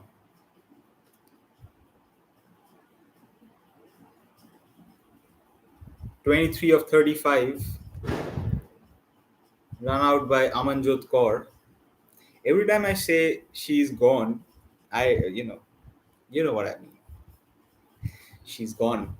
Move on.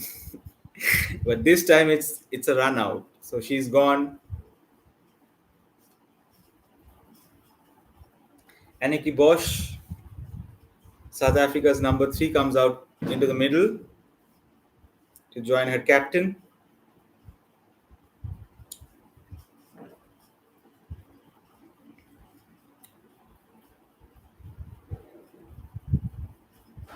Will be interesting to see how Laura Wolfhard plays. I can sense a century coming from her. Anyway, she is the rock of the South African batting. She is the anchor, the fulcrum, whatever. She is the captain, and and South Africa needs a captain's knock. But as far as India are concerned, they've done well in these power play overs. South Africa are about 12 runs short at the moment, still 2 balls remaining.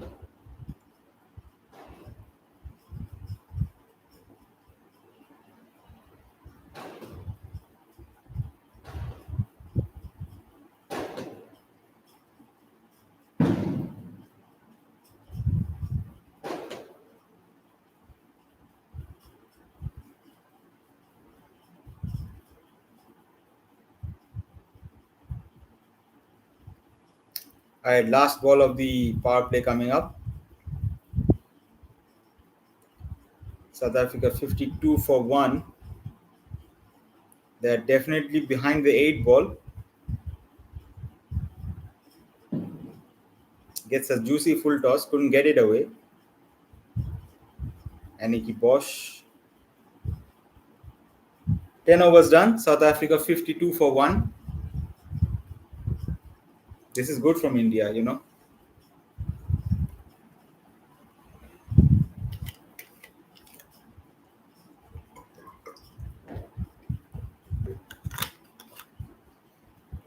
Still 40 more overs to go. We out here, ain't we? We out here.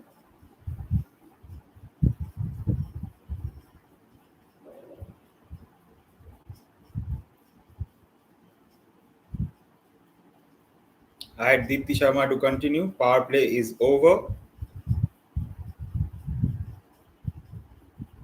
More than two fielders could be outside the 30-yard circle.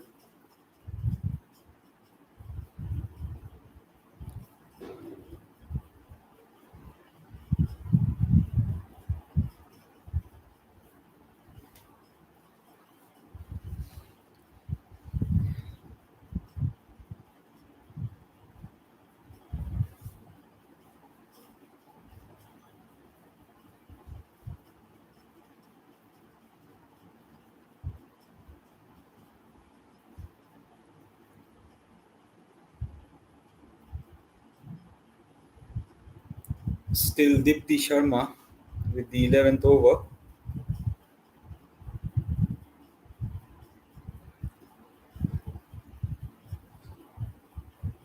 This time, Laura Wolford goes down the ground, hits it for a massive six. I mean, South Africa's Virat Kohli, South Africa's, she's Laura Wolford. Fuck being Virat Kohli. She's Laura Wolford. You know, Virat Kohli don't ever in a 50 over game has a strike rate of more than 100 unless he's compelled to. Laura Wolford, man, she's being the aggressor. She all the responsibility of the whole nation of South Africa on her shoulders. Obviously, she is a great player. She's a quality player. Most runs also in this Women's World Cup 2025. 502 runs. That's no joke, man. That is no joke. 500 runs in a World Cup tournament. That's no joke. Hundreds galore from the South African captain.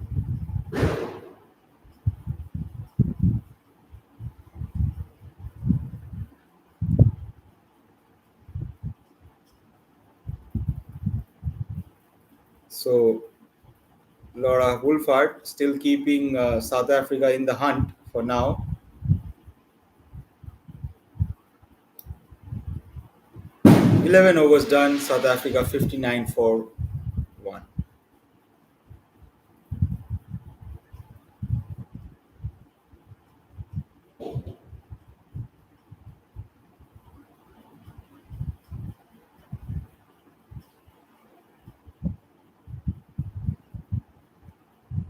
Alright, change in bowling. Sri Charni. Sri Charani into the attack. Slow left arm orthodox from Andhra Pradesh, India.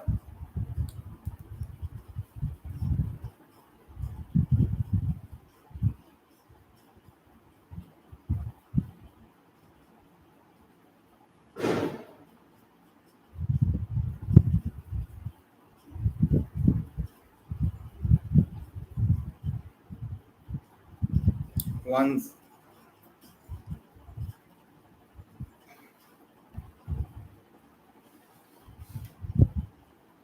I mean, the South African slow left arm orthodox spinner, Mlaba, and Chloe Tryon, by the way. Will it be a boundary? No. Good effort there from Amanjot Kaur again.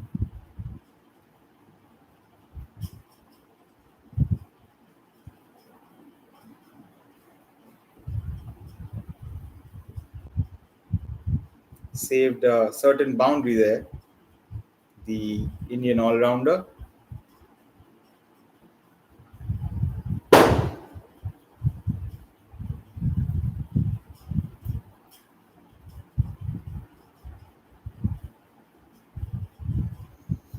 Laura Wolfhard takes a single. She's on 35 of 30 deliveries. South Africa 62 for 1 is the 12th over in progress. And by the looks of it, it's all Wolfhard now.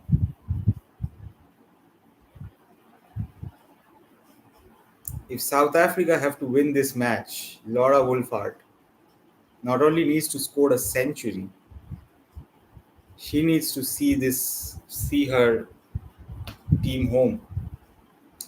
But that's not, by me saying that, that doesn't mean that they don't have a good batting lineup either. Bro, this looks plum. Aniki Bosch is out of there. Sri Charani got her plum in front. Will they go for a review? I don't think they will.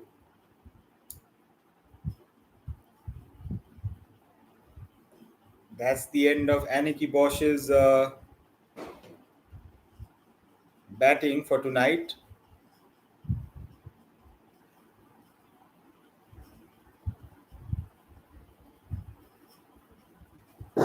Pitched it on the leg stump. Hit him middle and leg. Hit her middle and leg. Oh my god. 62 for 2. Aniki Bosch leaves without scoring. Last ball of the 12th over coming up.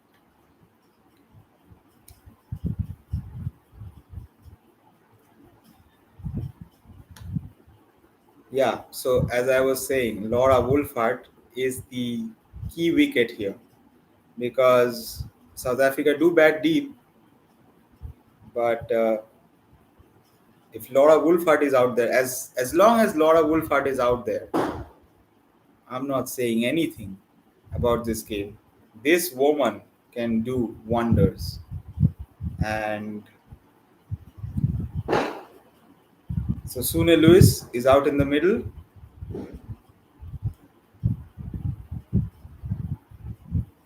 So Sri Charani ends a successful over, first over.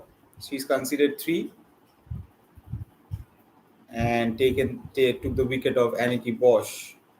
South Africa 62 for 2 after 12. They're still going at 5 runs per over.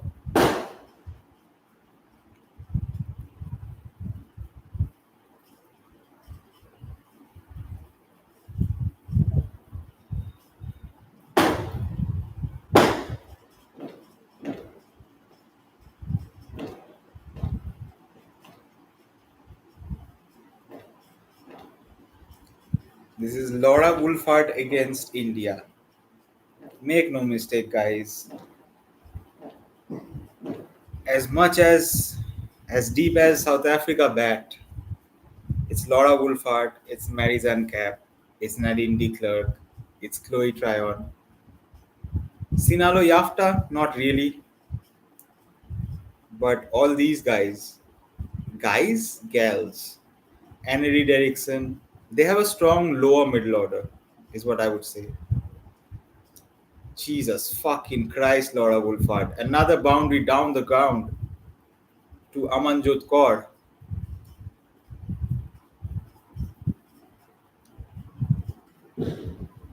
She moves on to 39 of 31. That's the key wicket, that of Laura Wolfhard, and she's in form. She's definitely in form.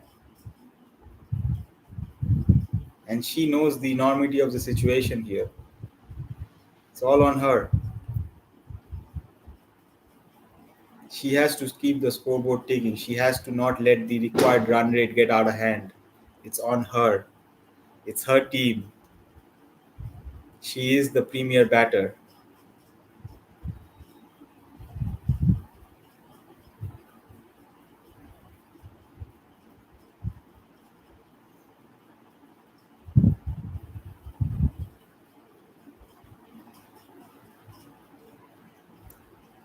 And she looks focused.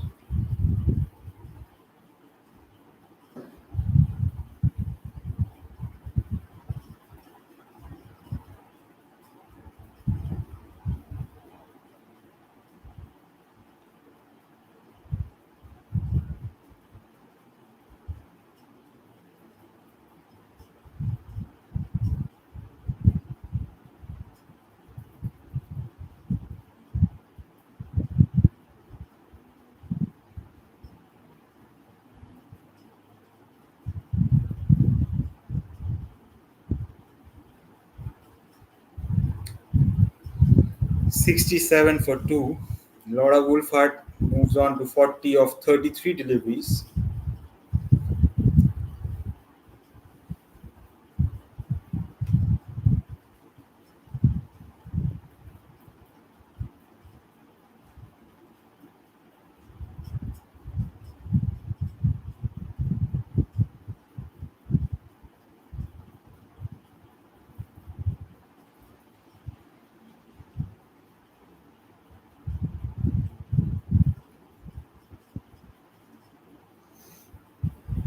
Another record. Most runs in a single ICC Women's Cricket World Cup.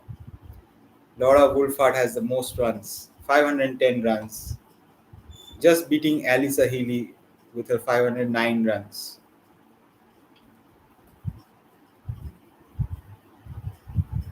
That must have been in the last 2022 World Cup, is where Alisa Healy probably might have gotten 509 runs. But Laura Wolfhard, my God, dude, this her wicket is the key wicket. I mean, I wouldn't say we were lucky to get the wicket of Tasmin Brits, but she tried to get a quick single and got run out in the process. 30 overs done, South Africa 69 for 2.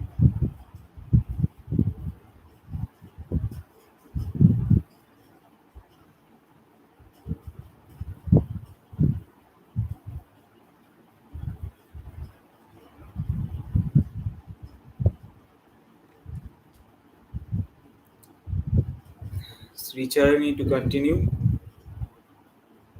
At this stage, yeah, yeah, it's India, man. You gotta roll with it. Sri Charani to continue. At this stage, India were 71 for no loss, but South Africa are 69 for 2. So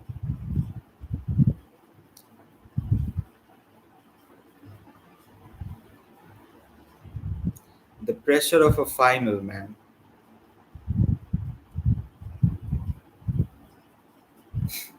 It, the pressure of a final is definitely palpable here. I thought India were 20 runs behind, but by the looks of it, it is a final. People are going to be tentative with their shot selection and everything.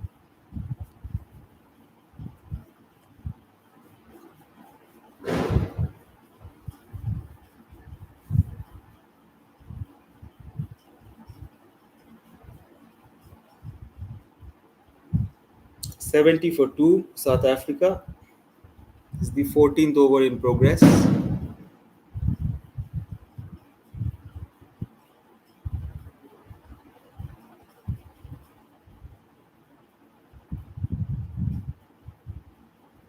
Sri Charani is bowling pretty well.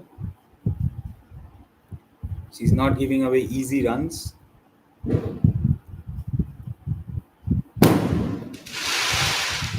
Hard to get away is what I would say. Sri Charani.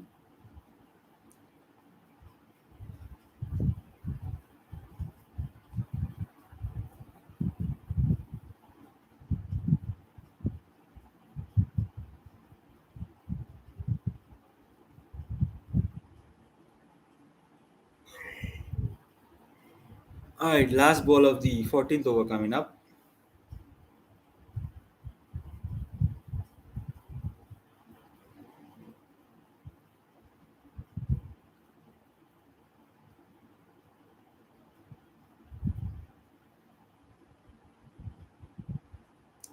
And will stay that way. 71 for 2 after 14.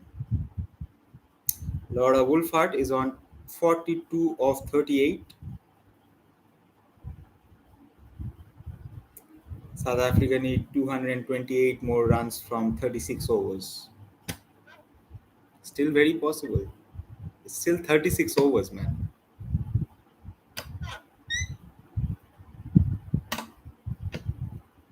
I mean, the game has not gone away from them. If I were to say, they're still in the game. As long as Laura Wolfhard is out there, they're still in the game. Amanjot Kaur has been a bit expensive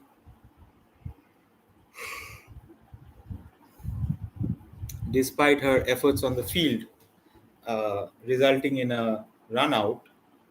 She is considered 18 of her 13 deliveries bowled, still no wicket, other than the run out that she uh, effectively got for India.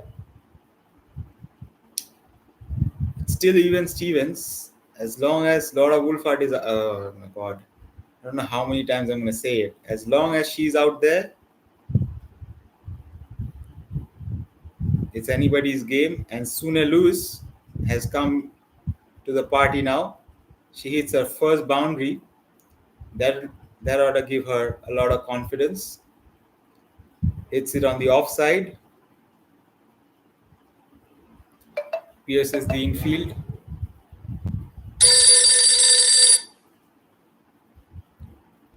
Sorry about that.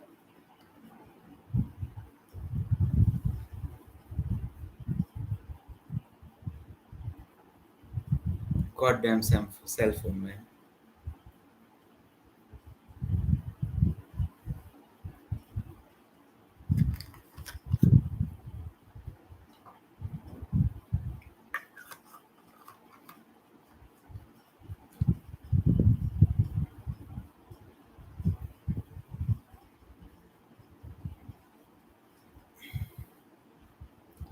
76 for 2, South Africa after 14.3 overs. India at this stage were 87 for no loss. That's neither here nor there, but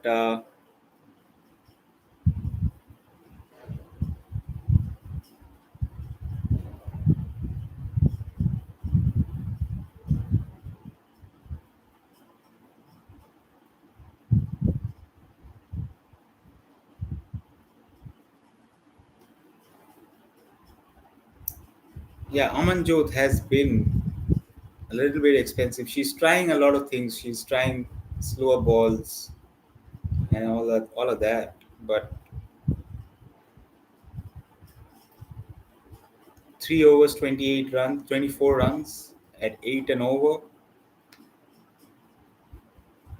Gotta do better. Gotta do better. All right, last ball of the 15th over coming up.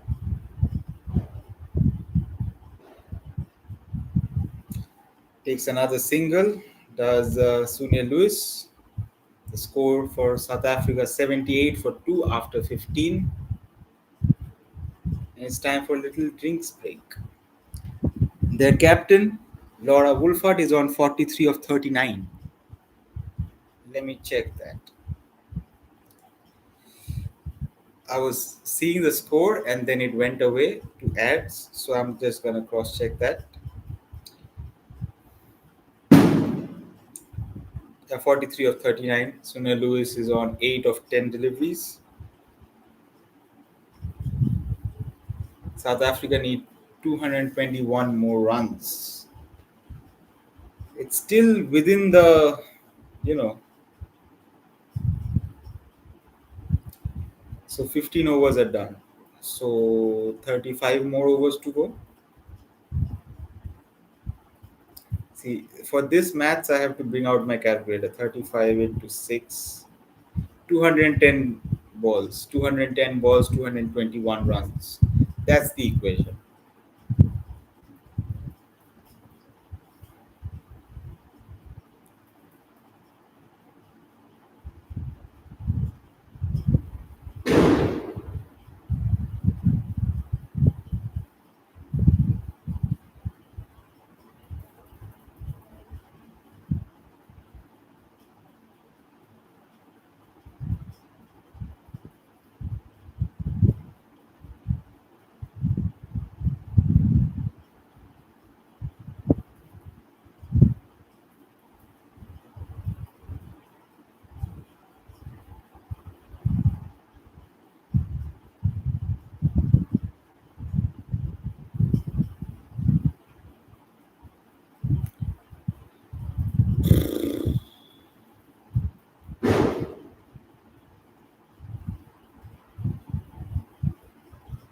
I've got nothing to say, man. Nothing to fill the dead air.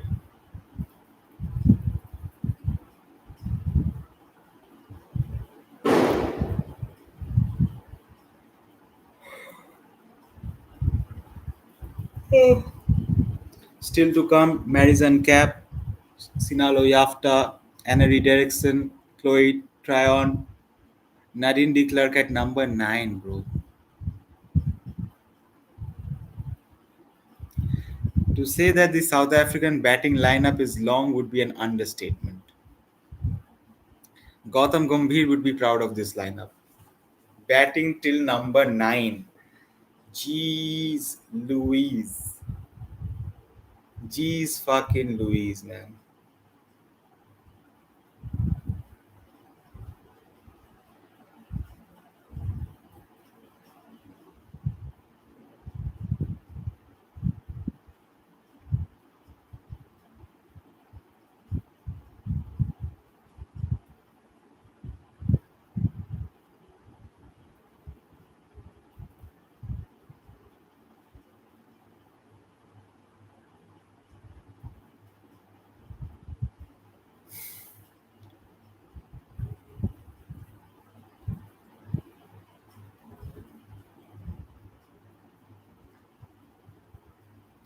Alright, we're back.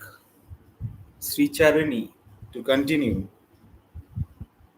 This is the 16th over in progress. That's a wide. Don't bowl that. That makes it 5 extras.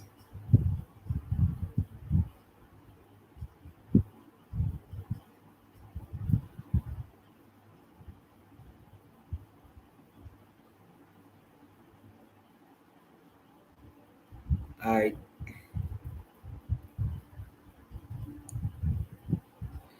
So after this, probably I'll see you 14th November for the test match against South Africa.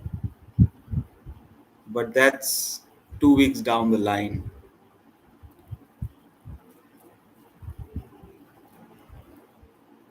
I just might do the last remaining two T20 matches between India and Australia, but seems there's no point. The World Cup, the T20 World Cup will be played in India. This is just a preview, if anything, uh,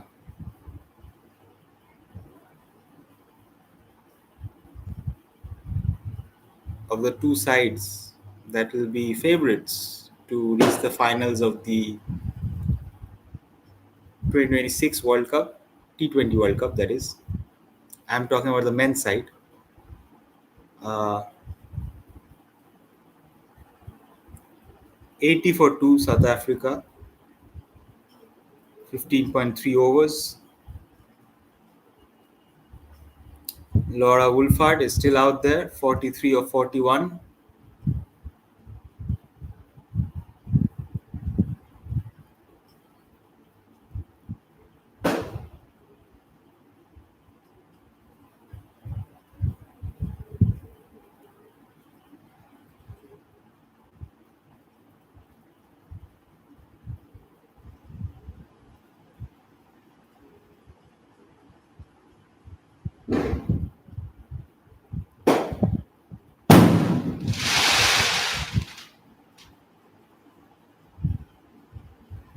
Last ball of the 16th over coming up.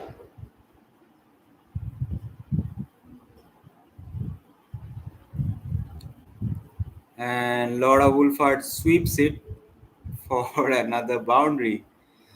So 16 overs done. South Africa 84 for 2. Laura Wolfhard is on 47 or 43. And Sri Charani just erring in her line, bowling it on the leg stump, a little fuller, which is why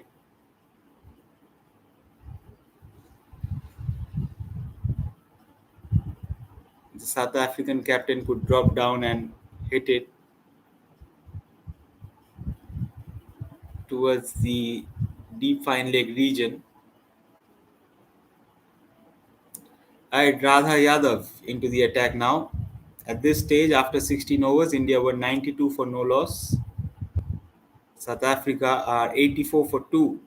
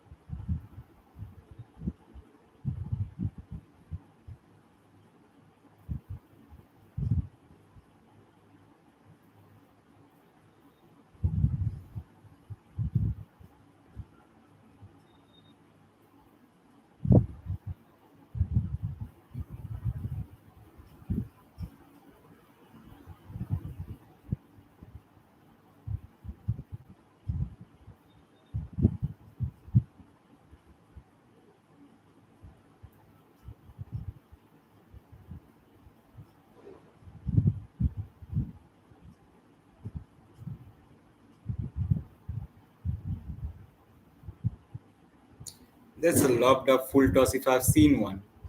And that's a misfield. That brings up Laura Wolfhardt's half century, 51 of 45. Well deserved. She's been the aggressor. She's been well, she's been the hope for South Africa. She's keeping the hopes alive for her side. I don't know who misfielded that, but that was a bad misfield that went for a. This time behind the keeper. Gets an outside edge.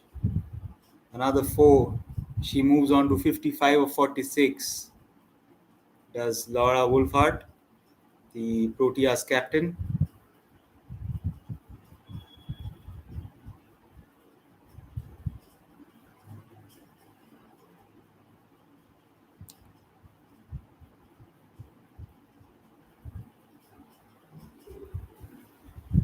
After 17 overs.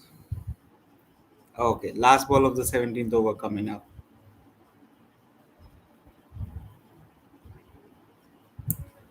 South Africa 94 for 2 for now.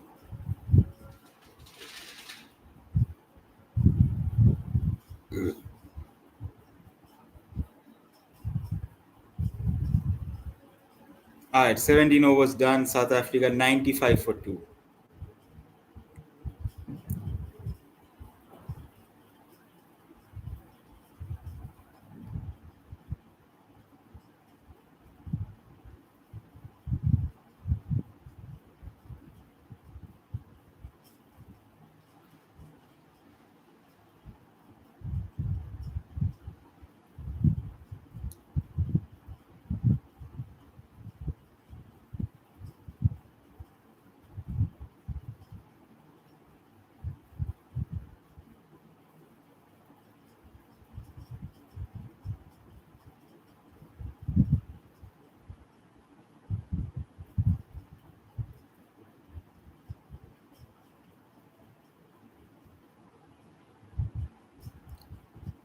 Alright, Sri Charani to continue.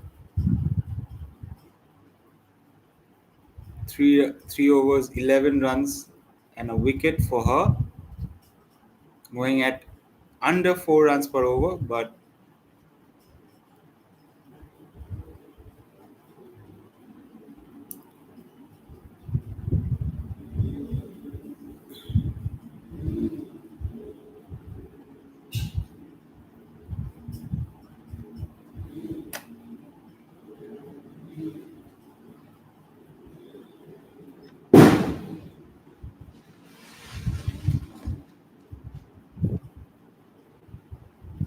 so South Africa have already had 60 dot balls. That's like 10 overs in dot balls. I'm pretty sure if bring out the dot ball counter for India, will show similar sort of numbers. But there were a lot of dot balls in our innings as well. Not to mention that, but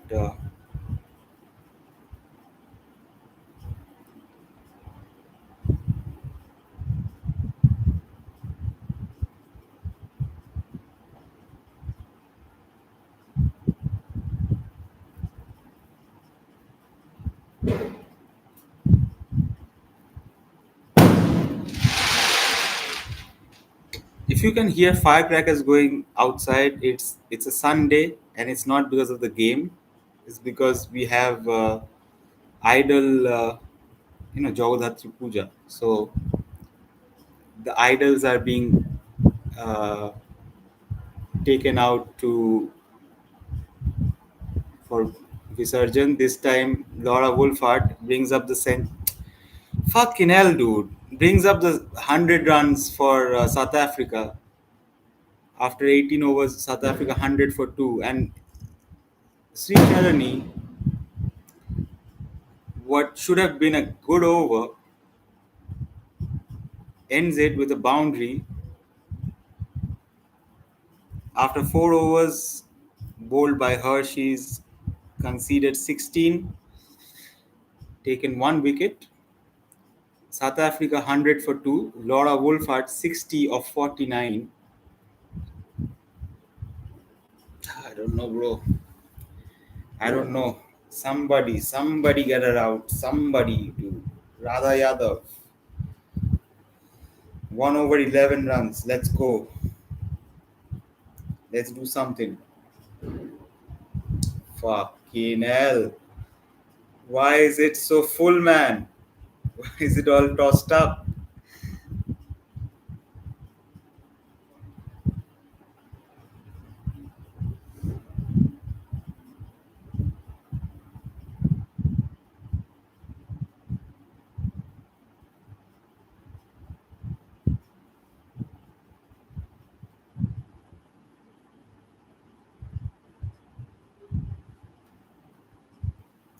So 199 runs needed from 190 deliveries.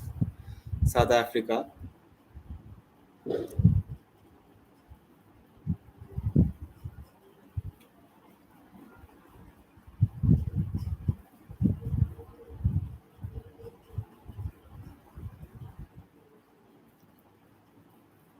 Oh my god, dude. Radha Yadav, get it together, man. Sooner Lewis just hit a boundary on the leg side, swept Radha Yadav for a boundary on the leg side. Yeah, Radha Yadav need to be more economical here.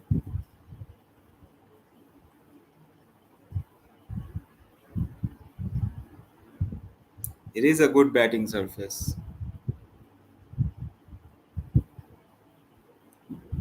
The only way you can win this game, India that is by taking wickets. They bat till 9, man. They bat till fucking 9. Another boundary. This time behind the keeper. It was a good shot by Suna Lewis. Not to take any credit away from the batsman, but back-to-back boundaries here for South Africa.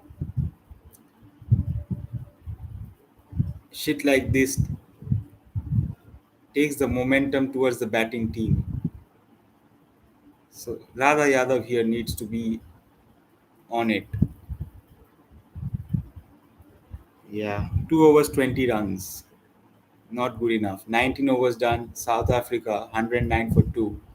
Suna Lewis is now on 21 of 24. Laura Wolfhard is on 60 of 49. So they have a little partnership going right now.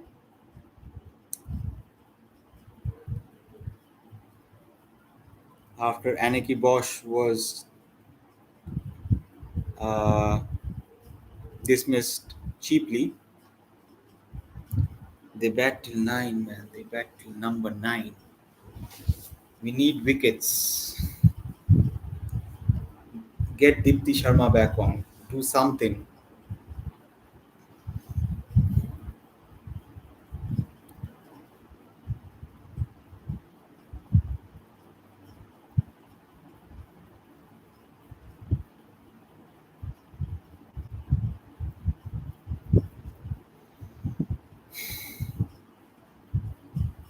And Dipti Sharma is back on. But let's see how she does because 190 more runs from 186 deliveries. Only a wicket will help now with the course of the match because the amount of runs needed and the amount of balls left are getting quite similar. So need wickets, need quick wickets. These guys, these gals, bat till number fucking 9, dude.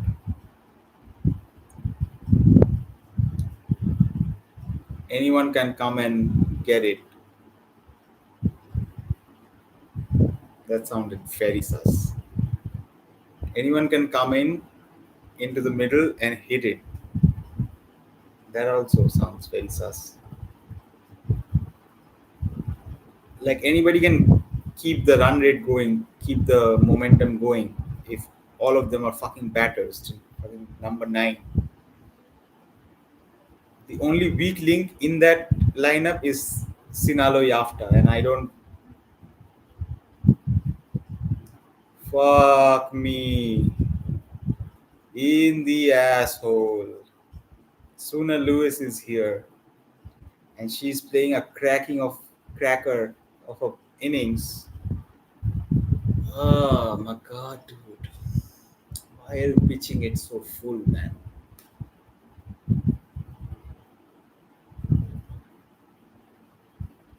Oh man, sorry. Deepti Sharma, you gotta do better, man. Last two deliveries of the 20th over coming up. So that's 113 for 2.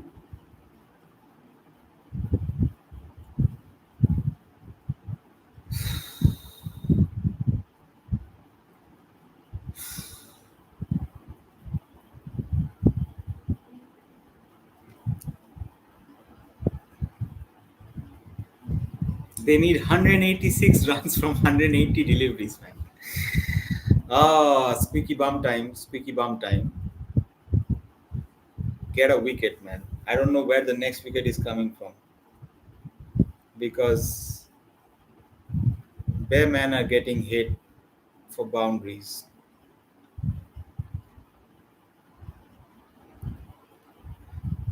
It's always going to be tough defending a total on this not I wouldn't say flat pitch, but pretty even Stevens pitch. There's no demons in the pitch. It's not having uneven bounce. It's not even spinning that much. Right? It's a pretty straightforward batting pitch, right? Neutral pitch, so to speak.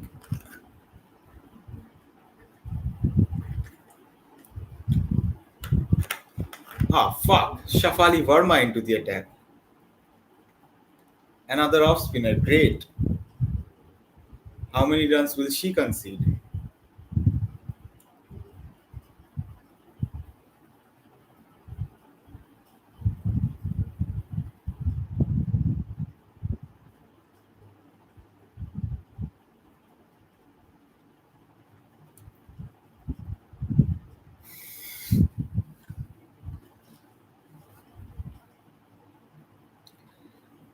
We have Radha Yadav, we have Dipti Sharma, we have Sri Charani, we have Amanjot, we have Renuka Singh Thakur, we have Kranti Gaur.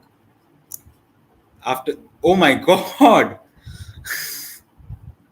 I was gonna make a point that after all those frontline bowlers, you need a part-time bowler to get you a wicket, and she got a wicket.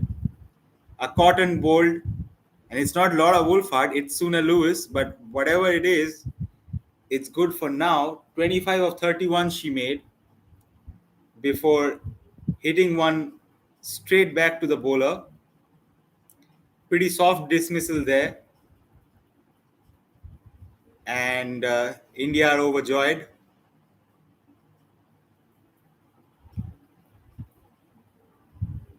Sonia Lewis played her part, 25 of 31. South Africa 114 for 3. Ah,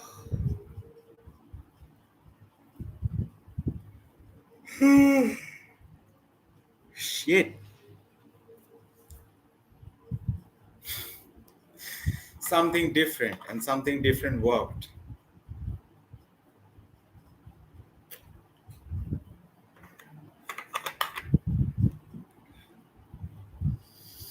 Oh, God. The stadium is pumping. Who's out to bat? Marizan Cap and Laura Wolfhard. The heart and soul of the Proteas women's side are out in the middle. Heart and soul. And yes, I'm gonna stick with that. These I was gonna say these men, these women, when you talk about it factor, when you talk about X factor, all of those things, these two women.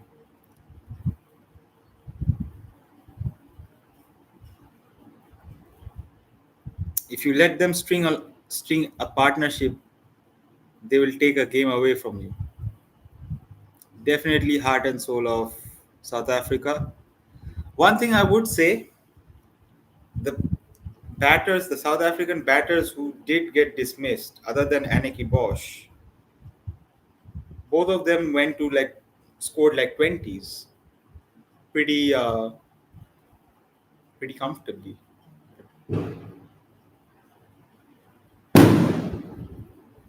23 for Tasmin Brits, 23 of 35. Sunil Lewis, 25 of 31. So, hey,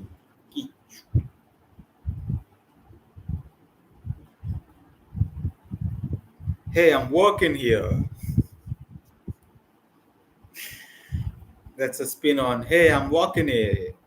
Anyway, enough fucking around. 21 overs, last ball of the 21st over coming up. Jesus.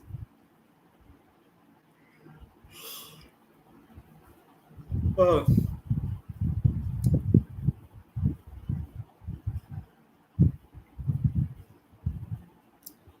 right, 21 overs completed. South Africa 118 for 3.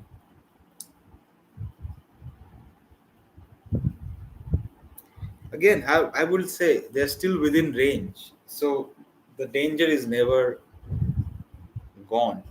If I'm South, in terms of if I'm India, I would think the danger is not gone at all. Like, yes, picking up wickets is very important, but look at that. Sinalo Yafta is the wicket keeper. She's up next. Then Annery Derrickson, Chloe Tryon, Chloe Tryon, and Nadine de Klerk. All of them can bat. And the required run rate is not even that high. Deepti Sharma to continue. Hey, yaar.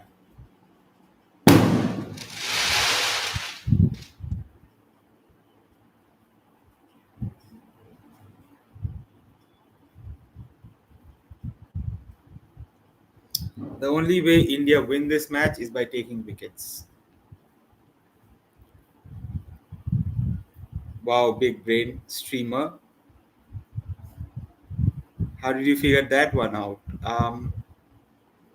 Yeah, when a new batsman comes in, it's gonna be hard for them to get settled and fire away. So the key is to not get them get settled.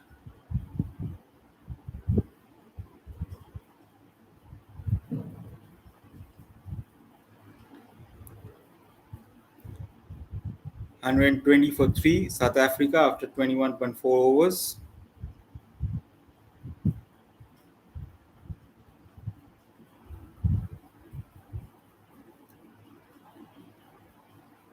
Another wide from Dipti.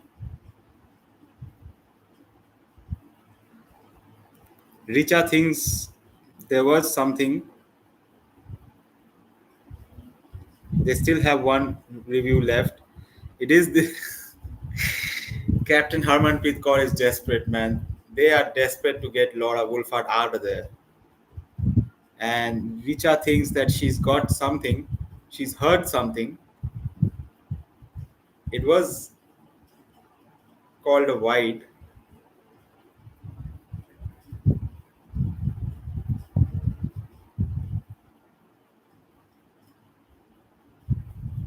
Is there anything?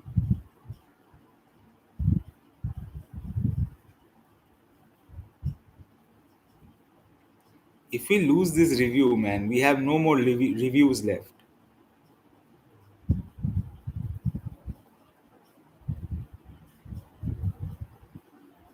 Richa, Richa. Can't do that.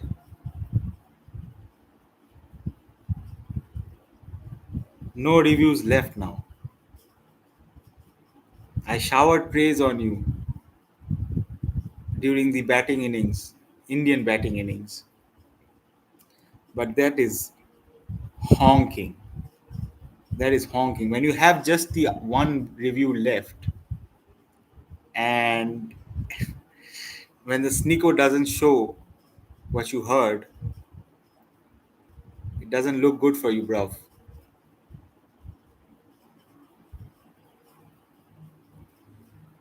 So after that over, India have no reviews left, and South Africa after 22 are 123 for 3.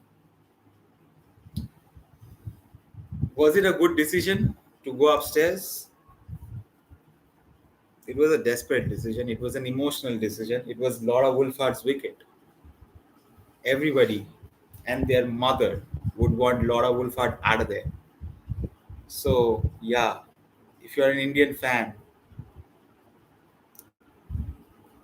I suppose you can empathize with it, but again, we have no reviews left after that. So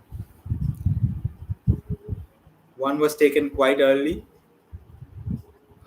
maybe in the third over. It's Shafali Verma to continue. This time, holy fucking shit, Shafali Verma, dude.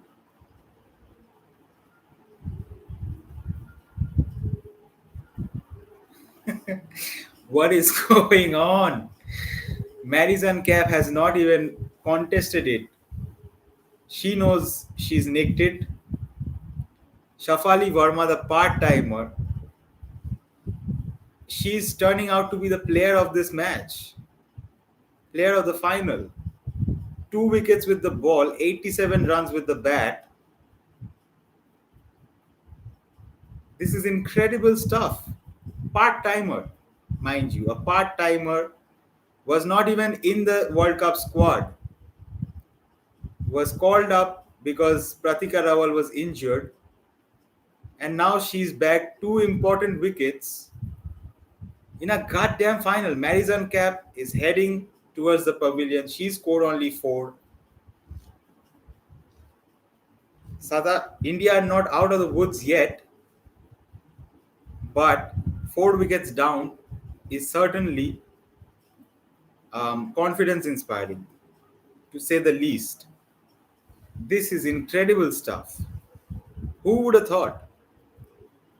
When Shafali Verma was given the ball, I was telling, like, I was on the stream saying that you have 6 bowling options and you're going towards Shafali Verma. Why? Exactly why? This is why. 2 wickets in 2 overs. I wouldn't say this is fucked up, but this is fucked up.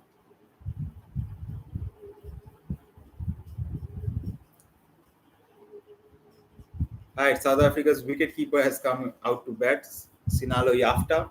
What's her highest score? I want to see that.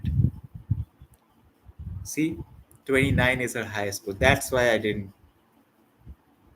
rate her that much in the middle order. But she has a job to do now. At least score 30, man.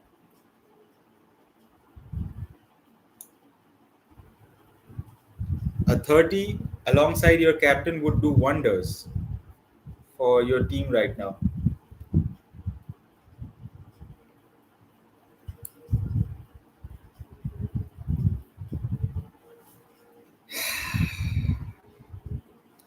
Is Laura Wolfhard gonna be the Kane Williamson of South Africa? Like the only person out there, and he's seeing she. Oh my God, dude! She's seeing all of her partners, batting partners, non-strikers, not non-strikers.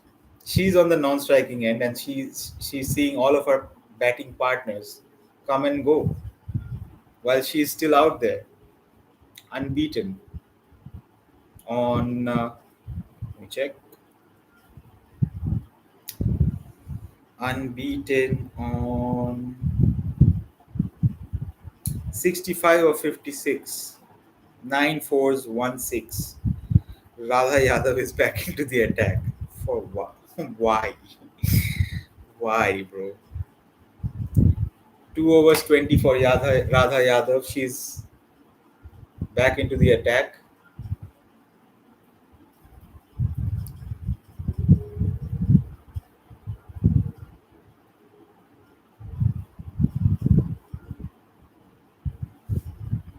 South Africa 124 for 4 at this point, at this stage of the innings. India were 134 for 1, I saw.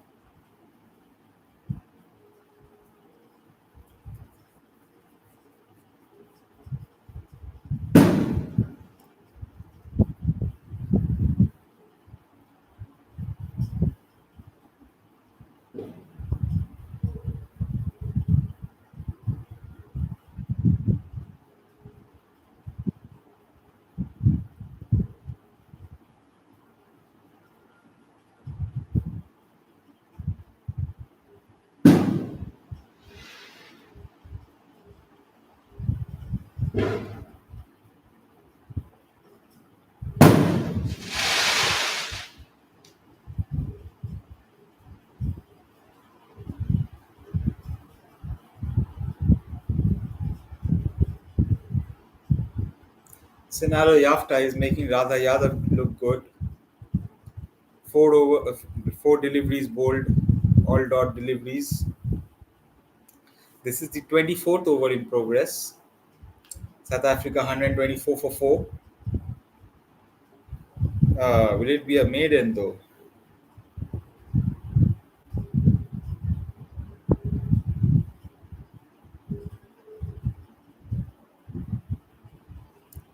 Alright, last ball of the 24th over coming up. All dot deliveries till now. It won't be a maiden for Radha Yadav. It will be a single to finish the over. 125 for 4 after 24 overs. South Africa. Radha Yadav, 3 overs, 21 runs. She's pulled back her economy from 10 runs per over to 7 after this over.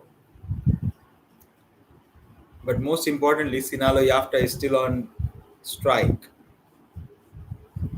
So as long as Laura Wolfhard is away from the strike, it's good for it's good for India.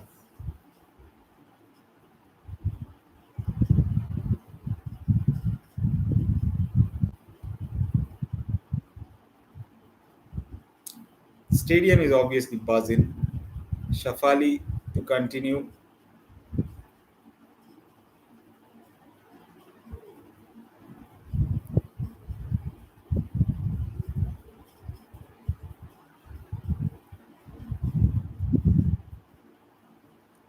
Come on, Sinalo Yafta.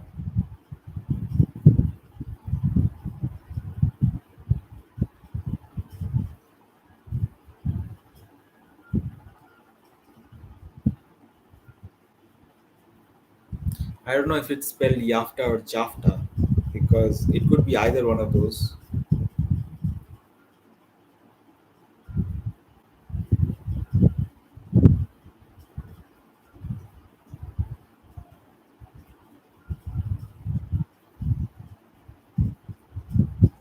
Sinalo Yafta has played 14 deliveries, scored 2 runs.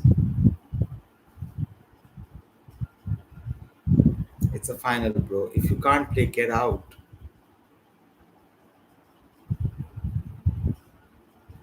If you can't rotate the strike, get out. You're hindering the team itself if you're doing shit like that.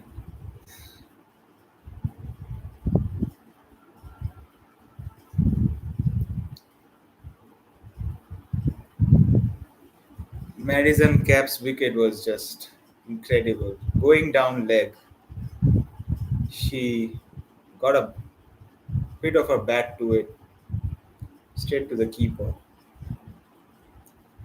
Good take by the keeper as well, Richa. But yeah, and that's all she wrote. Again, another wide. Or will it be? Will it be another wide? Umpire thought about giving it a wide, and then it's like, fuck it. Fuck it, boys, gals. I need to. Yeah.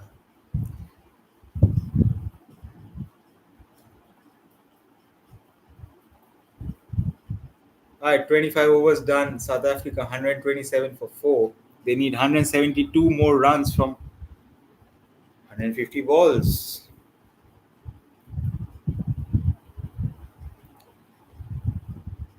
Quick pee break, and then I'll be back. Didn't need to say if I was going to the loo or not. Hi. See you in a bit.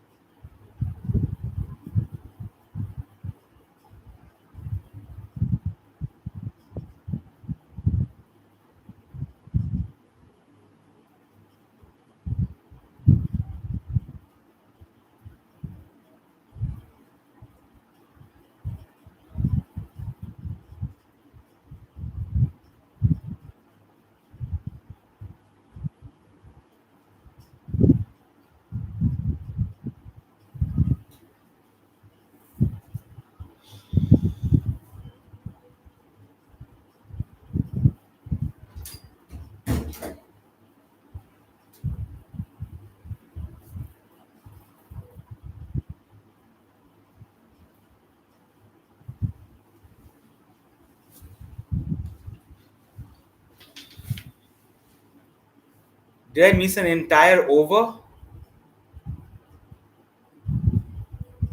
Sinalo Yafta has hit a 4. Wow. 4 overs for Radha Yadav.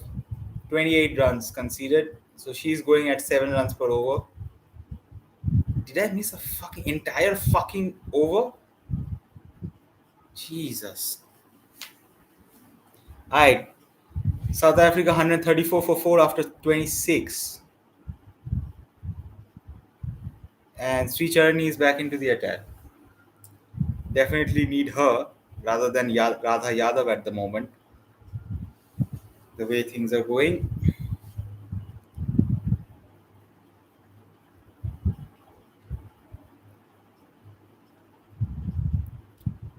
So, one thing that I realized, not I realized, so I was peeing, right? And I looked down, I saw this t shirt, what's written in front of it.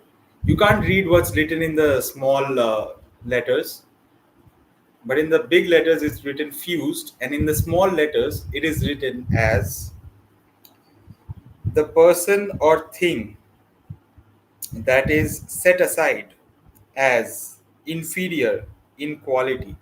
The fuck do you mean? And also, why am I wearing this shit? This was not bought by me. This was bought by some of my relatives. Well, some, not one of my, not some of my relatives, one of my relatives. And obviously they didn't read what's written in the small fonts, right? They saw a black tea and they thought, okay, this guy wears black tea, let me gift him a black tea. And it's fucking written as fucking the person or thing that is set aside as inferior in quality. What the fuck do you mean by that? I'm the best in the world. I've been the best ever since day one. Anyway, let me not go on a CM Punk rant, pipe bomb. Let me not do that. But India are in a good position actually. 150, 141 balls, 164 more runs. The only wicket that you need, the only wicket for now that you need is Laura Wolfhard. She's on 69 of 63. Sinalo Yafta is trying her best to rotate the strike and do some damage. She's on 9 of 20 deliveries. It is hard for any batter to come into this situation, this boiling pot of a final, and keep their nerves calm.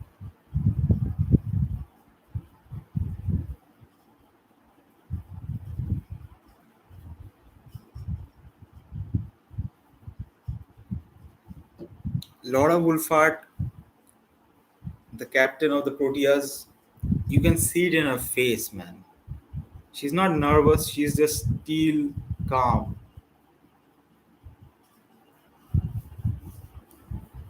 because she knows, man, these bitches ain't shit. These bitches ain't shit. She might be saying that to herself, like, man, what a bunch of losers. I'm standing here. I'm right here. And you guys are just going one after the other. I mean, obviously she backs her team. I'm just being, what do you call it? Facetious?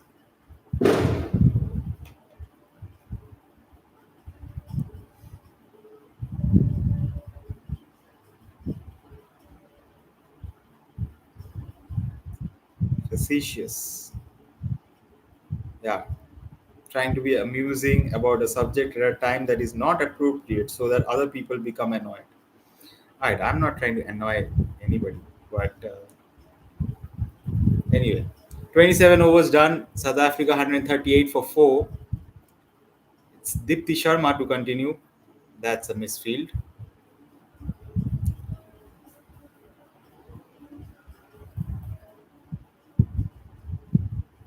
And with that misfield, Laura Wolfhard is on strike again.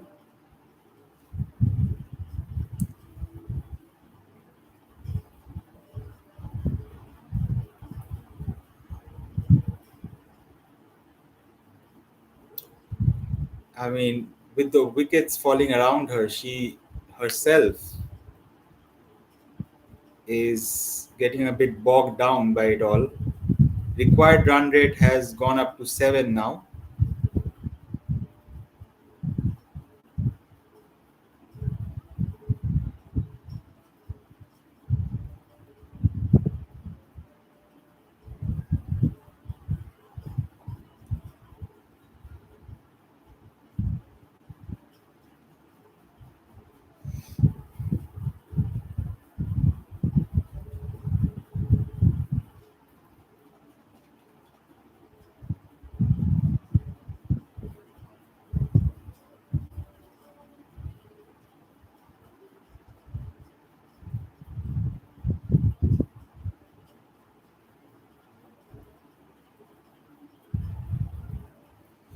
Another 2 runs added by the Proteas captain. She is the head of the table of South Africa women's team. Last ball of the 28th over coming up.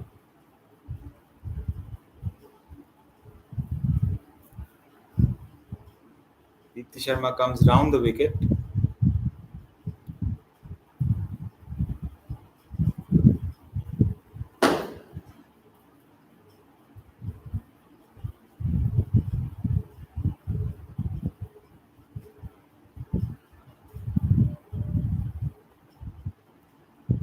Five overs from Deepti Sharma. She's conceded 26.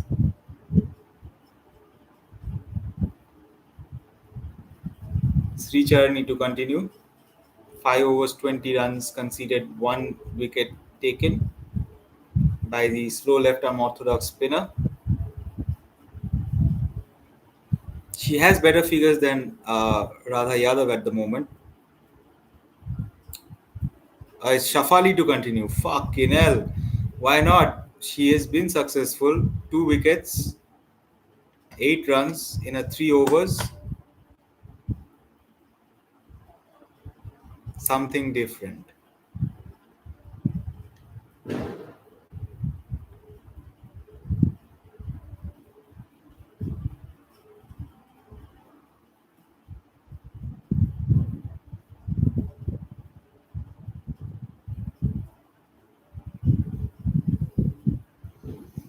Good fielding out in the deep by, I think that's Kranti Gaur.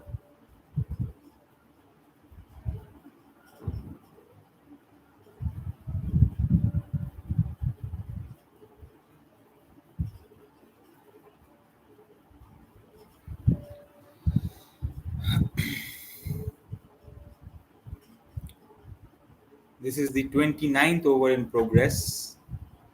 South Africa 143 for 4. They need 156 more runs from 131 balls. Well, make that 130 balls.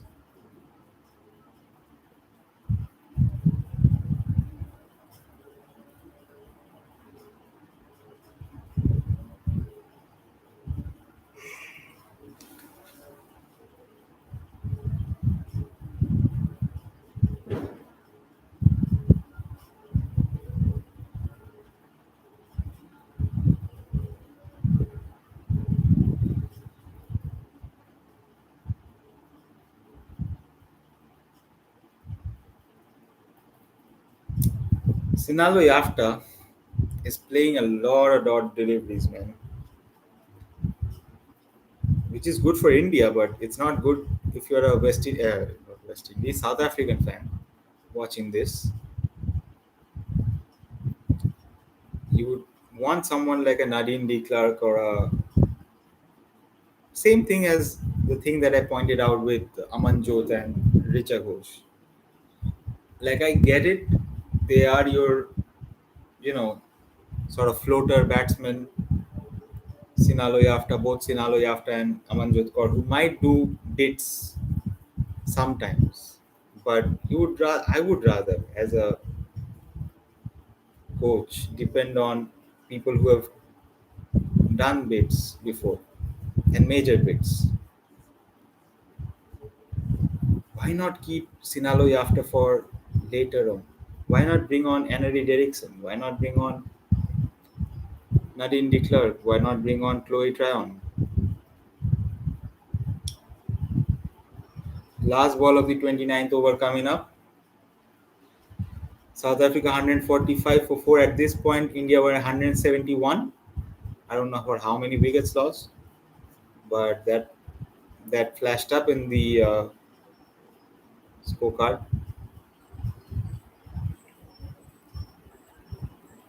Alright, 29 overs done. South Africa 146 for 4. Laura Wolfhard, the captain, is still out there. 73 unbeaten of 70 deliveries. As far as India is concerned, that's the wicket they're looking for. If she goes, South Africa's hopes go down 50%.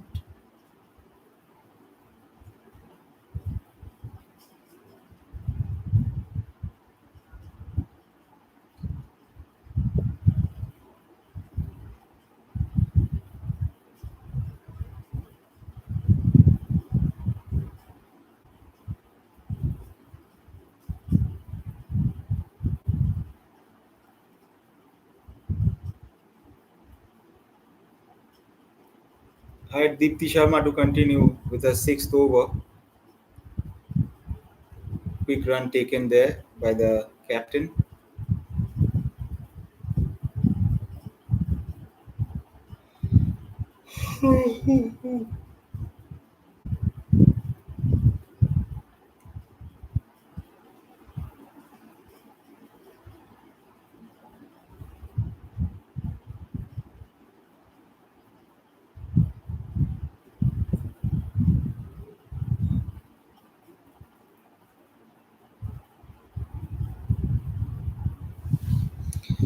South Africa need 151 more runs, 151 more runs from 124 balls.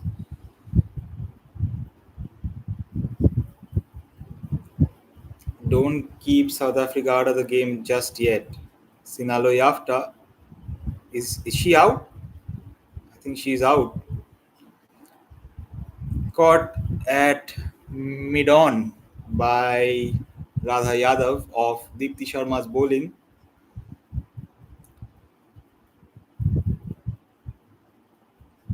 She scored 16 of 29, did the South African wicketkeeper.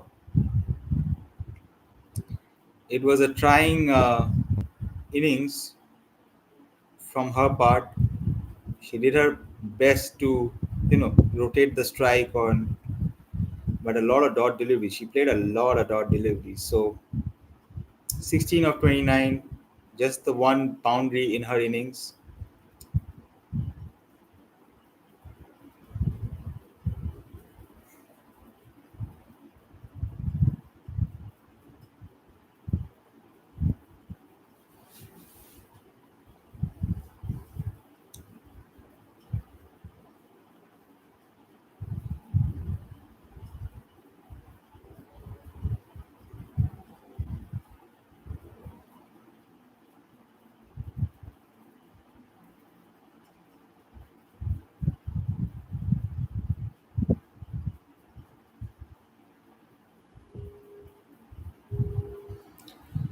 Henry Derrickson, she's coming to bat. South Africa 148 for 5. Don't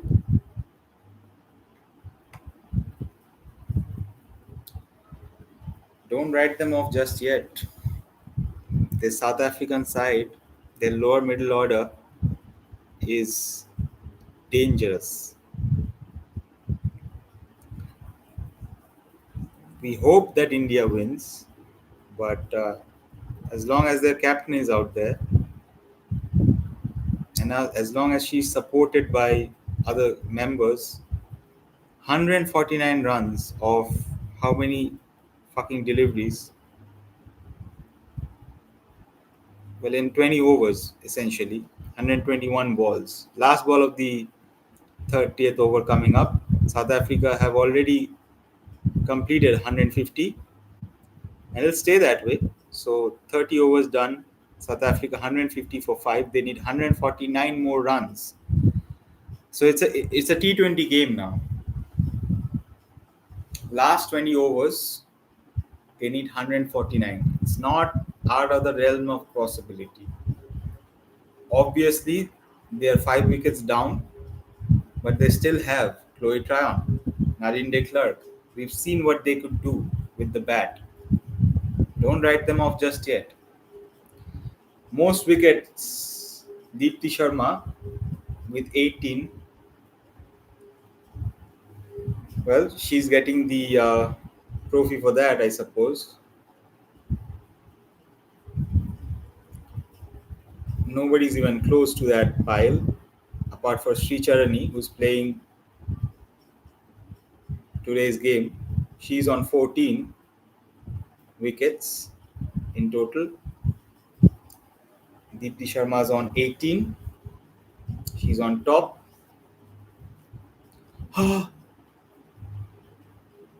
Laura Wolfhard, for a moment, that ball went up in the air, but away from any fielder. It didn't went. It didn't go high up in. It didn't go high up in the air. It just went, a little bit up in the air, maybe a top edge or something. Anyway, 152 for 5. Laura Wolfart is on 77 of 74. Make that 78. They still have batting to come, man. Even though they're 5 wickets down, that's no. Well, they fucked up in the 21 to 30 part, didn't they? 21 overs to 30 overs, they've scored just 37 runs. That's gonna hurt them. That is gonna hurt them.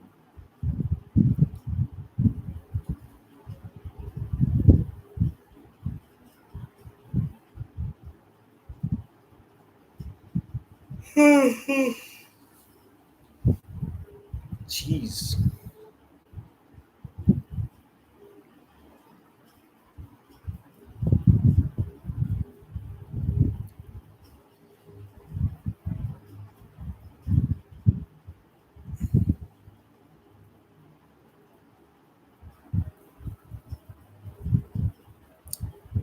The South African batters. The batters are running hard between the wickets now, and so they should because the required run rate is creeping up there. It was Henry Derrickson who was running to the danger end, and she's new to the crease, so she could do that.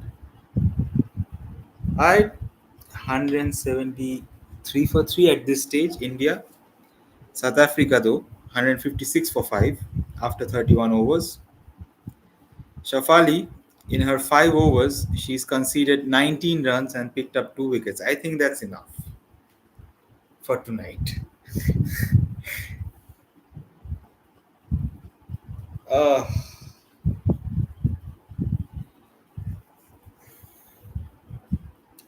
can we bring some faster bowlers into the mix now? Or will we just carry on with spin? So far, spin has been effective. Radha Yadav with her 5th over. She's considered 28 of 4 overs. So going at about 7 runs per over is Radha.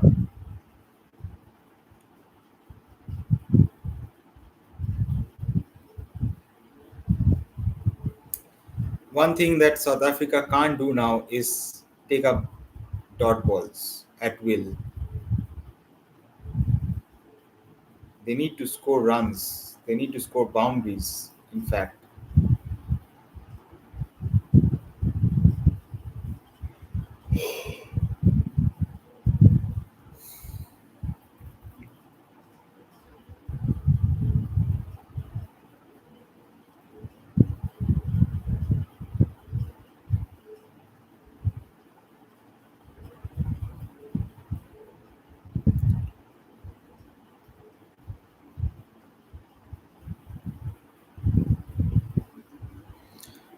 The captain of the Proteas, try as she might, she can't find those boundaries that she was finding so well at the beginning of her innings.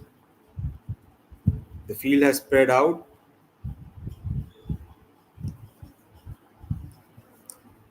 The pace on the ball is non existent. So all the power has to be generated from the timing of the shot and the way the batter hits it. Great save there from Harmanpreet. The captain saves a certain boundary, keeps it down to a single.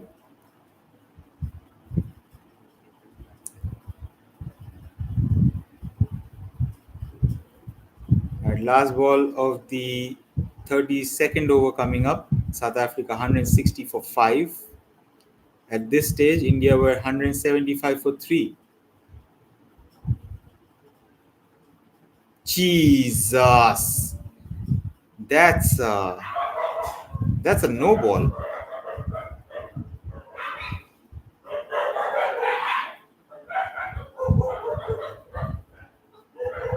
So she's gonna have to reload that.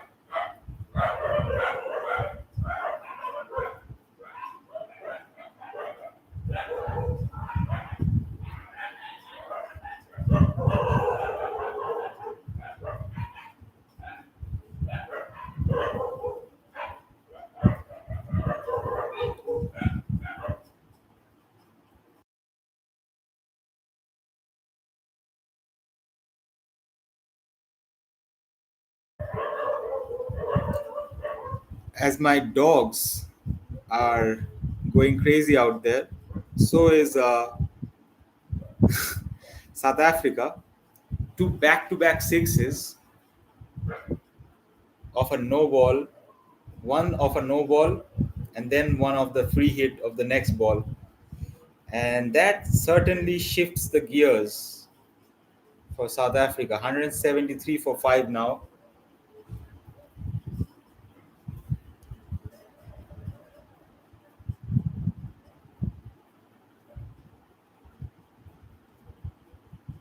After 32 overs.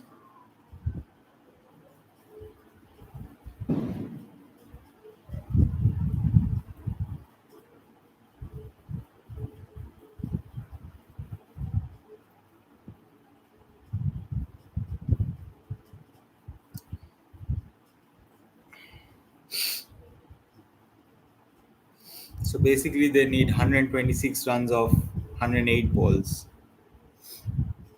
Don't give the ball to Radha Yadav again, man. She has been awful. Awful. On a final, you're bowling fucking rank deliveries, man. That shifts the momentum towards South Africa. For sure, for sure. Two back-to-back sixes. And that also not from Laura Wolfhard. That's the new batter, Annery Derrickson. And I told you guys, man, there's Chloe Tryon and Nadine de Klerk, who rescued the match against India in the group stages. So this is not out. India are not out of the woods yet, and the captain Harmanpreet would know that. Hold on a second. My dogs are going crazy out there.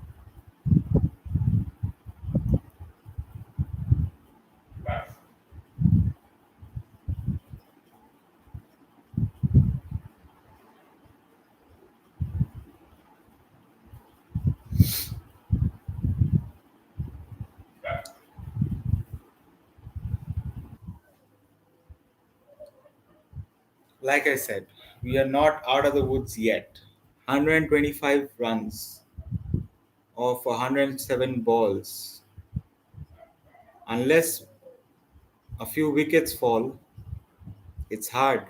It's hard to see how South Africa are not gonna take it to the very end.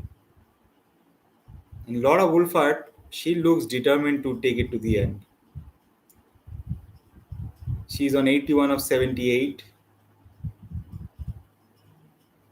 And Annery Derrickson, with those two sixes, she's moved up to 18 of 12.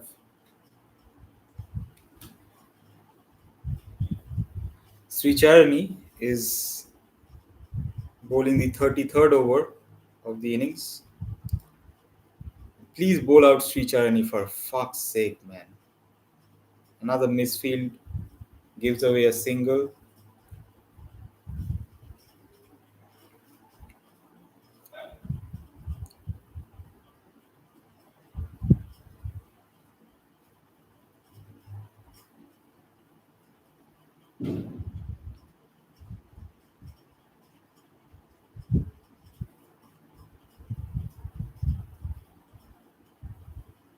Last ball of the 33rd over coming up.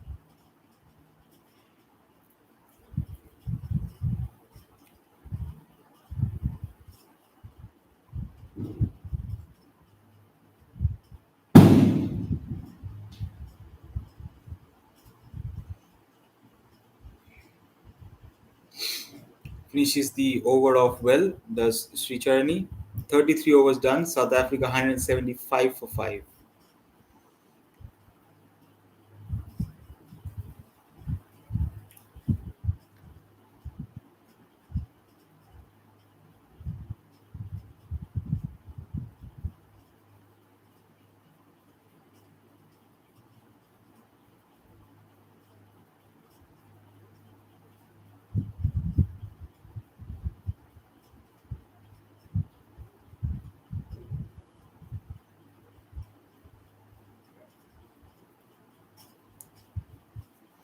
Alright, faster bowlers are now back into the attack.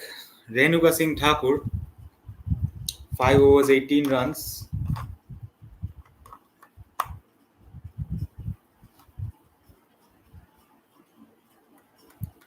She's brought back into the attack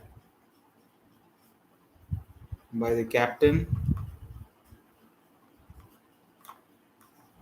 looking to get a breakthrough here, India.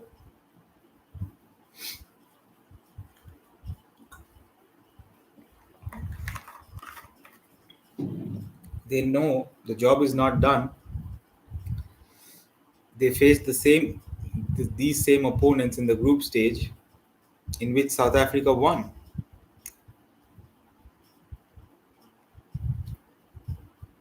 By the efforts of Chloe Tryon and Nadine de Klerk coming down the order.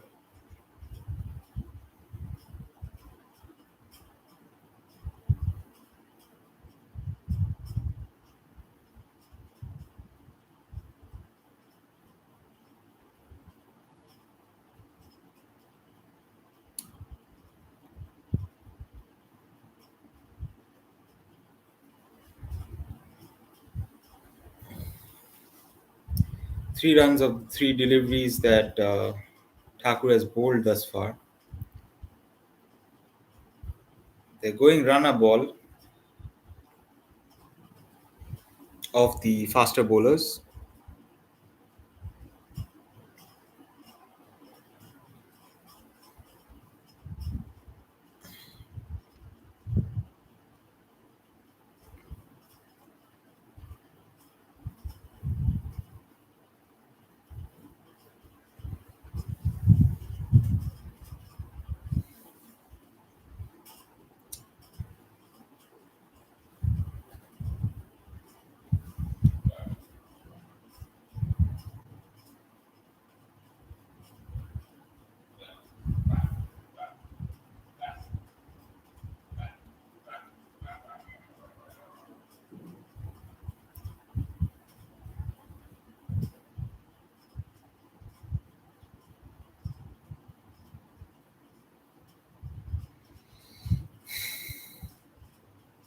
Last ball of the 34th over coming up.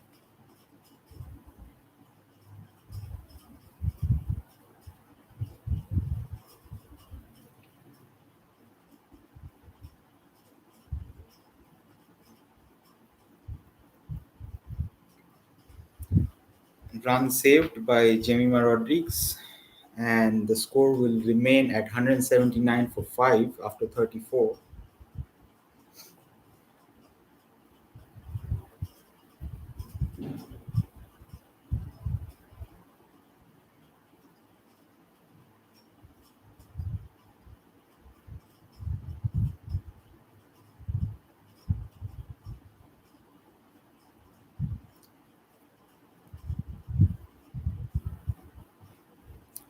Right, Sricharan need to continue. Takes a single of the first ball, does Laura Wolfhard. She's on 84 of 84 deliveries. She's playing a captain's knock, no doubt about it.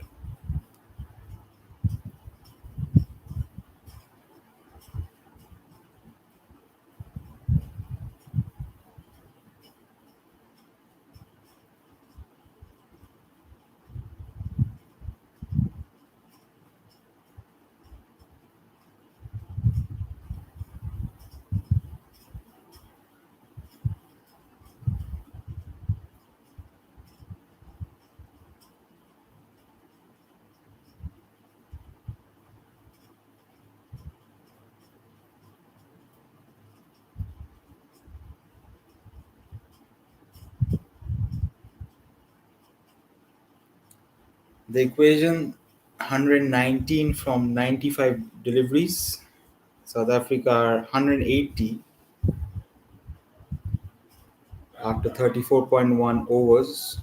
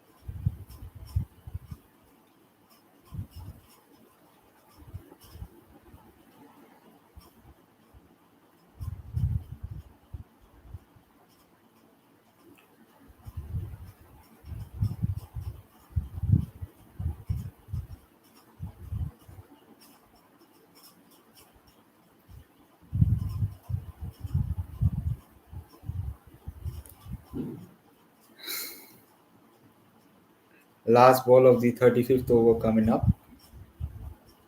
South Africa have taken only 4 runs of this over from Sri Charni.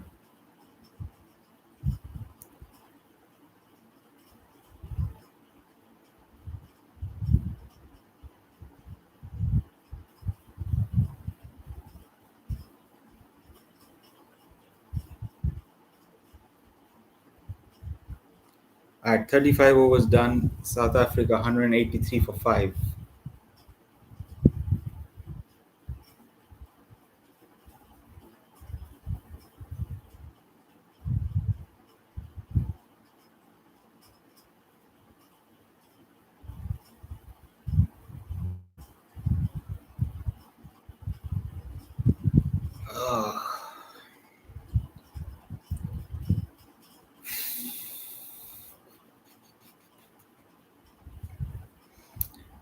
I'm gonna have to see how, like going back, like how long does an ODI game compare to a whole day of a test match? Because I did streams for a test match. I don't know how long it took. 6 hours? It's already past 6 hours now. It's gonna be 7 hours soon.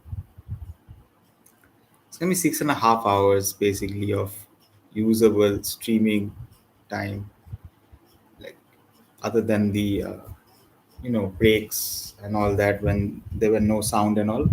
After cutting that, I think it will be probably around 6.5 hours of streaming.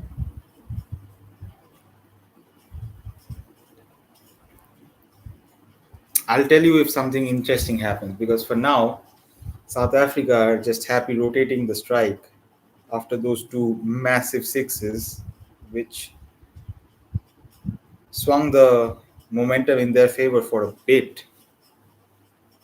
It is still in their favor. 89 balls, 115 runs. We've all played T20. It's not out of the woods yet for them.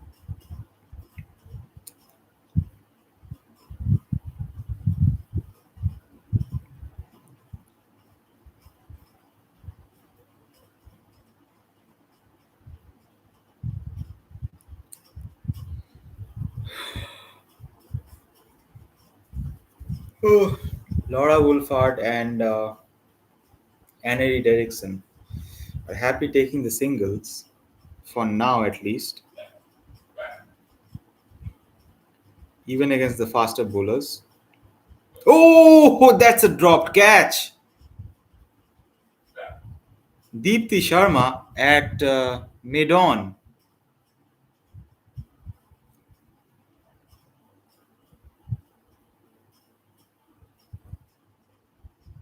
Annery Derrickson trying to find a boundary out of nowhere. Hits it straight to the fielder at mid-on.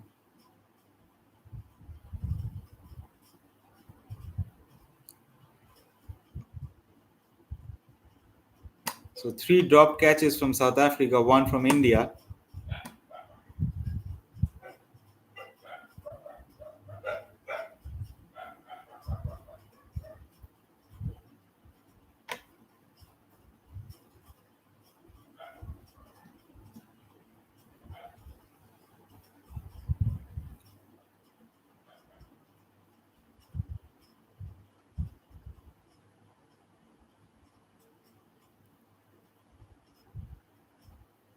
All right, last ball of the 36th over coming up. South Africa 185 for 5.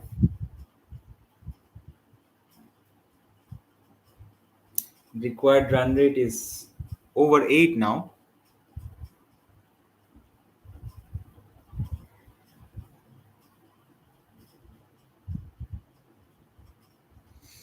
Just a bunch of slower deliveries, man.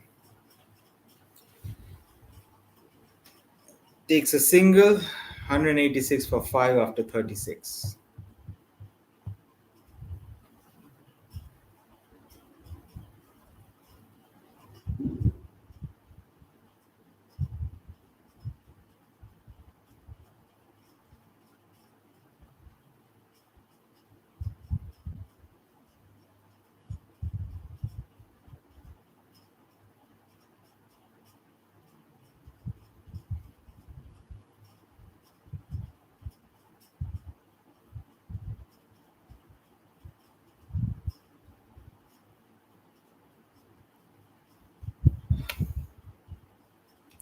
113 from 84. Ah, Shafali. Oh my god, dude.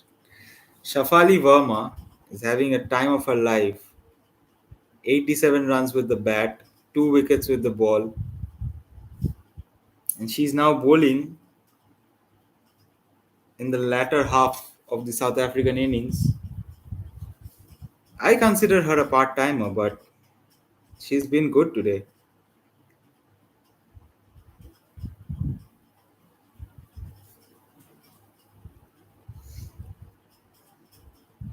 This time, though, Henry Derrickson, it was a bit short, and she swivels and sweeps on it for a boundary. Oh my god. Gets on one knee, hits it powerfully to the leg side boundary.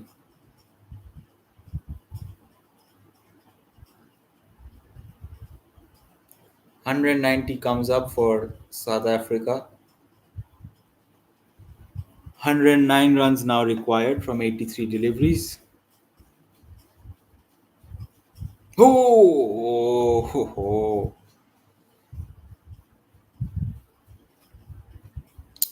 Just a single that was up in the air for a bit. It was behind the keeper, so no harm done for the South Africans. Laura Wolfard is still out there, cool, calm, collected, as a captain should be. Alright, bro, come on.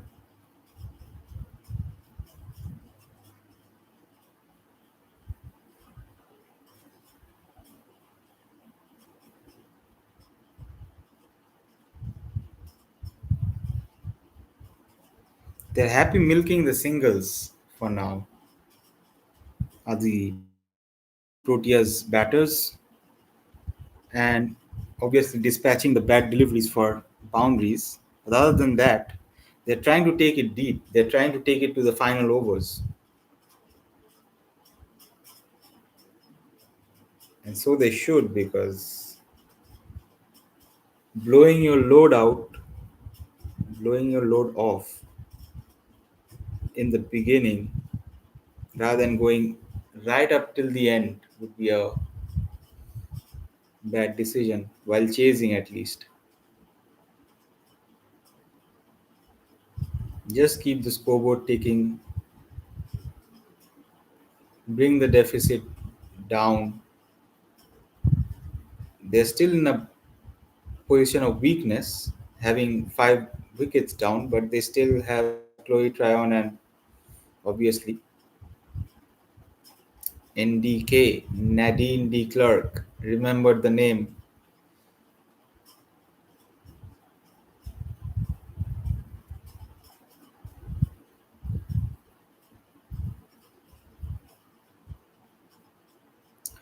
37 overs done. South Africa 194 for 5.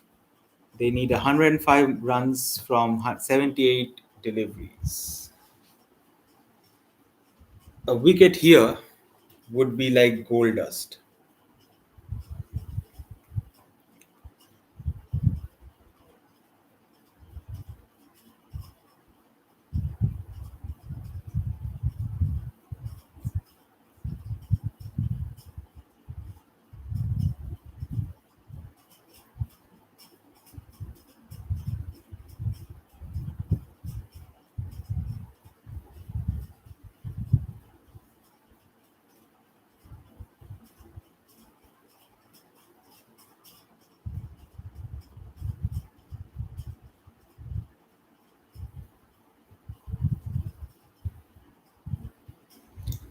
All right, Deepti Sharma's back.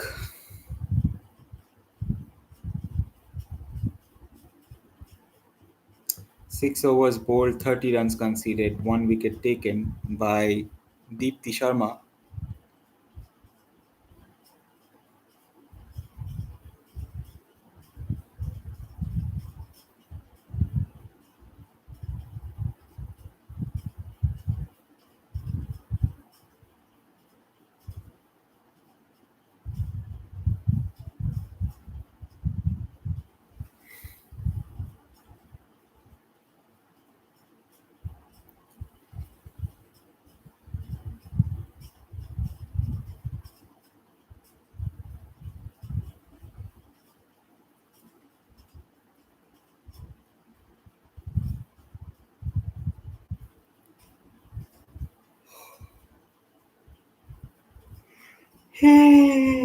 Shit. It's past bedtime, old man.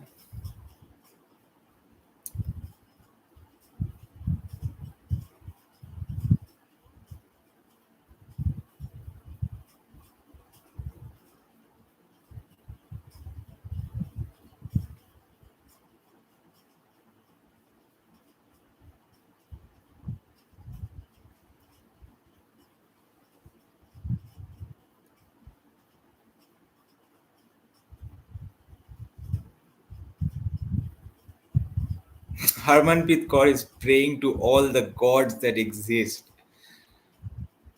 Just give her a wicket, dude.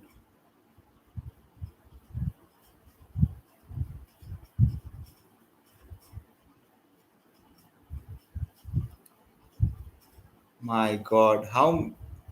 I get it. So much pressure that you have to rely on the gods for a moment. Like, help me, brother. Help me. 38 overs done. South Africa 198 for 5. They need 101 runs from 12 overs. 12 overs, 101 runs. Hmm. Definitely over 8 runs per over.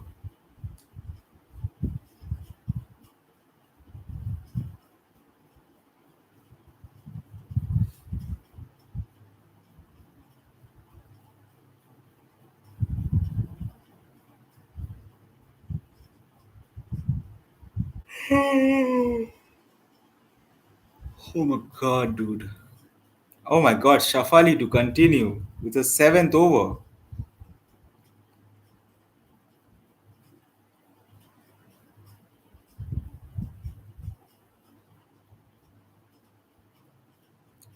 101 runs from 71 deliveries needed.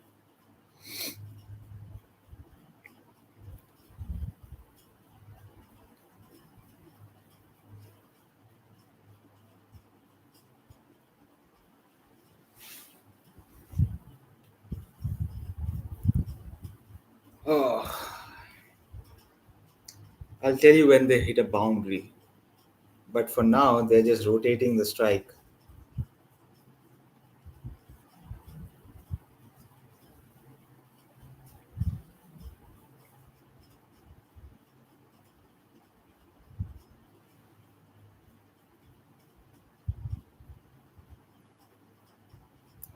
South Africa need 100 more runs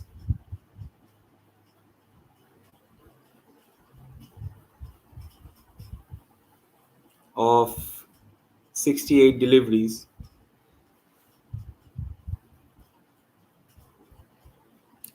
They're definitely behind the 8 ball, but we can't get cocky now.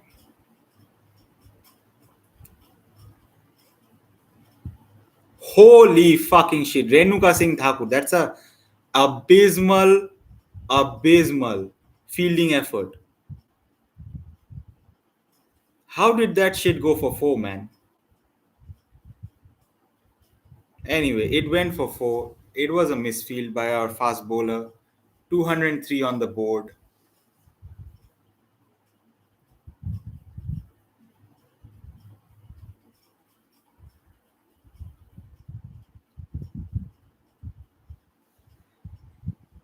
And that's Laura Wolfart again. 94 of 93. She's making a century, dude. You can see it in her eyes. She means business. And what does Shafali do? Give a loft, give a full toss. Another boundary. Yeah, take that. 98 of 94 now, Wolfhard. South Africa, more importantly, 207 for 5. Yeah, no more Shafali Verma overs, please. Get the part timer out of here, okay? 92 required of 66 deliveries. Jesus fucking Christ, dude.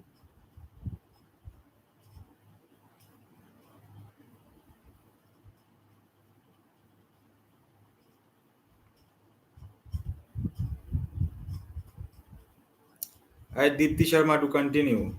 It's the 40th over in progress. Henry Derrickson, by the way, quietly, calmly, has moved up to 35 of 36. While we are looking at Laura Wolfhard and her closing in on her century, she's 98 of 94 deliveries.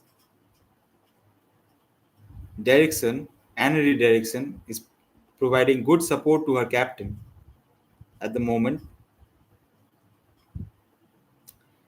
Wolfhard takes a single. She moves on to 99 of 95.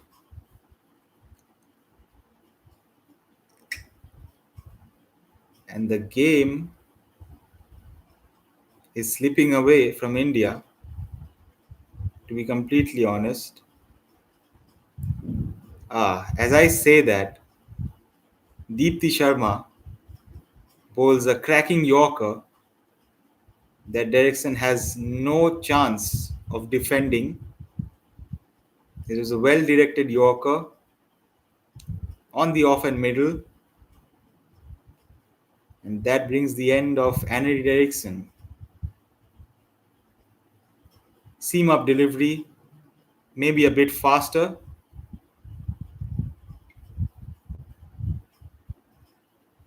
maybe bowled a bit faster.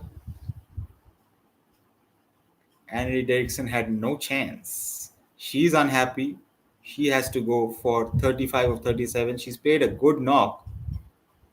South Africa still needing 90 runs of 63 deliveries. They're on 209 for the loss of 6 wickets.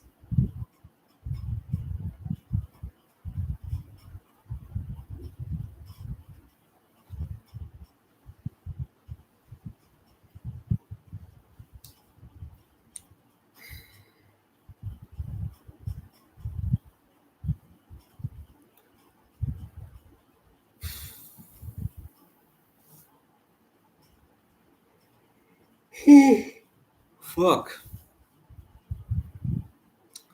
Chloe Tryon is out in the middle, in at number 8, and she obviously can bat, like I have been saying all this while. So South Africa, even though they are 6 wickets down, they still have another batter waiting in the wings, who scored 84 of 54 deliveries against this opposition. Not on this venue per se, but against this opposition, she has scored runs, 84 of 54 deliveries, and she's won that game for her side. So she'll be coming in with confidence, whoever's coming in after another wicket falls. So India are not out of the woods yet. The victory is not okay. Laura Wolfhard has brought up her century. What a knock! And what a player. My God, the entire stadium giving a standing ovation. Standing and clapping, dude. That's what we want to see. Educated crowds. And this is not football. This is cricket, right? You can appreciate the opposition's, you know, performance, even though it comes your cost, at the cost of your team losing. Sorry. 40 overs done, South Africa 211 for 6. They need 88 runs of 60 deliveries. All right, last 10 overs. We out here, ain't we? We out here. Let's see how it pans out. All right, over, overs 31 to 40 have been good. Overs 11 to 20 have been good for South Africa. Overs 21 to 30 has been a little lackluster. The middle overs, the crunch overs, that's where they lost the most wickets. But it all comes down to the final one. 60 balls, 88 runs, and it's Amanjot Kaur into the attack. Well, at least she replaces Shafali Verma.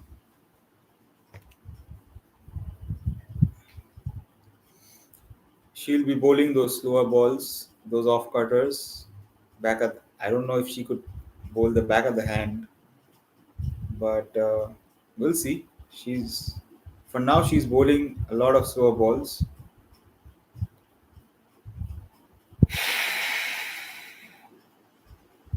Oh,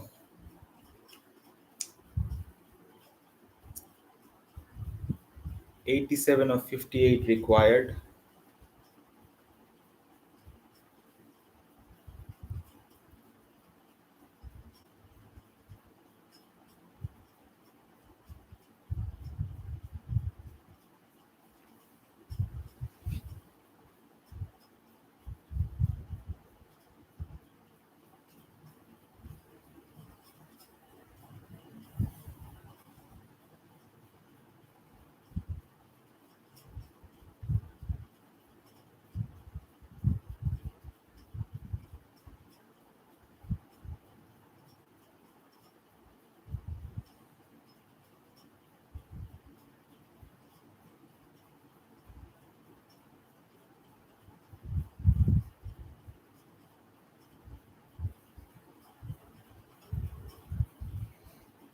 Chloe Tryon gets a boundary on the offside this time, pierces the infield quite comfortably.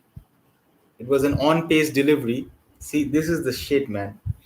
On pace delivery will fly off to the boundary at this point of the game. It's got to be slower delivery every single time. Every single time, bro. 83 or 56 required now.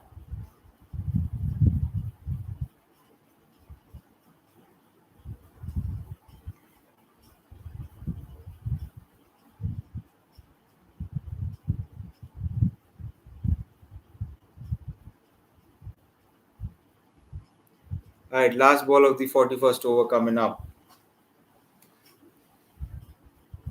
South Africa 218 for 6. They need 81 or 55.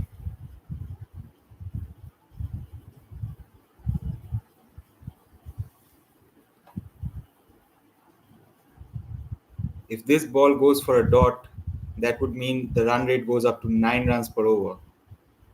If.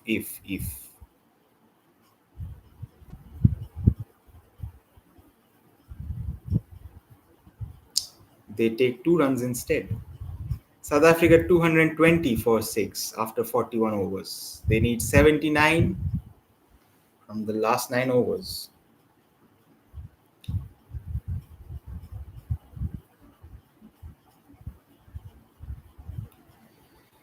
Man, I might just start smoking a cigarette right now.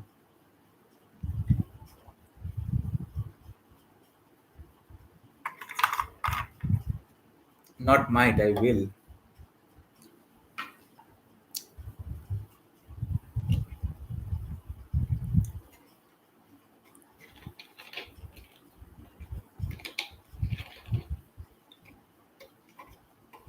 Maybe I'll wait for a wicket and then smoke a ciggy. Uh, Laura Wolfhard goes for it. You know why I made that sound? Do you know why I made that sound? Go back and watch how the catch was made. How Amanjot Kaur caught that. Alright, then you come back and tell me why I made that sound and all that. I'm gonna take a break, okay? This is fucked up. Deepti Sharma bowls it to Laura Wolfhard. She decides to go for it. It goes high up in the air. Amanjot Kaur catches it. 1, 2, and she finally holds on to it. Bro, I can't be bothered with this shit. I'm gonna have a smoke break. I don't care. Guess what? Just guess. Another wicket falls. Definitely, they have reviewed it, the South Africans. But, geez, what a turn of events. In the space of 1 over, that is.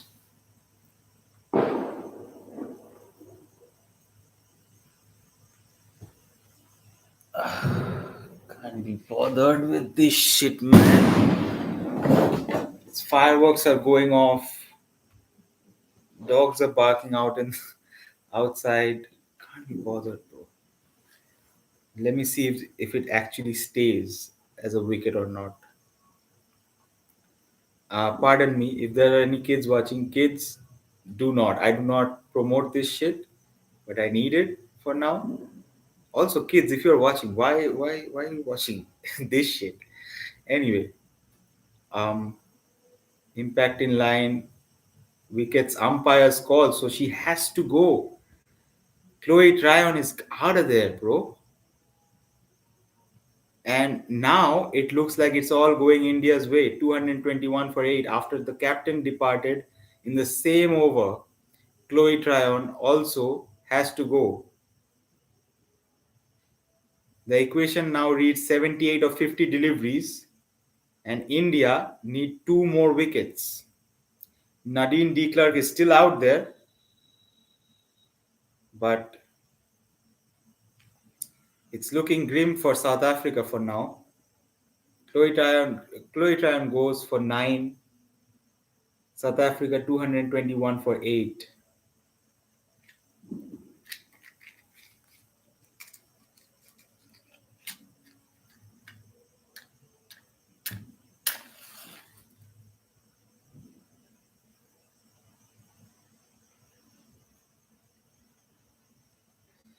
I'm sorry, kids. I'm sorry.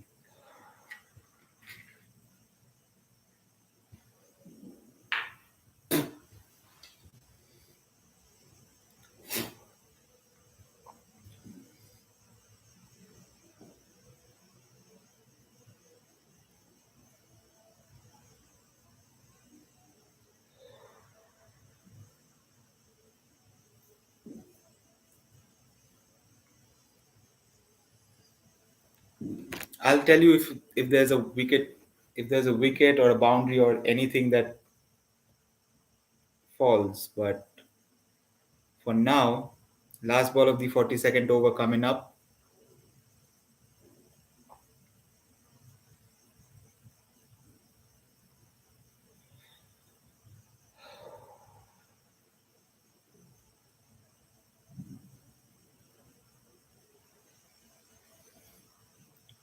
In a way, South Africa tried their best. At least their captain tried her best, but they were always behind the 8 ball. They were rotating the strike. They were, but there were no massive partnerships. There was just Laura Wolfhard on one end, and then the others.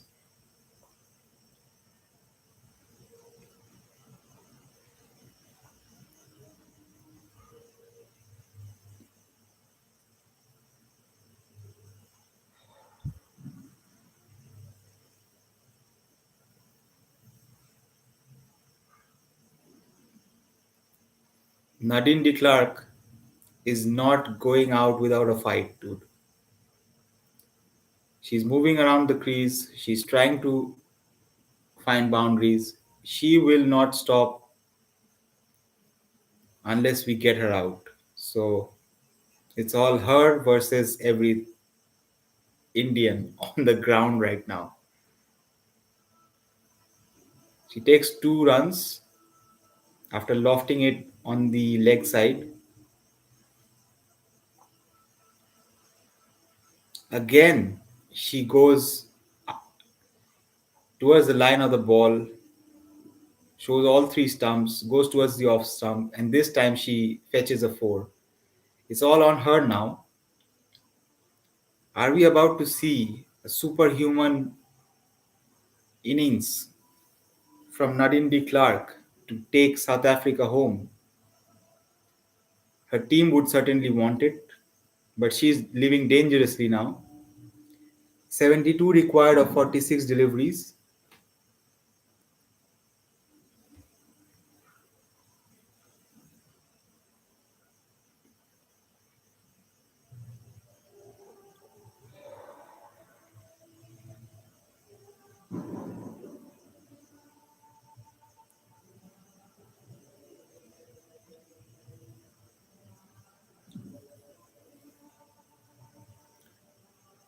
The LBW against Chloe Tryon was also a seam up, not it wasn't a seam up delivery, but it was not a spinning delivery.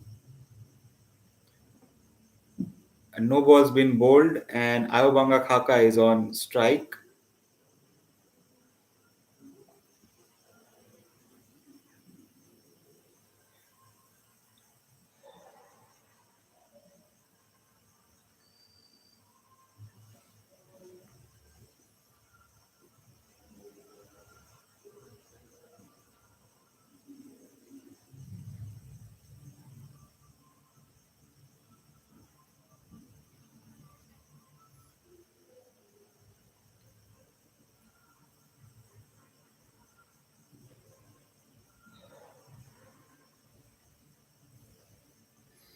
Nothing came of the free hit because you can't expect anything from a tail ender, bro.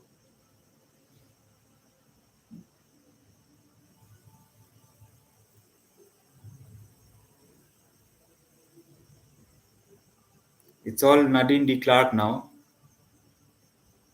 unless Sricharni gets Ayobanga Khaka out.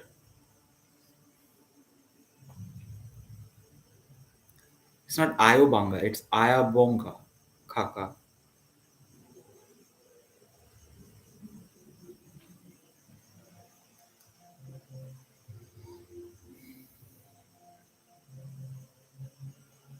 South Africa needs 70 more runs.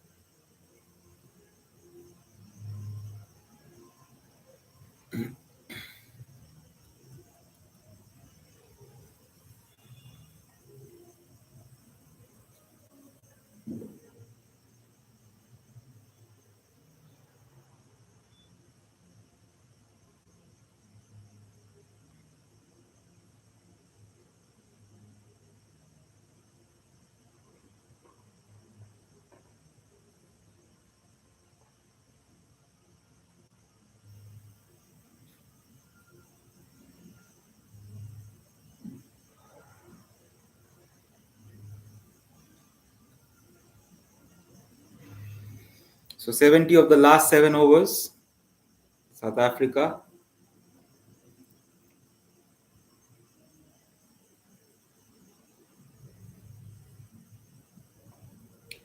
And it's all down to Nadine de Clark.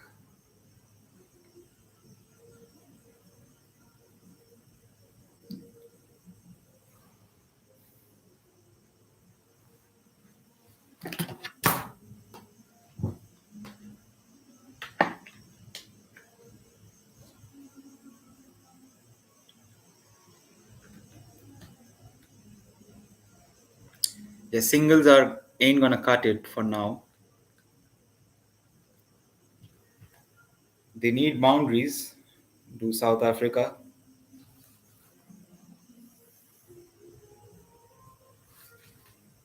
7 hours on stream.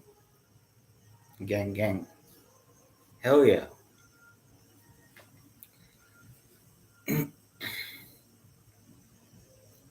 Whew. Could have been a caught and bold effort there from the bowler.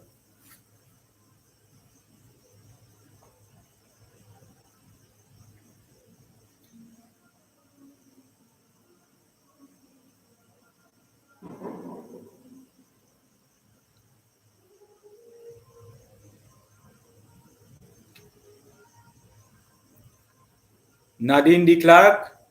Oh my God, that's dropped by Jemima Rodriguez. It's all going down at the moment. I mean, that would have been a that is a bad missed opportunity. That would have been the end of the game, bro. If Jemima would have held on to it, it was a straightforward catch, dude. We should have done better, but we're not complaining right away.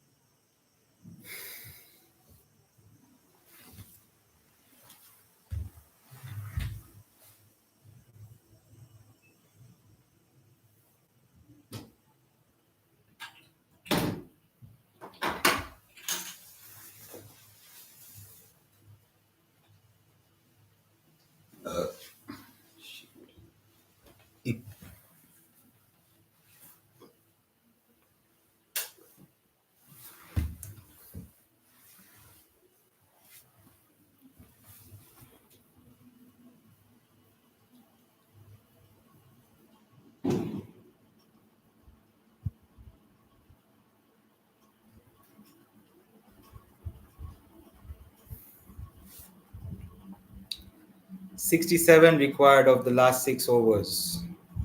Required run rate up to 11 now.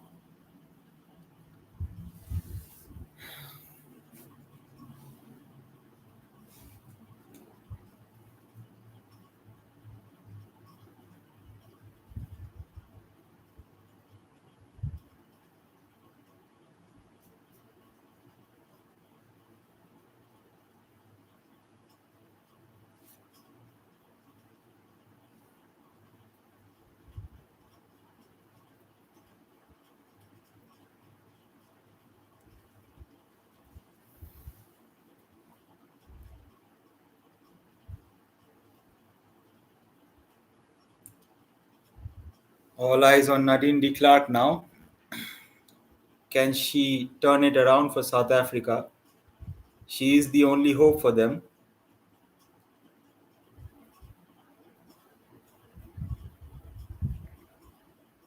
She's trying her damnedest, bro.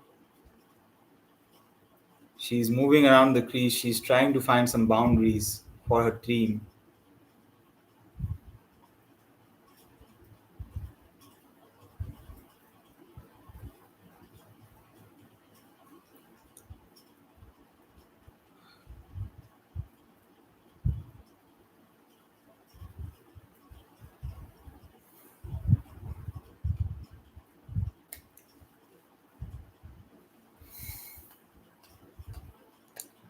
South Africa definitely dead man walking, dead woman walking. I don't know what's. This time she does find the boundary. Nadine de Klerk heaves it onto the leg side, gets a boundary for her effort. Again, this is the only wicket that India need at the moment because she's the one who poses any threat.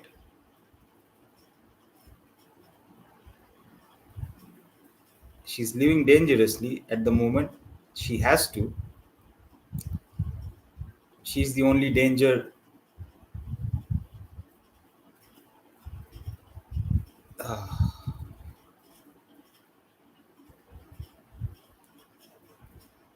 It's a wide and a four. The equation comes down to 58 of 32.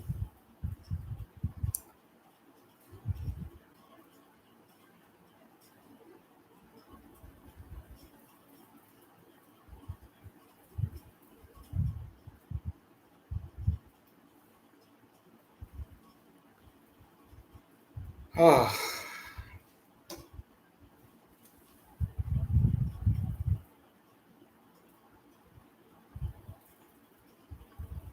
again wide.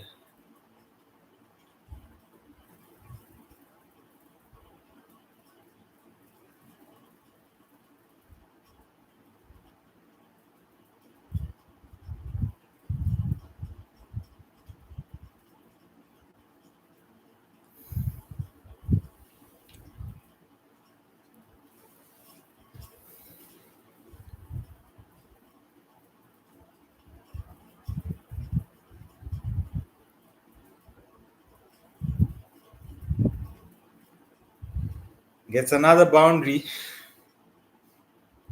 Does Nadine de Klerk. Last ball of the 45th over coming up.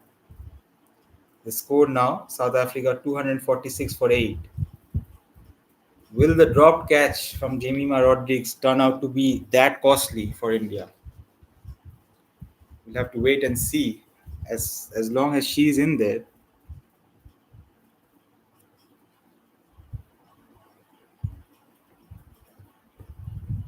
anything can happen. Let's not entirely write off South Africa for the moment. We need a wicket. India needs a wicket at the moment.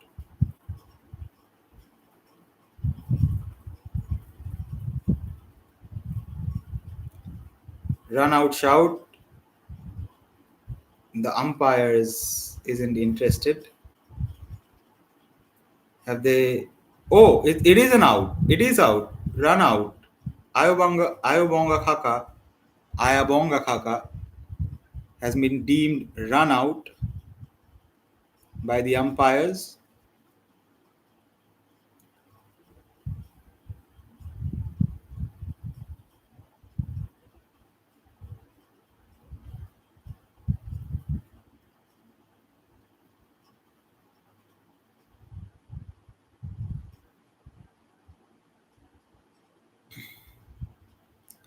So just one more wicket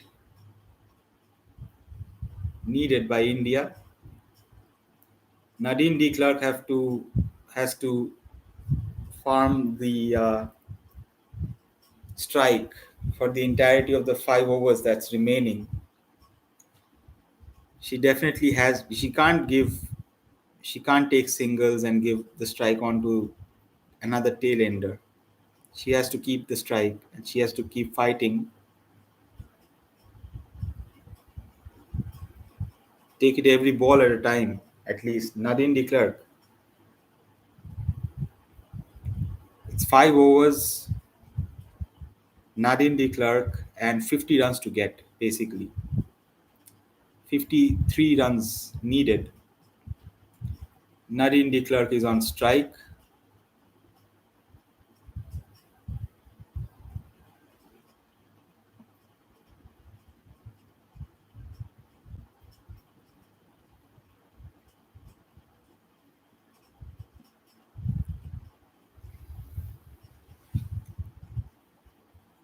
Deepti Sharma has got the ball in hand.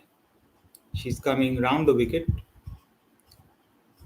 to Nadine de Klerk.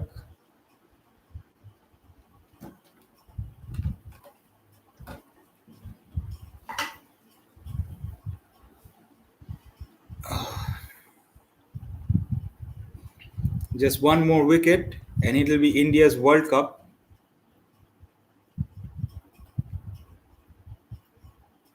Maiden ODI World Cup trophy.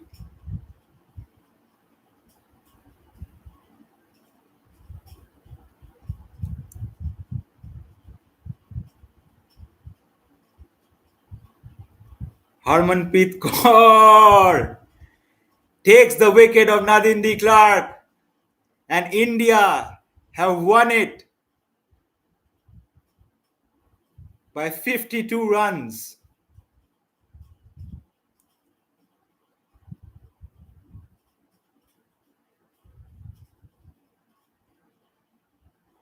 Unbelievable scenes. It had to be the captain and it had to be Deepti Sharma. Most wickets in the ICC Women's ODI World Cup 2025, and India have won their first Women's ODI World Cup. Harmanpreet Kaur, what a feeling for her, man. The last wicket falls and it's the captain taking a superb catch in the cover regions. What a relief. What a game we had. Obviously, sympathies for Laura Wolfhard. Her century uh, didn't didn't amount to her team winning, but we have a new champion on our hands. India have won it. At least the Indian women have won the World Cup, we can say, in India. So what a game. What a game we have witnessed. What a night. What a moment. What a moment for me. On this channel, I have covered Asia Cup final, now the ODI Women's ODI World Cup final. This is the first ODI, and this is the first women's game that I covered. This is the first ODI that I covered, and that ended up with India in the victorious side. So I can't be more grateful. I can't be more happy as an Indian fan. Obviously, there will be defeats. Obviously, I have to sit through defeats and all that. But for now, it's such a good feeling for me to witness all of this as a fan. It's such a it's such a good feeling, you know. I don't know, I don't have any words. I'm not I mean, I should be uh,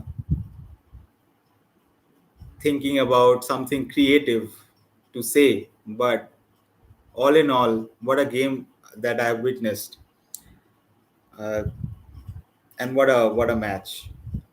Thank you everyone for all of those who've come in and checked in on the stream. Thank you for supporting, and yeah, this is just a great feeling altogether. House of Cricket will be back with more streams, but for now, let's enjoy this World Cup victory. I won't be sitting here till they lift the trophy. I'll be watching it by myself, but wow, what a feeling, what a game. Kudos to Harmanpreet Kaur and her team for getting over the line. They were not unbeaten. They beat the unbeaten side in the semi-finals. They came into the finals with so much confidence, and they've carried it on since. Throughout this match, they looked the better side for most part. South Africa had been behind the eight ball for long parts of the game, and now celebrations are in order. Like I said, I'll see you when I see you. House of Cricket will be back, and for now, I bid you bye. I bid you guys adieu. Goodbye and good night. Boom.